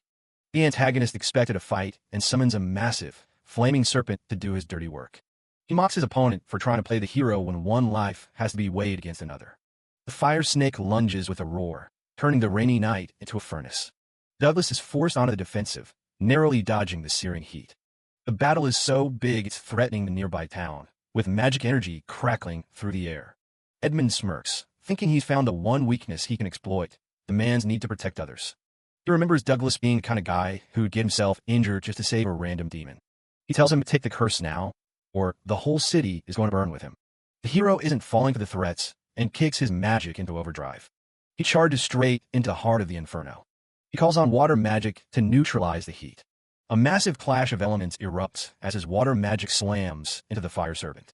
The mage is stunned. Firing off 2 high-level spells at the same time is something few can pull off. But Douglas is just getting started, pushing through the steam with a roar. He unleashes a hybrid move called Thunderous Bullet Rain to clear the field. The entire area goes up in a massive magical explosion. Edmund is actually shaking now, realizing that his opponent might be even stronger than he was in his prime. He's facing a legendary hero who once changed the very skies with his power. The hero dives in through the smoke to end the fight once and for all. He sweeps past the mage with blinding speed. He starts a lightning chant to finish it, but Edmund is already reaching for his book. The antagonist counters with a high-level fire spell called Tooth of Flame. Douglas is caught off guard by the sudden blast of heat. Seeing her dad in trouble, Robbie screams for it to stop, and a blinding pillar of light erupts from her body. Douglas Ford gets sent flying by a massive shockwave, barely keeping his feet on the ground. He's completely confused. He saw the guy prepping lightning, but somehow fire came out without a single word. He knows that skipping a chant usually ruins the spell's precision, and Edmund is way too obsessed with perfection for that. Something is clearly off here. Meanwhile, the mysterious stranger is just chilling in the background with the captive Robbie. Edmund is just floating there with these glowing balls of light, looking like he's already won. He tells Douglas that even if the whole hostage situation fails, he's got a backup plan to turn him into a weakling. The hero feels a sudden, sharp jolt. This isn't just normal magic, it's something way heavier. The antagonist is going full throttle, magic swirling around his book like a localized hurricane. One of those light orbs takes off like a bullet, and Edmund's got that look in his eye that says he's not holding back. It hits him. Those orbs are specialized magic items that compress spells into tiny, portable packages. Douglas realizes if the mage has those on deck, things are about to get real ugly. It means he can launch a whole barrage of skills at the exact same time. The hero does the math. It's like his own dual activation trick, but on a much scarier scale. He's actually a bit impressed. Making items that can hold grand spells is basically the peak of magical engineering. Edmund holds up an empty orb, looking incredibly full of himself. He explains that since he can produce 6 of these, he can basically fire off 7 high-level spells at once. Then he drops the hammer. He's going to use a hidden curse of transfiguration to end the fight. His plan is to turn Douglas into a tiny animal and then blast him with 2 other grand spells for good measure. Douglas Ford isn't having any of it, shouting that there's no way he's taking the curse or leaving his daughter behind. The mage looks genuinely distressed as the magical pressure starts to literally crack the ground open. The hero drops a bombshell. He's going to figure out how to break Alan's curse himself. Edmund absolutely loses his mind, screaming that it's impossible and that no one in history has ever pulled it off. Flashback to Edmund's past. He was always buried in books in a messy room, looking like he was at his breaking point. He screams at his rival to stop messing with him, looking totally unhinged. He rants about all the years he wasted trying to find a cure, only for every single effort to fail. He's convinced the only way to save Alan is for Douglas to take the curse back, and he's not taking no for an answer. The hero still insists there has to be another way to fix this without anyone else getting ruined. Edmund just stares at him with these hollow eyes, looking completely drained. He tells the man that he has no clue what it's like for Alan, having to fight through the pain all by himself. The mage is full of rage, screaming that Alan only did this because the hero was the strongest and that he's the real villain. Douglas stands firm, promising that he's not going to let Alan die, no matter what. Edmund is basically breaking down, yelling that he'll sacrifice his honor and his entire future just to save his only friend. Douglas just looks at him, wondering how things even got to this point. The antagonist opens his grimoire to the final page, ready to put an end to everything. The pressure becomes unbearable, a massive wall of energy surging toward the center. The hero realizes the talking is over. If he wants to survive this, he has to hit back with everything he's got. The magic starts to spiral out of control, threatening to swallow the whole area. Robbie is watching from the sidelines, tied up and forced to see her dad in serious danger. Her heart is racing, and you can see the sheer terror in her eyes as she calls out for him. She screams for them to stop, crying her eyes out as the situation hits a breaking point. Suddenly, the very air around them starts to twist and distort in a way that doesn't make any sense. Douglas Ford looks over in pure shock, realizing that massive power is coming directly from Robbie. Robbie is completely hysterical, crying her eyes out as she screams for the fighting to end.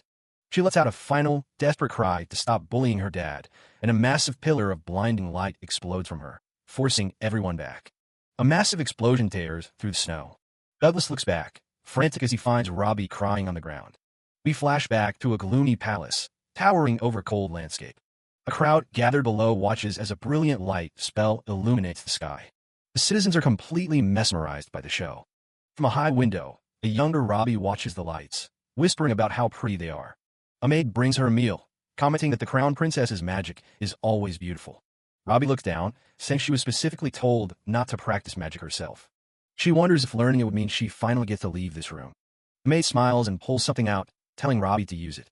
It's a wand. Robbie's face lights up as she holds it for the first time. The maid tells her it'll be their little secret as they kneel together on a cold floor. Back at the castle, the maid asks if they should fit in a quick lesson before dinner. Robbie starts her chant, calling out to the spirits of light. She finishes the spell, and the maid calls her progress splendid. But then the door swings open. The crown princess is standing there, asking what's going on. The maid gasps and drops to her knees while Robbie hides the wand. The princess steps into the room, looking down at them with pure contempt. She snatches the wand away, looking at Robbie with cold eyes. She tells Robbie to break it, but the girl can only apologize and beg. Robbie falls to the floor, saying she just wanted to be acknowledged as family. She hoped that by learning magic, they could finally live together as a real family. The princess just calls her disgusting and snaps the wand like a twig. She turns her anger on the maid, knowing exactly where the wand came from. She reveals that she's heard all about their little secret. The maid begs for mercy, but the princess's expression never softens. She raises her hand and casts the curse of transfiguration. A magical shockwave hits the maid, who screams as her body begins to warp. In a flash of light, the maid is turned into a small white rabbit. The princess picks it up by the ears, warning Robbie she'll end up exactly the same if she keeps this up.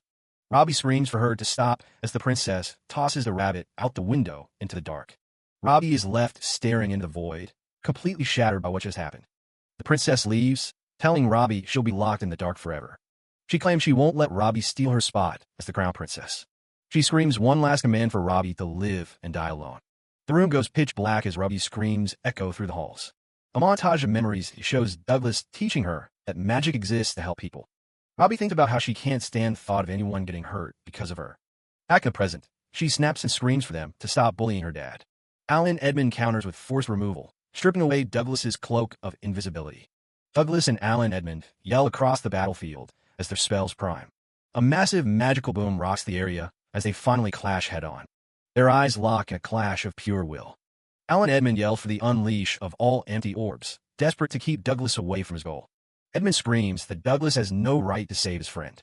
He activates his third skill, Grand Fire Magic, fulminating Serpent Chain, sending massive fire snakes across the snow. Douglas roars back that he doesn't care what Edmund wants.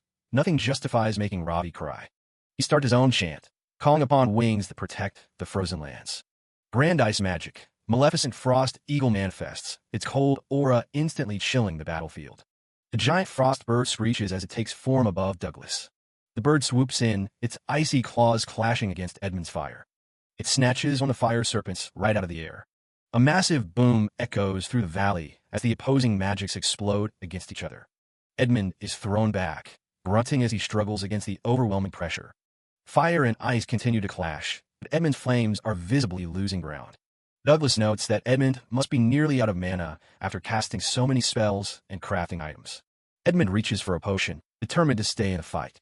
But Cuckoo swoops down, snatching the bottle out of his hand and sending it flying. The bird chirps victoriously as the potion shatters far away. Edmund screams at the shitty bird while Douglas prepares the next move. He orders the Frost Eagle to freeze everything in sight. Edmund can only watch in horror as his magic is completely snuffed out. Another explosion rocks the field as the eagle's power settles the matter. The dust clears and Douglas scans the area for his daughter. He rushes to Ruby's side as she lies unconscious in the snow. He lifts her up, relieved that she's only exhausted from her magical awakening. He holds her close as she sleeps soundly in his arms. A quiet apology escapes his lips as he looks up at the sky. He starts walking back across the ruined battlefield. He finds Edmund slumped against the ice, barely conscious. Douglas uses a simple dispel to clear the remaining ice around the fallen mage. He looks down at Edmund, deciding he needs to check his status screen. He uses appraisal, expecting to see a breakdown of the mage's condition. But he freezes in confusion when nothing shows up. He wonders why he can't see the status, thinking back to his own original curse. A voice explains that the status screen is blank because Douglas dispelled the curse, causing it to bounce back and weaken Edmund. Douglas looks up, whispering the names of his former comrades. Hero Alan looks down, admitting that they were the ones responsible for everything. Douglas realizes the truth. Alan cast a curse on his health, while Edmund was the one who hid his status. Douglas stands there stunned, asking the one question that's been haunting him. Why did they do it?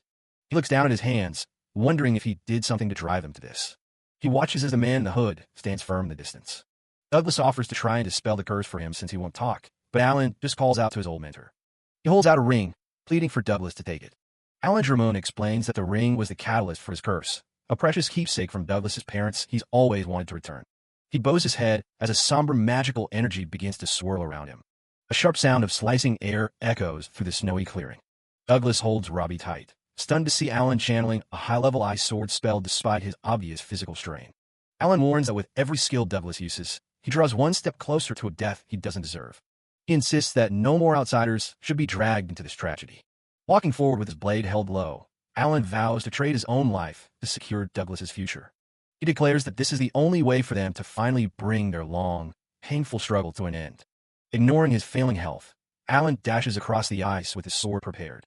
Douglas quickly hands Robbie over to Cuckoo's care and readies himself for the incoming strike. Alan suddenly falters, coughing up blood as his body begins to buckle under the immense pressure. Douglas screams at him to stop being so careless with his life, but Alan only offers a weary, knowing look. Alan admits that his own choices are the reason they've reached this tragic conclusion. To bridge the gap between them, Alan initiates a special dispel to share his burden of pain. He activates his second skill, Share Intel, forcing Douglas to witness the truth of what happened to the hero's party. The vision begins with a memory of young Alan running toward his parents on a bright, sunny beach. He remembers a time of peace, spent studying and praying, long before he became a hero. That simple life was shattered in an instant by a massive, world-shaking explosion. Panicked voices cried out about an earthquake as the ground beneath them began to rumble. Young Alan watched in horror as the very earth split apart, swallowing the coast. A giant, terrifying eye peered through the smoke as the kingdom's foundations cracked open. As a monstrous shadow loomed over them, Alan's father yelled for him to take his mother and run for their lives. A newspaper report from the aftermath reveals the scale of the horror.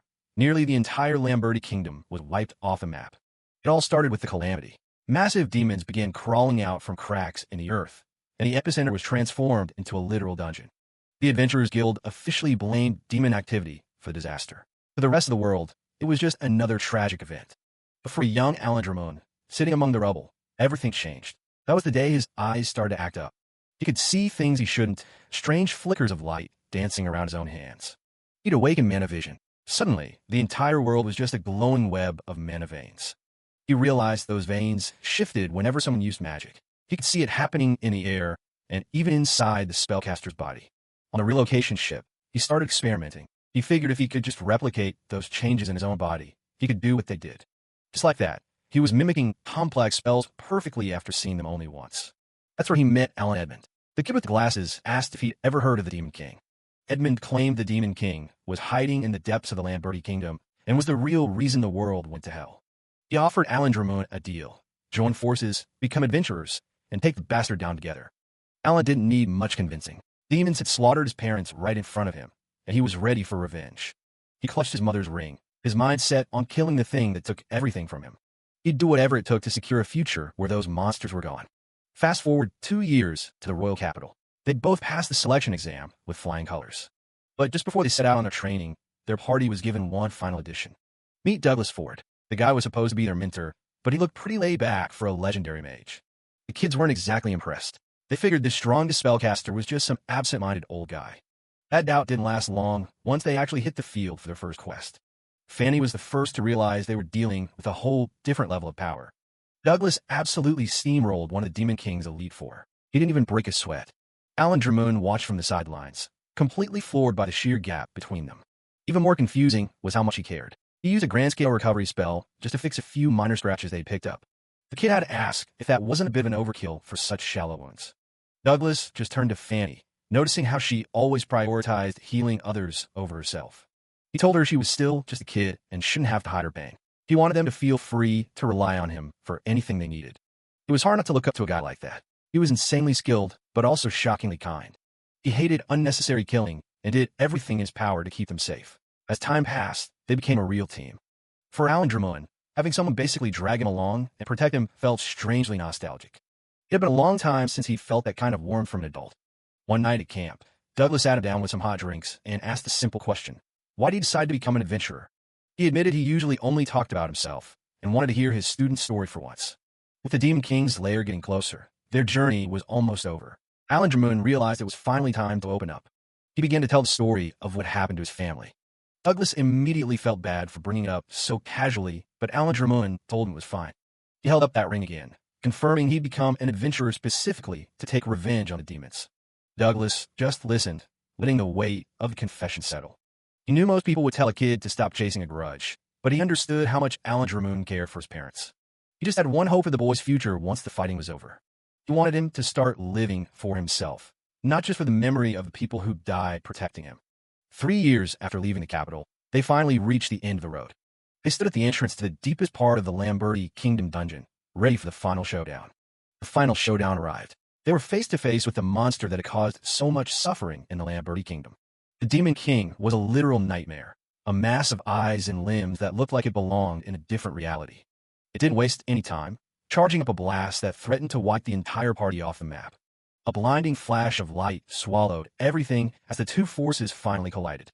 Through the chaos, Douglas Ford was a blur of movement, closing the distance in a desperate dash. The Demon King could fire off multiple high-level skills at once, but Douglas was reading the mana flow perfectly. He countered with his second skill before the first even landed. Just like that, the world went quiet. The battle that was supposed to define their lives ended in an instant. Alan Dramoon just stood there, staring at the ruins. He couldn't even process what had just happened. Douglas had single-handedly ended the war. The Demon King was gone, and Alan Dramoon was left feeling completely hollow. The news spread like wildfire, and soon every city in the land was throwing a parade. Alan Dramoon was officially crowned a hero, though the title felt heavy and unearned in his hands. They were the talk of the town. Alan Edmund was hailed as the sage, and the world seemed to have a bright future again. Not everyone was happy, though. Dario was denied a title for his attitude, while Fanny and Douglas didn't even want one. Alan Dramoon wasn't ready to celebrate, either. He told the others he was going back to training because they were still way too weak. He made a silent vow that day. He'd get so strong that next time, he'd be the one protecting Douglas. 2 years of peace followed, but time has a way of moving too fast. Just when they thought the nightmare was over, their lives were turned upside down once more.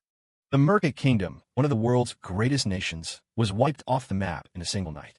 Rumors started flying that the Demon King had been revived. No one knew who was responsible, but everyone was terrified.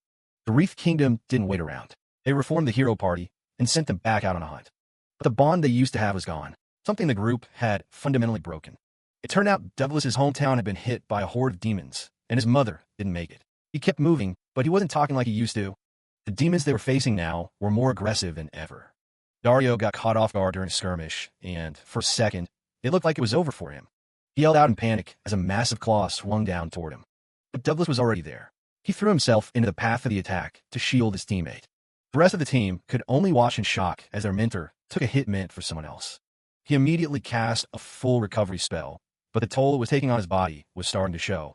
It wasn't just a one-time thing. Every time a beast lunged, Douglas was there to take the punch. He'd retaliate with overwhelming force, but the damage to himself was already done. He was literally tearing himself apart. He'd lose limbs and just keep swinging like it didn't matter. The team finally snapped and started yelling at him for breaking formation and being so reckless.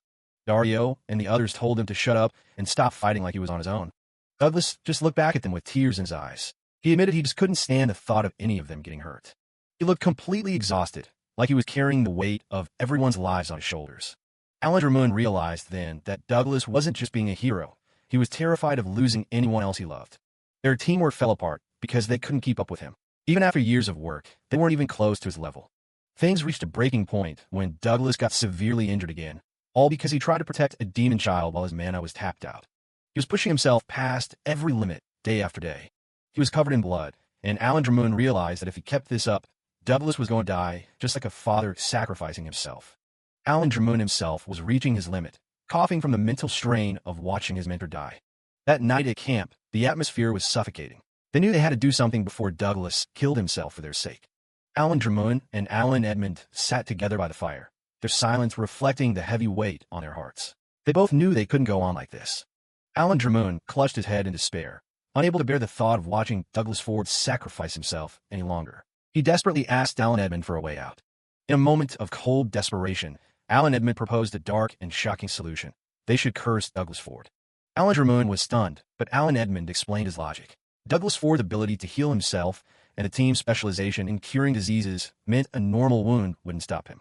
The only way to force Douglas Ford to stop and leave the party was to inflict a wound that could never be healed, a curse that would effectively end his career as an adventurer. Alan Drummond was horrified, asking if Alan Edmund had truly lost his mind. But the sage remained calm, arguing it was the only way to save their friend's life.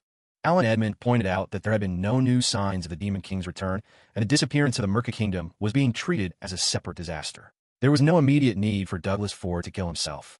If they cursed him, they could force him to rest until the true threat emerged. He wouldn't listen to reason, so they had to take the choice away from him.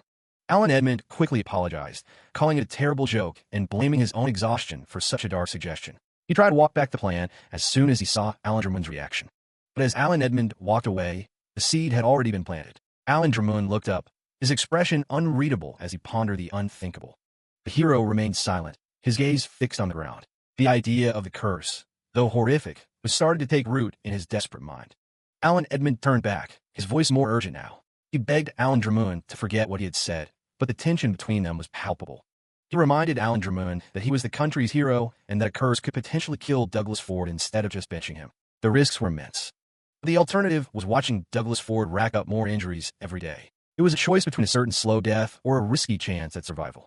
Alan Drummond thought back to the promise he had made. He wanted Douglas Ford to start living for himself once the Demon King was gone. Tears began to fall from his eyes, dripping onto his gauntlets. The weight of the decision was crushing him. He just wanted his friend to have a peaceful life, to finally be free from the burden of protecting everyone else. He wanted that for both Douglas and for his late parents. Alan Edmund watched him, his expression softening. He realized that they were both hurting in the same way, driven by a desperate love for their mentor. Alan Edmund conceded that it would take time to even learn how to cast such a curse. He told Alan Drummond to think it over carefully before making a final choice. Alan Drummond reached out and gripped Alan Edmund's arm. He had made his decision. If they were going to do this, they would do it together. "I won't let you go to hell alone," Alan Drummond whispered. They would share the sin of betraying the man they loved as a father figure. The flashback finally came to an end, the memories fading back into the present as the share intel skill finished its work.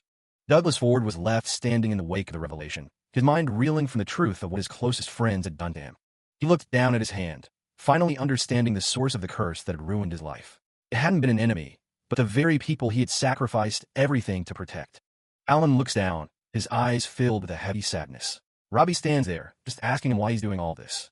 He doesn't try to hide it anymore. He flat out admits he's the one who cursed her father. Robbie looks him in the eye and asks if he's the one who was bullying her dad. Alan just looks at her, paralyzed by his own guilt. But she can see right through him. She senses that, deep down, he didn't actually want to do something so cruel. Robbie's expression softens as she looks at the man. She knows what it's like because she was cursed once too. She remembers the person who cursed her, someone who laughed while they did it. But her dad was the one who saved her from that nightmare. Alan stays silent as the rain falls. Robbie tells him that even though he did those things, he's looked miserable this entire time. The wind howls across the empty wasteland. They're just three broken people standing in the middle of nowhere. Alan finally speaks up, his voice barely a whisper. He tells Douglas that they actually planned to break the curse much earlier. Douglas just listens, his face unreadable. Alan reveals that the whole plan backfired on them. He explains the mechanics of the spells they used: conceal status and absorb skill. It was a dual curse designed to slowly drain Douglas's life force. Every time he used a skill, his maximum health would drop. They thought they were doing him a favor. If he couldn't use skills, he couldn't be an adventurer, and he'd finally be safe from front lines. Alan looks at his old mentor, explaining that their only goal was to force him to quit the party as fast as possible. But Douglas didn't quit. He just kept fighting and fighting, even as his body started to fail him. Alan was relieved when Douglas finally had his license revoked and left the city. He thought Douglas would finally be smart enough to value his own life. The power kept flowing. Every time Douglas used magic to save someone else, Alan could feel the stolen energy entering his own body. It was a constant, terrifying reminder of the man's selflessness. Alan hated every second of it. He started looking for him everywhere, desperate to find a way to take back the curse he'd cast. But Douglas was always alone, risking what little life he had left to save a girl he'd just met. Alan breaks down, admitting that everything they did turned out to be completely pointless. He realizes now that he should have just talked to him. He looks up with tear-stained eyes. He was just a coward who couldn't face the man he admired most. He remembers Douglas back then, telling him that an adventurer always has to be ready to get hurt to protect others. Alan was too scared to confront that way of life. Instead of helping, he chose to watch from the shadows while his mentor suffered. Broken by his own mistakes, Alan drops to his knees. He begs Douglas to just end it and kill him right there. Douglas has heard enough. He snaps at Alan to cut that talk out immediately. He shouts that he's the one at fault here. He was the adult, but he kept dragging these kids into dangerous situations just because he felt like it. Alan is stunned by the sudden outburst. He tries to protest, but Douglas isn't letting him take all the blame. Douglas looks over at the man he once trained. The weight of the past few years seems to finally be lifting. He admits that he's actually relieved. Knowing that his disciples didn't actually hate him is all he ever really wanted. Douglas looks back on his own fears. After he lost his mother, he became so obsessed with protecting others that he forgot how it was affecting those around him. He realizes he was the one who had trouble putting his feelings into words, leaving his students worried and confused. He makes it clear that he doesn't hold a grudge against either of them. He just wants Alan to stop asking for death. Douglas holds out a small, worn ring. He tells Alan that he wants him to keep living and to be a real hero, someone who saves people in pain. He wants him to do it for his parents' sake. Alan looks at the ring, his hands trembling. Douglas sighs with a small smile, feeling like a massive burden has been lifted off his back. He's just glad he got to be their mentor. He looks at Alan and tells him that despite all the pain, the time they spent together as a party was actually pretty great. Alan stares at the ring in his hand. He knows he doesn't deserve forgiveness. Not now, and maybe not ever. But he accepts it anyway. No matter how much it hurts, he's going to try and become a proper hero this time. A memory flashes through his mind of the whole party standing together. They were just kids then, wishing things would never change. Alan can't hold back the tears anymore. All those happy days he thought were gone forever are suddenly within reach again. Douglas watches him for a moment before suggesting they move on. They made quite a mess of the place, and it's time to head home. Douglas finally hits his limit and collapses. Alan catches him just before he hits the ground. He's completely out of it, muttering something about his head feeling fuzzy. He's pushed himself way too far. Alan looks up in shock as a shadow falls over them. It's Edmund, explaining that the fever is a result of Douglas spamming recovery magic on everyone else. He stands there, battered and bruised, but still carrying that heavy book. Alan can't believe he's even standing. Alan points out that after the magical backlash he took, he shouldn't be able to move at all. Edmund just wipes the blood from his lip. He says he needs to rinse his mouth out as soon as possible, acting like it's no big deal. He looks down at his former comrade, his expression unreadable behind those glasses. He knows Douglas is the only one who can fully fix the curse, but even he can probably only handle half of it right now. The rest can wait until they're safe. Alan listens as Edmund admits they shouldn't have involved the little girl in their mess. Without warning, he unleashes a high-level wind spell, Meandering Wind. A massive cyclone wraps around Douglas, Robbie, and Alan. Alan panics as the wind lifts them straight off the ground. Edmund watches them rise, telling Alan he's staying behind. He has a debt he needs to pay. In the distance, Alan sees the dust clouds. The military police are closing in on their position. He screams at Edmund, realizing his friend is planning to take the fall for everything they did. The wind starts to carry them away from the wasteland. Edmund just waves them off, claiming he can't hear a word. He tells Alan to focus on getting his body healed, so he can go back to being the hero the people need. Tears well up in Alan's eyes as he shouts into the storm, asking why Edmund is sacrificing so much for him. Edmund doesn't answer. He just gives a small, sad smile. He whispers a final goodbye, hoping for a day when they can all meet again as friends. A massive pillar of wind magic shoots into the sky, whisking the three of them far away from the approaching soldiers. The wind dies down, leaving Edmund standing all alone in the empty plain as the cavalry surrounds him. The captain of the guard points a sword at him, declaring him under arrest. Edmund doesn't even try to resist. The heavy clank of shackles echoes through the air as the military police lead him away in chains. As he's being dragged off, Edmund thinks back to why he did it all. He remembers the days when they were just starting out. He didn't care about fame. He just wanted a friend who was his equal. He watched Alan grow into a legendary hero, wielding fire and sword with a talent Edmund could never hope to match. No matter how much he studied or how many spells he learned, he could never bridge the gap between them. He spent many nights staring at the fire, feeling more and more isolated as the others reached new heights. But seeing Alan happy was enough to make him smile back then. He realized that if he couldn't be Alan's equal in power, he could at least be his equal in sin. Now he's perfectly fine with heading to the depths of hell if it means the friend he cared about is protected. He knows he's going to spend the rest of his life in prison and be cast out of the hero party forever. But seeing Alan and Douglas both alive and moving forward makes it all worth it. He throws his head back and laughs hysterically, his voice echoing across the plain. He has absolutely no regrets. Back in the present, the wind finally sets the unconscious Douglas down in a safe place. His mind drifts even further back to a time before the curse, when he was walking through the royal palace. King Gwendal was walking beside him, asking him to take up the mantle of hero and lead the party to kill the Demon King. Douglas turned him down without a second thought. He didn't think he had the right personality to be a world-saving hero. The king was baffled. He couldn't believe someone with that much power would refuse to fight for his country. Douglas looked out from the balcony at a group of young recruits training in the courtyard below. Gwendal explained that those kids were the 4th Squad, a special group selected for the final push against the demons. Douglas watched them with a heavy heart. They looked so young to have the weight of the world placed on their shoulders. In a vision, He sees the three of them, Alan, Edmund, and Fanny, trained together in a courtyard. Their eyes aren't like normal kids. They're filled with a terrifyingly deep hatred. Young Alan's gaze is especially piercing, his vision completely clouded by a strong desire for revenge. King Gwendal watches them with a somber expression, noting that they won't last long if they set out like this. Douglas makes a sudden decision. He tells the king that he'd be willing to form an adventuring party with those three children. Gwendal is taken aback by the proposal, questioning if Douglas is sure about taking on kids with such unstable futures. Douglas explains that it's his duty as an adult to guide them back on the right path if they ever lose their way. Gwendal eventually agrees, leaving their training and well-being in Douglas's hands. Deep down, Douglas makes a silent plea to the world. Please, let me save these children. Slowly, Douglas begins to regain consciousness in the present day, his vision blurry as he stares at an unfamiliar ceiling.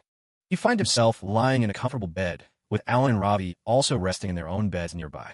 He sits up with a start, his heart racing as he tries to figure out where they've ended up after the escape. A familiar voice calls out in relief from the doorway, thanking goodness that he's finally awake. Douglas looks up and is shocked to see Fanny, the hero party's former healer, standing right there in front of him. They are in a quiet, secluded house surrounded by an orchard. Fanny is horrified as Douglas explains how Alan and Edmund were the ones who cursed him. Fanny bows her head in deep apology, though she had no part in a conspiracy. Douglas tells her not to worry about it, as it wasn't her fault. He blames his own leadership, feeling that he ruined the party by dragging everyone along on his own terms for so long. Fanny continues to apologize profusely until she realizes someone is missing.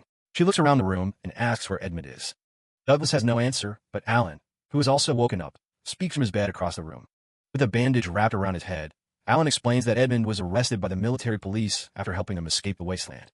Alan reveals that he knew what Edmund was doing in the city, disguising himself as Douglas to lead the authorities away. He explains that Edmund didn't want any suspicion falling on Alan while he was recovering from his injuries in the city. But even then, Edmund knew he wouldn't be able to lift Douglas's curse before the police caught up to him. Edmund's true goal wasn't just to hide, it was to find Douglas and bring him back so the party could finally be whole again.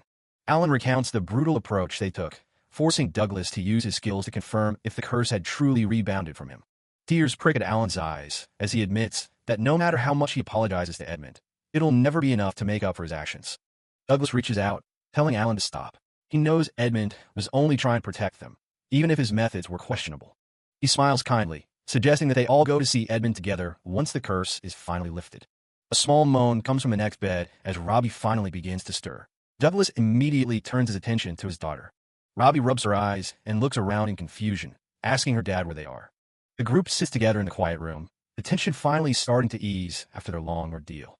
Robbie looks up at Fanny, clutching her blanket as she shyly addresses the woman she doesn't recognize. She softly asks if her father is okay now, her blue eyes wide with concern. Alan gives her a weary but genuine smile, telling her that she's very kind to worry about them. Douglas leans in and apologizes to Robbie for putting her through such a terrifying experience, promising her that it's all over now. Seeing her father's familiar, gentle smile, Robbie feels a wave of relief wash over her. A bright, happy grin spreads across her face as she realizes they really are safe. Suddenly, there's a small poof of magic. The effect of the disguise item Robbie was wearing finally wears off. Her hood falls back and the magic fades, revealing her true form and her striking silver hair. Fanny gasps in awe, clasping her hands together as she admires the beautiful, sun-like color of Robbie's hair. Overwhelmed by Fanny's sudden excitement and proximity, Robbie recoils and accidentally slaps the healer's hands away. Fanny stands there in a daze from the rejection, while Douglas and Alan can only watch the awkward situation with a sweat drop. Douglas quickly apologizes to Fanny, explaining that his daughter is just very shy and didn't mean any harm. Fanny is stunned into silence when Alan casually reveals that Robbie is actually Douglas's daughter, leaving the healer in complete shock. Douglas looks at his old companions, Alan and Fanny, and realizes he never thought he'd be able to share a laugh with them ever again after everything that happened. He reflects on how meeting Robbie changed his life, giving him the strength to finally confront the curse he'd spent years running from. With a peaceful expression, Douglas suggests that next time they should call Dario and Edmund as well, hoping they can all truly be reunited. While the atmosphere is light, Alan turns away with a slightly awkward expression, while Fanny watches him with a gentle, knowing smile. The lightheartedness continues as Alan admits he'd rather not see Dario, because the man is so brash, leaving Fanny stunned. In the background, Robbie feels a bit dejected, worrying that she's being useless. Noticing his daughter's mood, Douglas quickly turns to her with a warm smile and assures her that she will always be by their side. Robbie's face instantly lights up with joy as she cheers, her worries vanishing the moment her father speaks. As they sit together, Douglas's thoughts turn serious. Though he's faced his own past, the mystery of why Robbie was cursed still remains unsolved.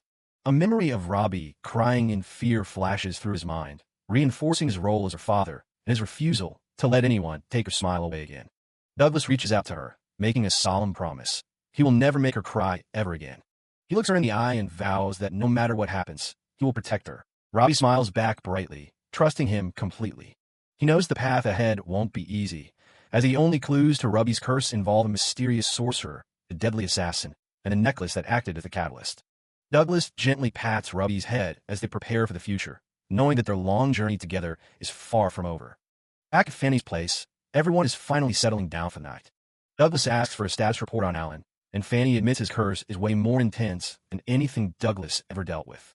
It's a heavy blow, and Douglas realizes they can't just ignore it. Fanny offers to take charge of the healing herself. She thinks it'll be easier on Alan if his former mentor isn't the one constantly reminding him of his mistakes. As a neutral party, she can give him the space he needs to heal emotionally. Douglas realizes he was only thinking about the magic, not Alan's feelings. Fanny tells him not to sweat it. After all, she's part of the team too. She gives him a reassuring smile, glad to be helping out.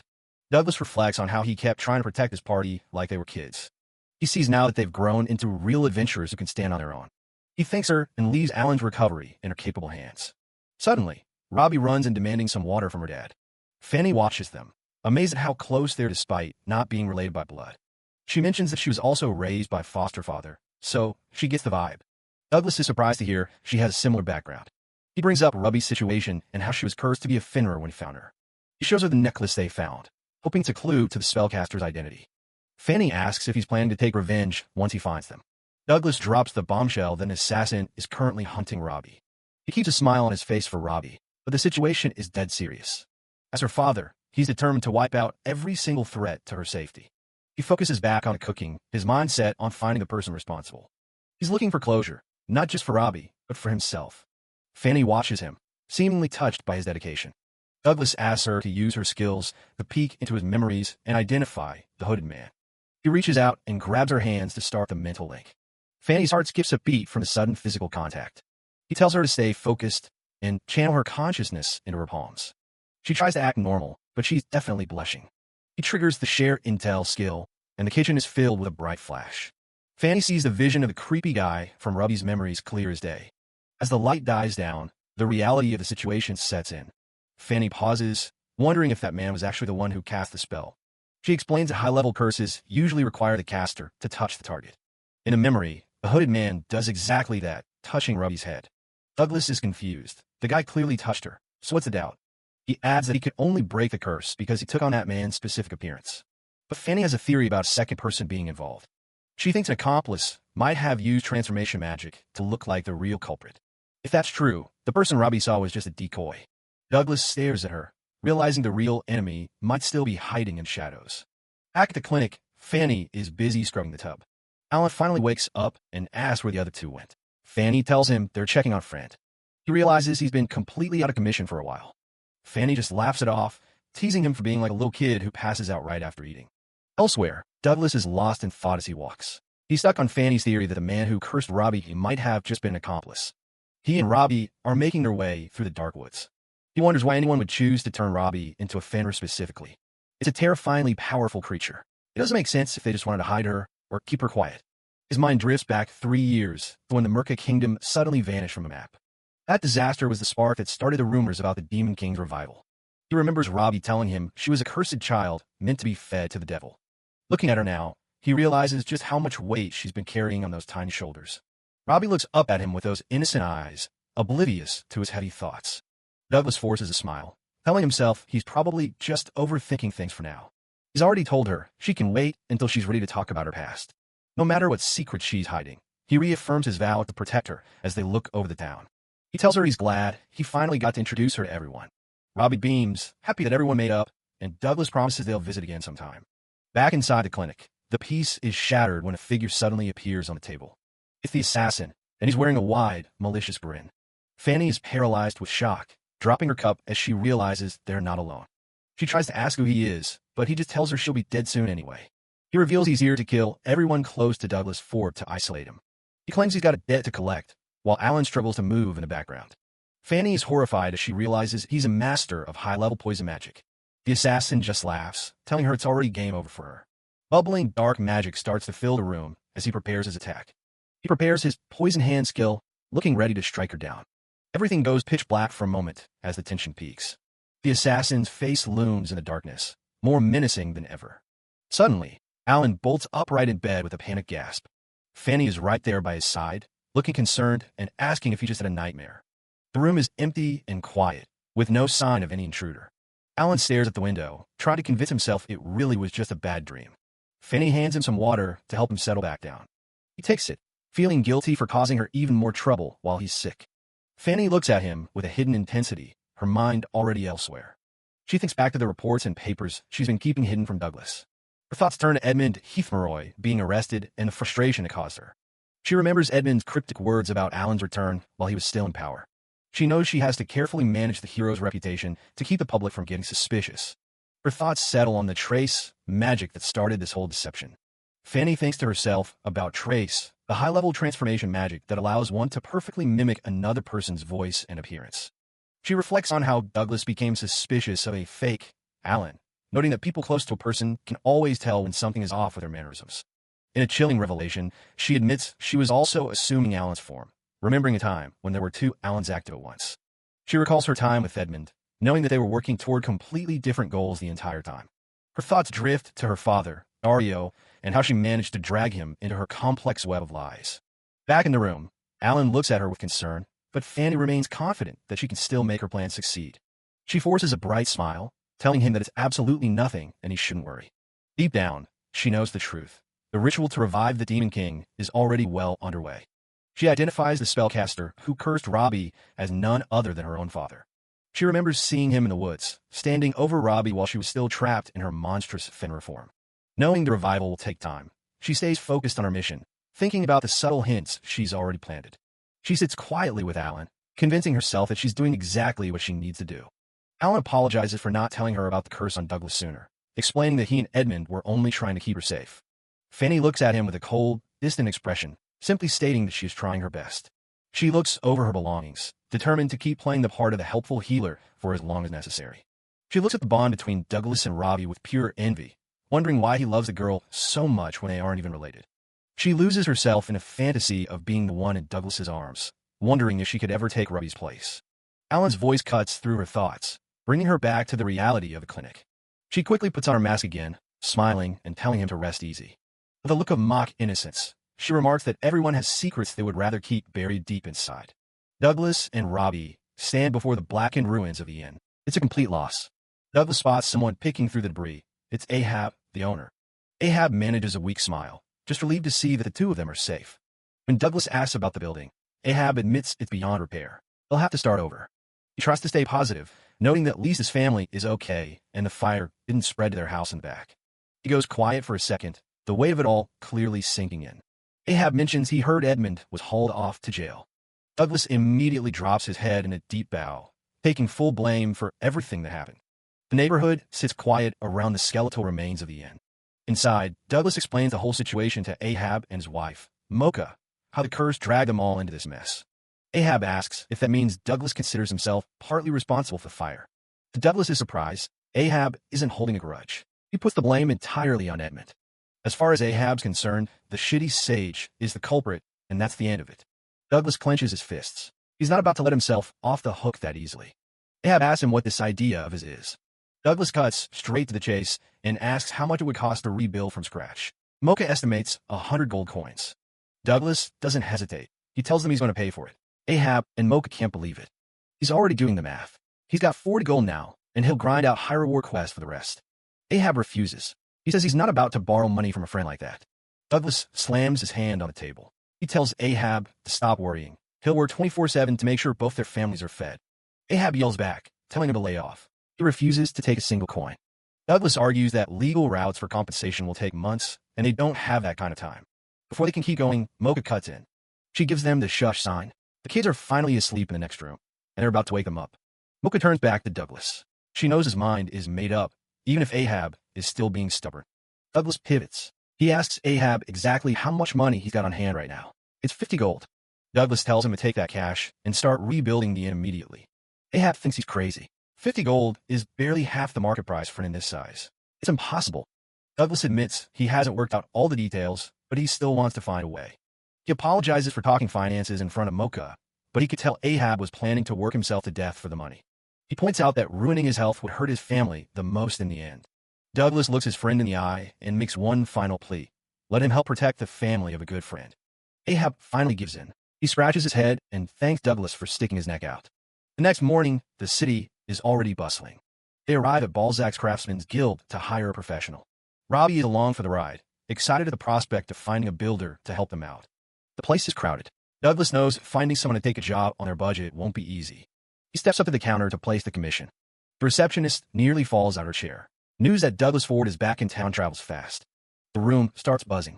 Everyone is wondering why a legendary adventurer is looking for a builder. Suddenly, it's a mosh pit. Builders are jumping over each other to pitch their companies for the job. Douglas holds up his hands, trying to get some breathing room while Robbie hides behind him. The builders at the guild are practically laughing. 50 gold to rebuild a whole inn? They think it's a joke. They point out that even if the land is already owned, it's just not a realistic price for a place like the Pig's Night Cry, especially in a prime location like Balzac.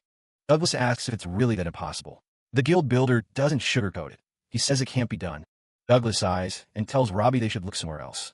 But just as they're about to leave, a voice calls out to them.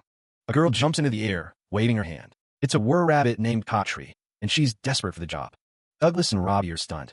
They've never seen a rabbit beastkin builder before, let alone one carrying a full set of heavy-duty tools. Douglas asks if she's really a builder. Kotri beams and starts to introduce herself, but the other guild members are already whispering.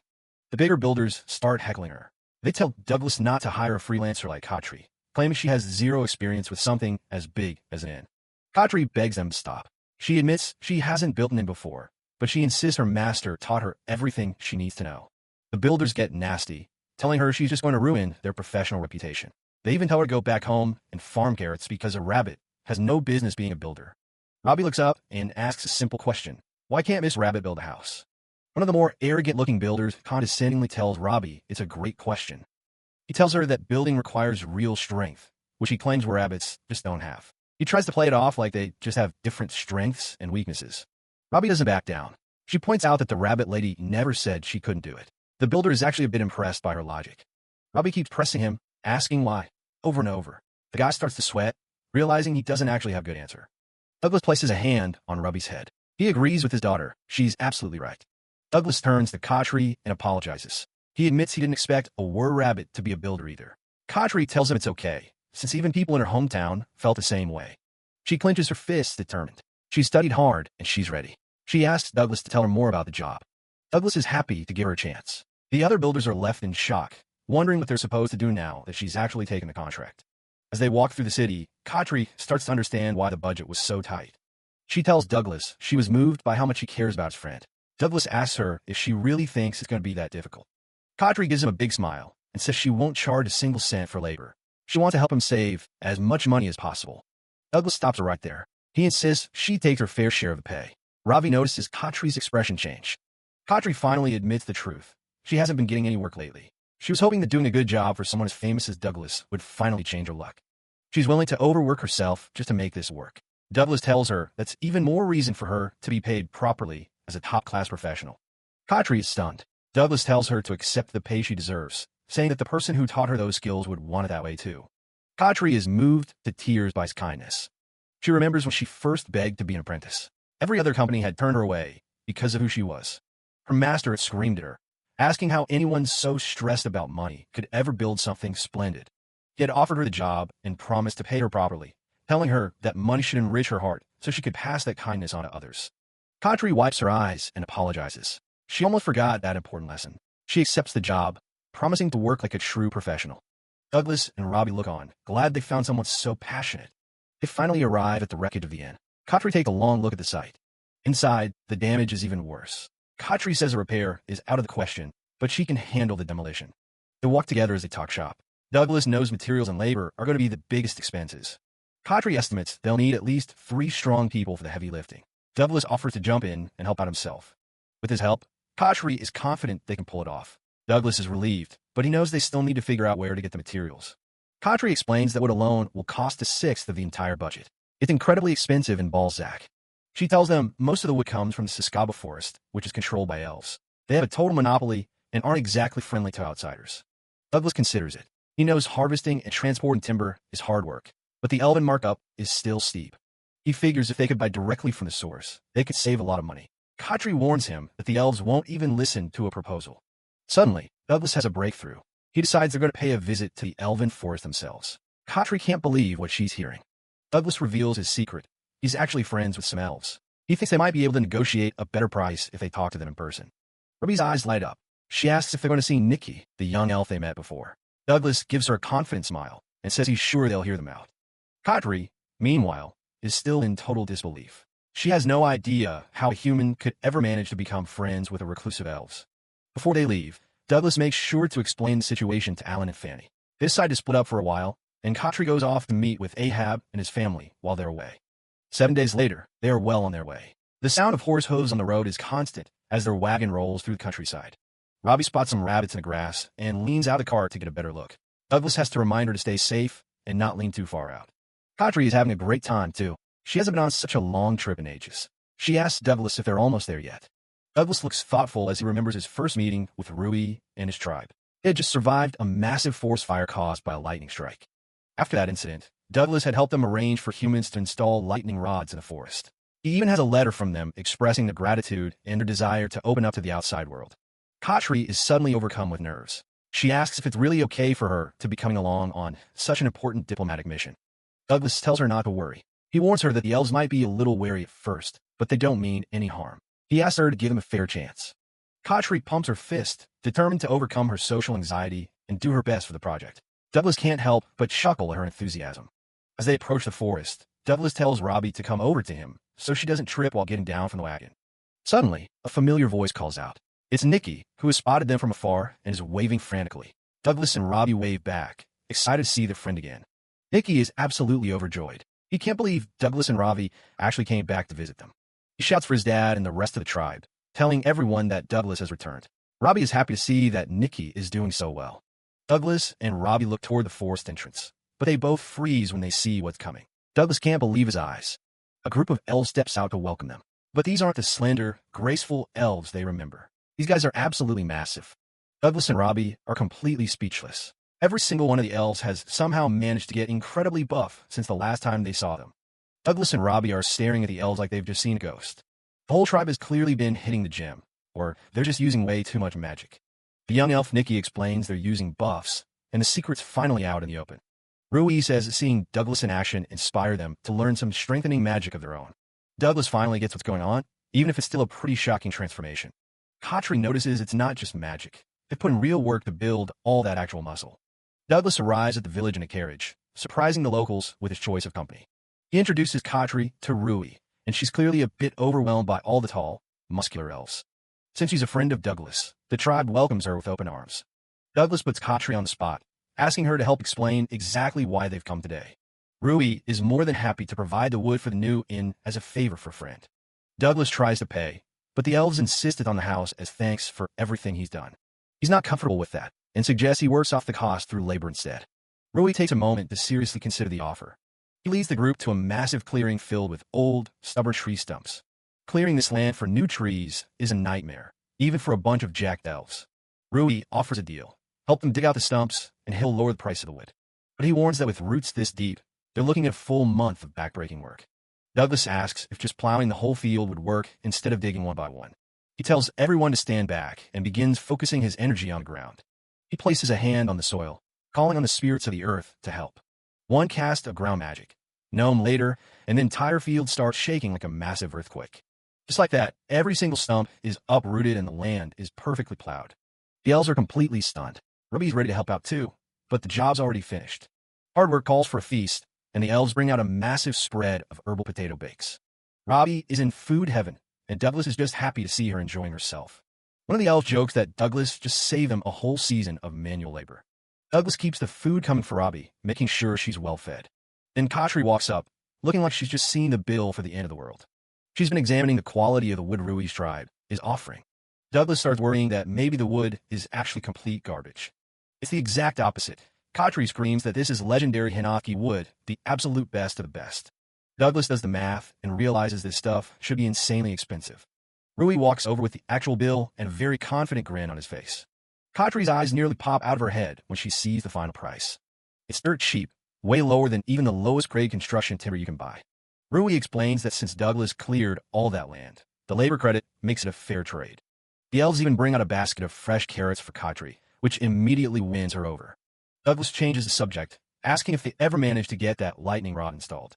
Rui's expression turns sour. Looks like they hit a major snag with that plan. He explains that the person in charge of trade in Balzac refused to help them. He thinks the humans found them suspicious since the tribe has been isolated for so long. Rui explains that the elves were driven deep into the forest thousands of years ago after losing a war against humans.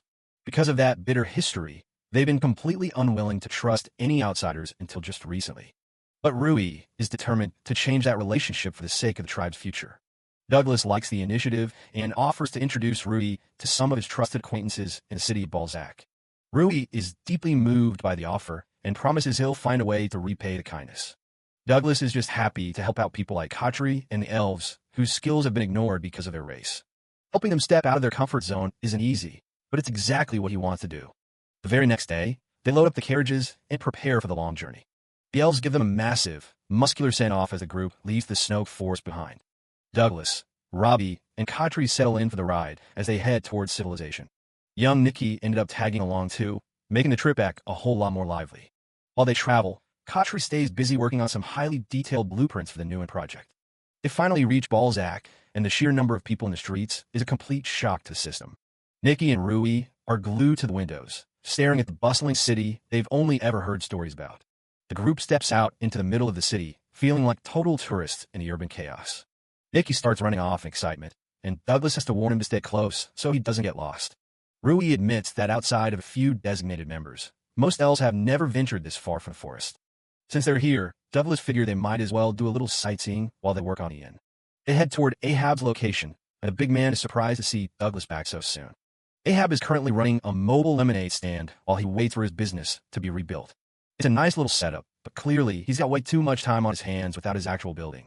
Douglas introduces Rui to Ahab, his wife Mocha, and their daughter Diana. Katri steps up next, asking Ahab and Mocha for a few minutes of their time to talk business.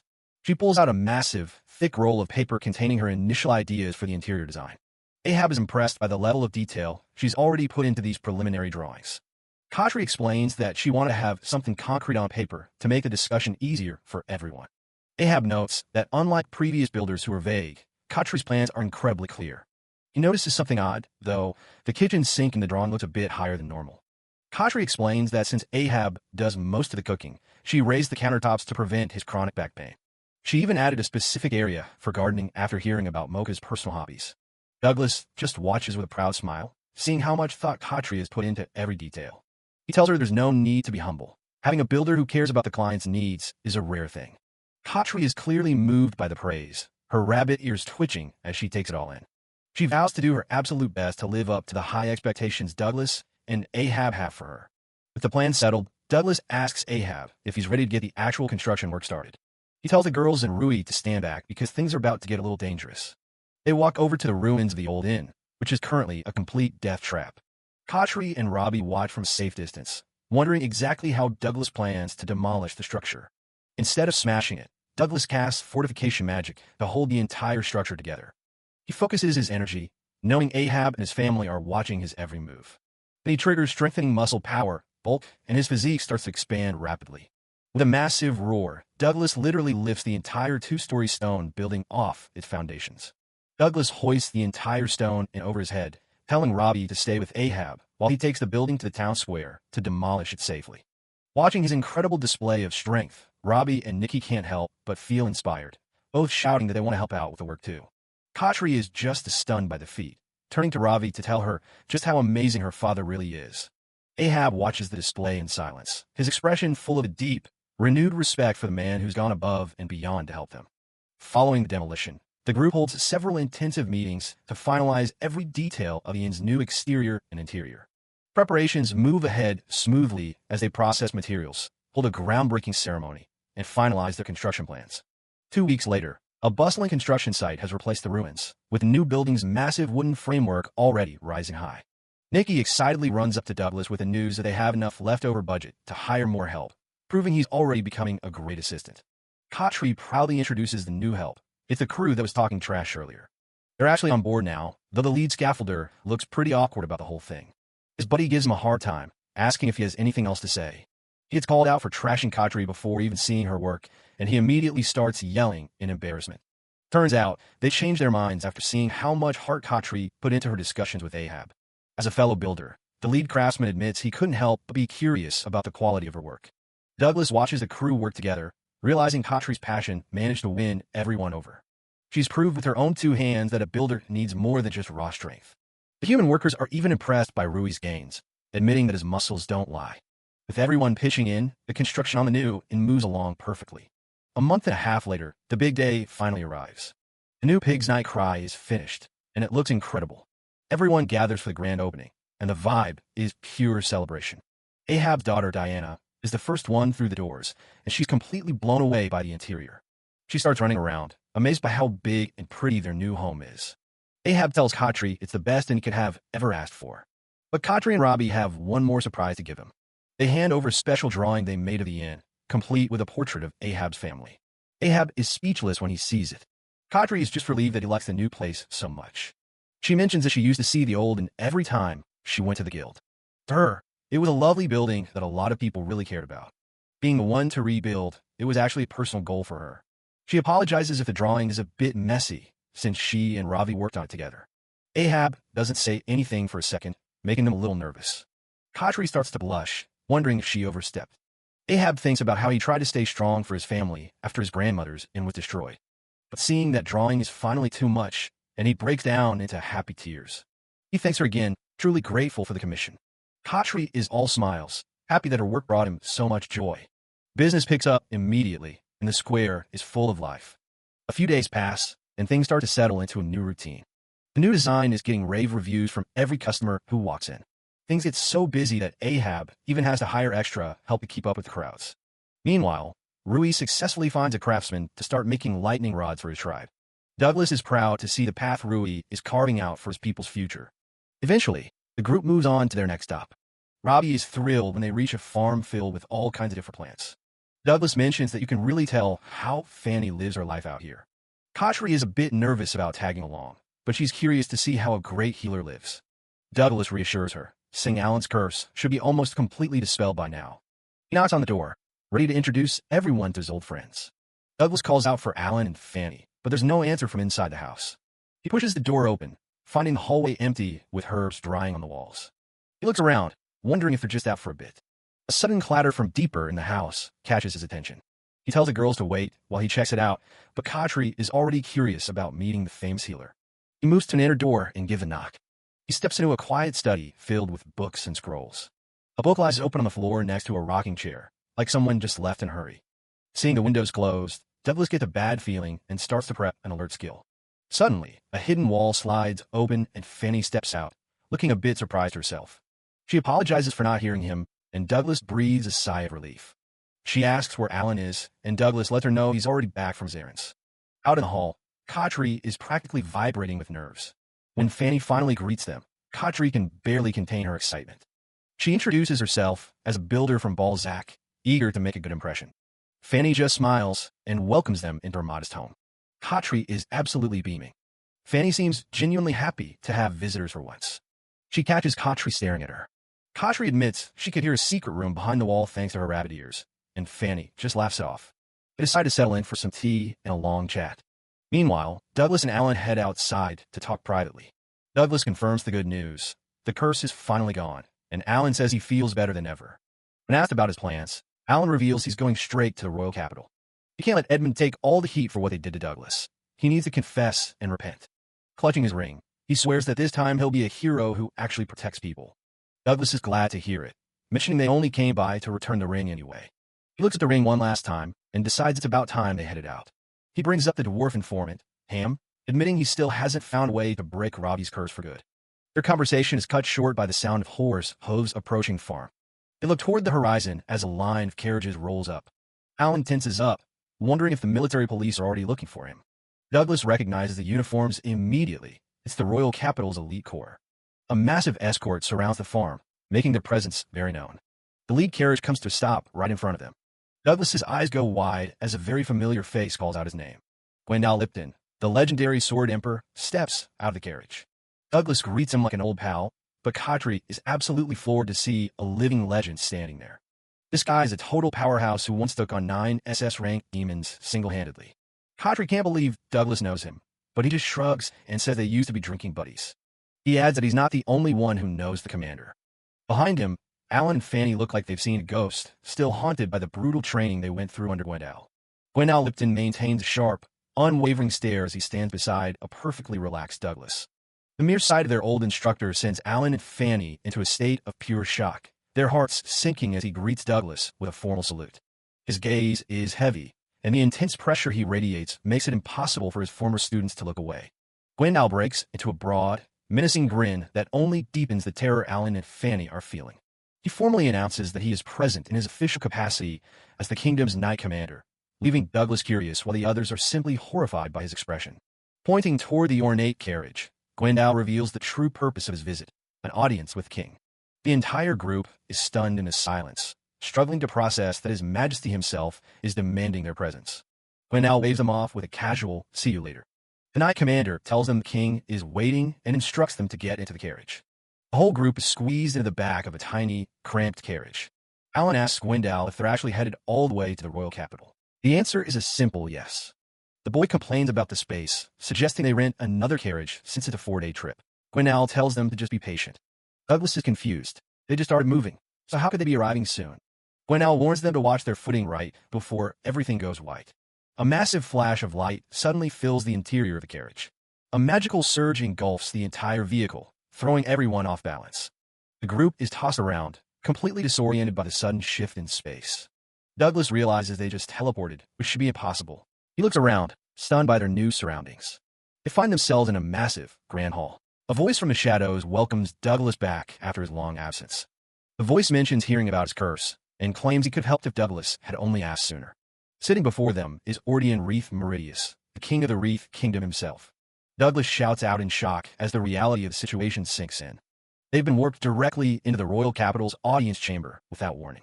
Alan and Fanny immediately drop to their knees to pay their respects to the monarch.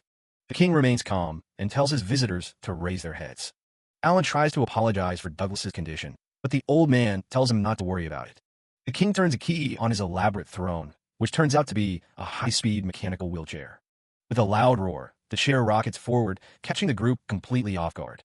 The king starts drifting and skidding across the polished floor at high speeds. He laughs, asking them how they like his custom ride built by a close acquaintance. Alan thinks it's the coolest thing ever, but Douglas just looks exhausted by the king's usual antics.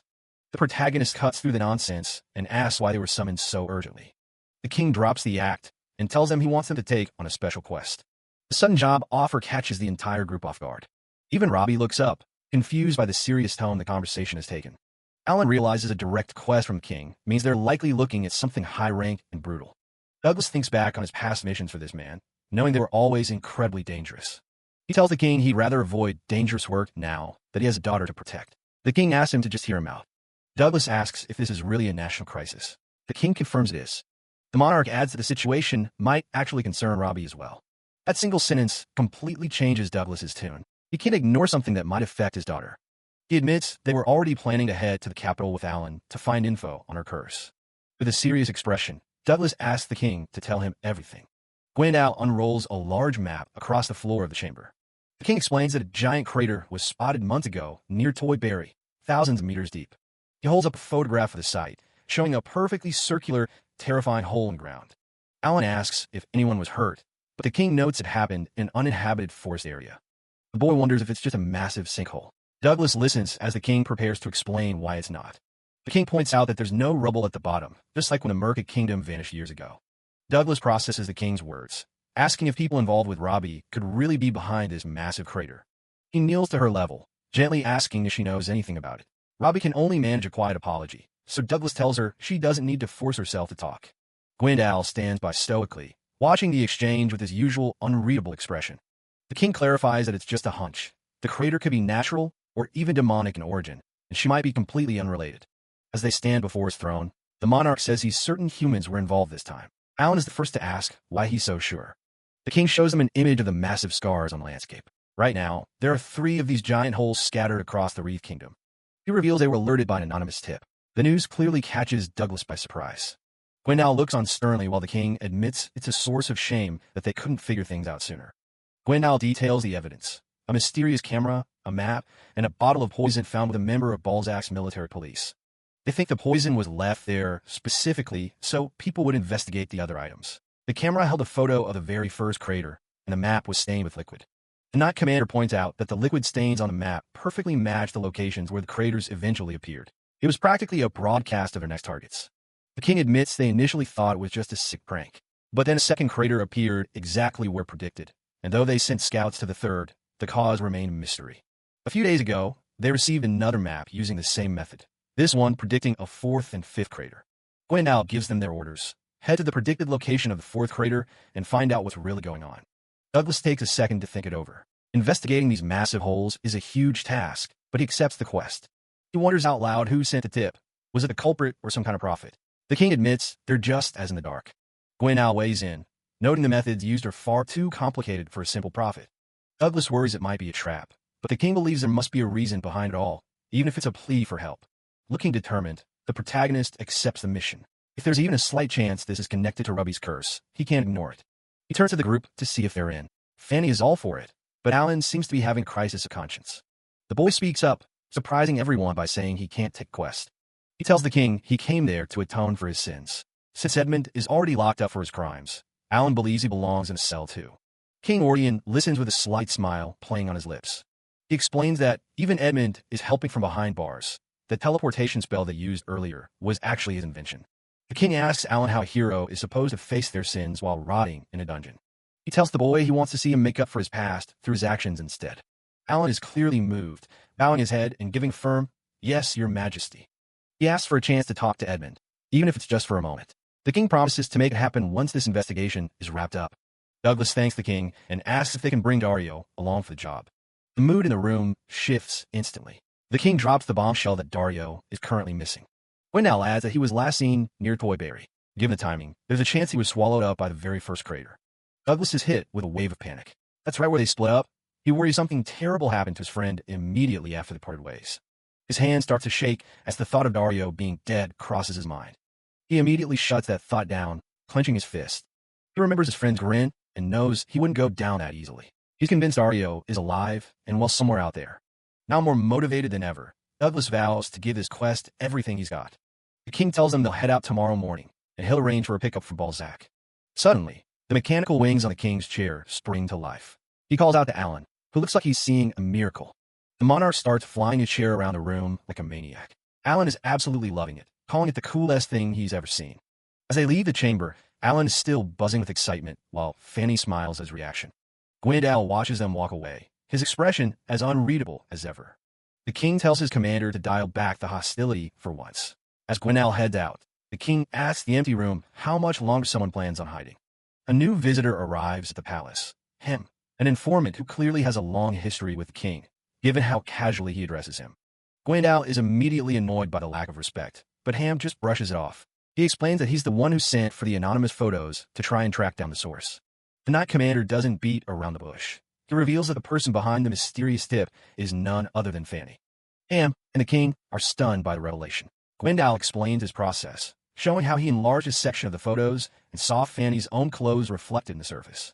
Ham notes that the evidence goes even deeper. The poison and the liquid found on the map are made from plants that only grow near Fanny's home.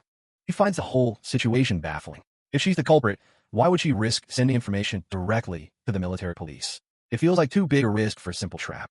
Regardless of her motives, Gwendal isn't interested in making excuses for someone who might be a threat to the kingdom. He's prepared to take drastic measures and end her life if the investigation proves she's dangerous. Ham tells him to cool it, but ultimately says he won't interfere in Gwendal's duties.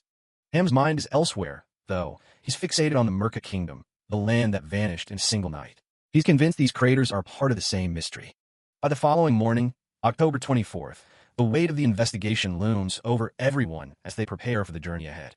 A map of the Wreath Kingdom lays out the scale of the disaster, marking the 3 existing craters and the 2 predicted locations yet to come. Douglas, Robbie, and Fanny meet up to depart.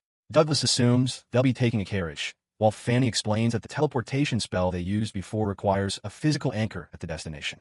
Douglas quickly realizes that as long as they have the spell fixed to the carriage, they'll be able to teleport back to the capital in an instant. Just then, Fanny comes rushing toward them, breathless and offering a frantic apology for her lateness. Looking around, Douglas notices a glaring absence and asks about the missing member of their group. Fanny explains the situation. Alan won't be joining the investigation today because his fever flared up again during the night. The news takes Douglas by surprise, his brow furrowing as he processes the change in plans. He asks if she was able to heal him, but Fanny explains that she's left him to rest at her place. Given his recent recovery from a curse, pushing himself now would be too dangerous. Douglas does his best to keep Ravi's spirits up, telling her they'll just have to work twice as hard to make up for Alan's absence. Gwendal arrives to oversee the mission, his presence adding a layer of tension as they finally set off. The carriage rolls through a bleak, mountainous terrain, the silence of the landscape matched only by the heavy atmosphere inside. Fanny sits quietly, her pen scratching against a notebook as she wonders how Alan is faring on his own. She's meticulously writing down an update on her residence, a task that seems far more important than a simple diary entry. As she looks over at Douglas and Gwendal, she can't help but think about how quiet and lonely her home must feel right now. She can feel Gwendal's intense gaze boring into her, his suspicion almost palpable even though he hasn't said a word. She's certain he's already pieced together that she was the one who sent the anonymous pictures. The silence is agonizing. She wonders if he's testing her or waiting for her to slip up. The stress has her stomach tied in knots. Hidden beneath her collar, a magic item is embedded directly into her neck, a constant reminder of the leash she's on. She knows that every word she speaks and every move she makes is being transmitted through that device. A chorus of voices and sounds fills her mind, ordinary questions and idle chatter from the group that feel like a cacophony against her internal panic. She struggles with the weight of her secret, looking at the strange wooden dolls that seem to mirror her own lack of agency. The terrifying truth is that her father, a man with manic eyes and a twisted ambition, is listening to every single second of their journey from his dark workshop. She remembers the day she received the order through the neck implant, her father's voice commanding her to clear an area for a ritual. That ritual resulted in the first crater, and she can still see the image of Dario being swallowed by the earth, a victim of a plan he never saw coming. While she still doesn't understand the mechanics of how her father creates those massive holes, she knows his ultimate goal is the revival of the Demon King. She's resolved to stop him at any cost, her eyes flashing with a mix of fear and sheer determination. She knows the risks. If Gwendal arrests her and uncovers the connection, her father will kill her instantly by detonating the item in her neck to keep his secret safe. She desperately needs to find a way to warn someone, her eyes darting toward Douglas as he sits nearby. Seeing Douglas laugh, she considers her original plan, to have him use his unique share intel skill to read her mind directly. She had staged the fake Alan incident just to get his attention, but so far, her attempts to communicate without alerting her father have failed. Her father claims the fifth crater will be the last step in his ritual. Fanny is willing to let the fourth one happen if it gives her enough time to stop him before the finale.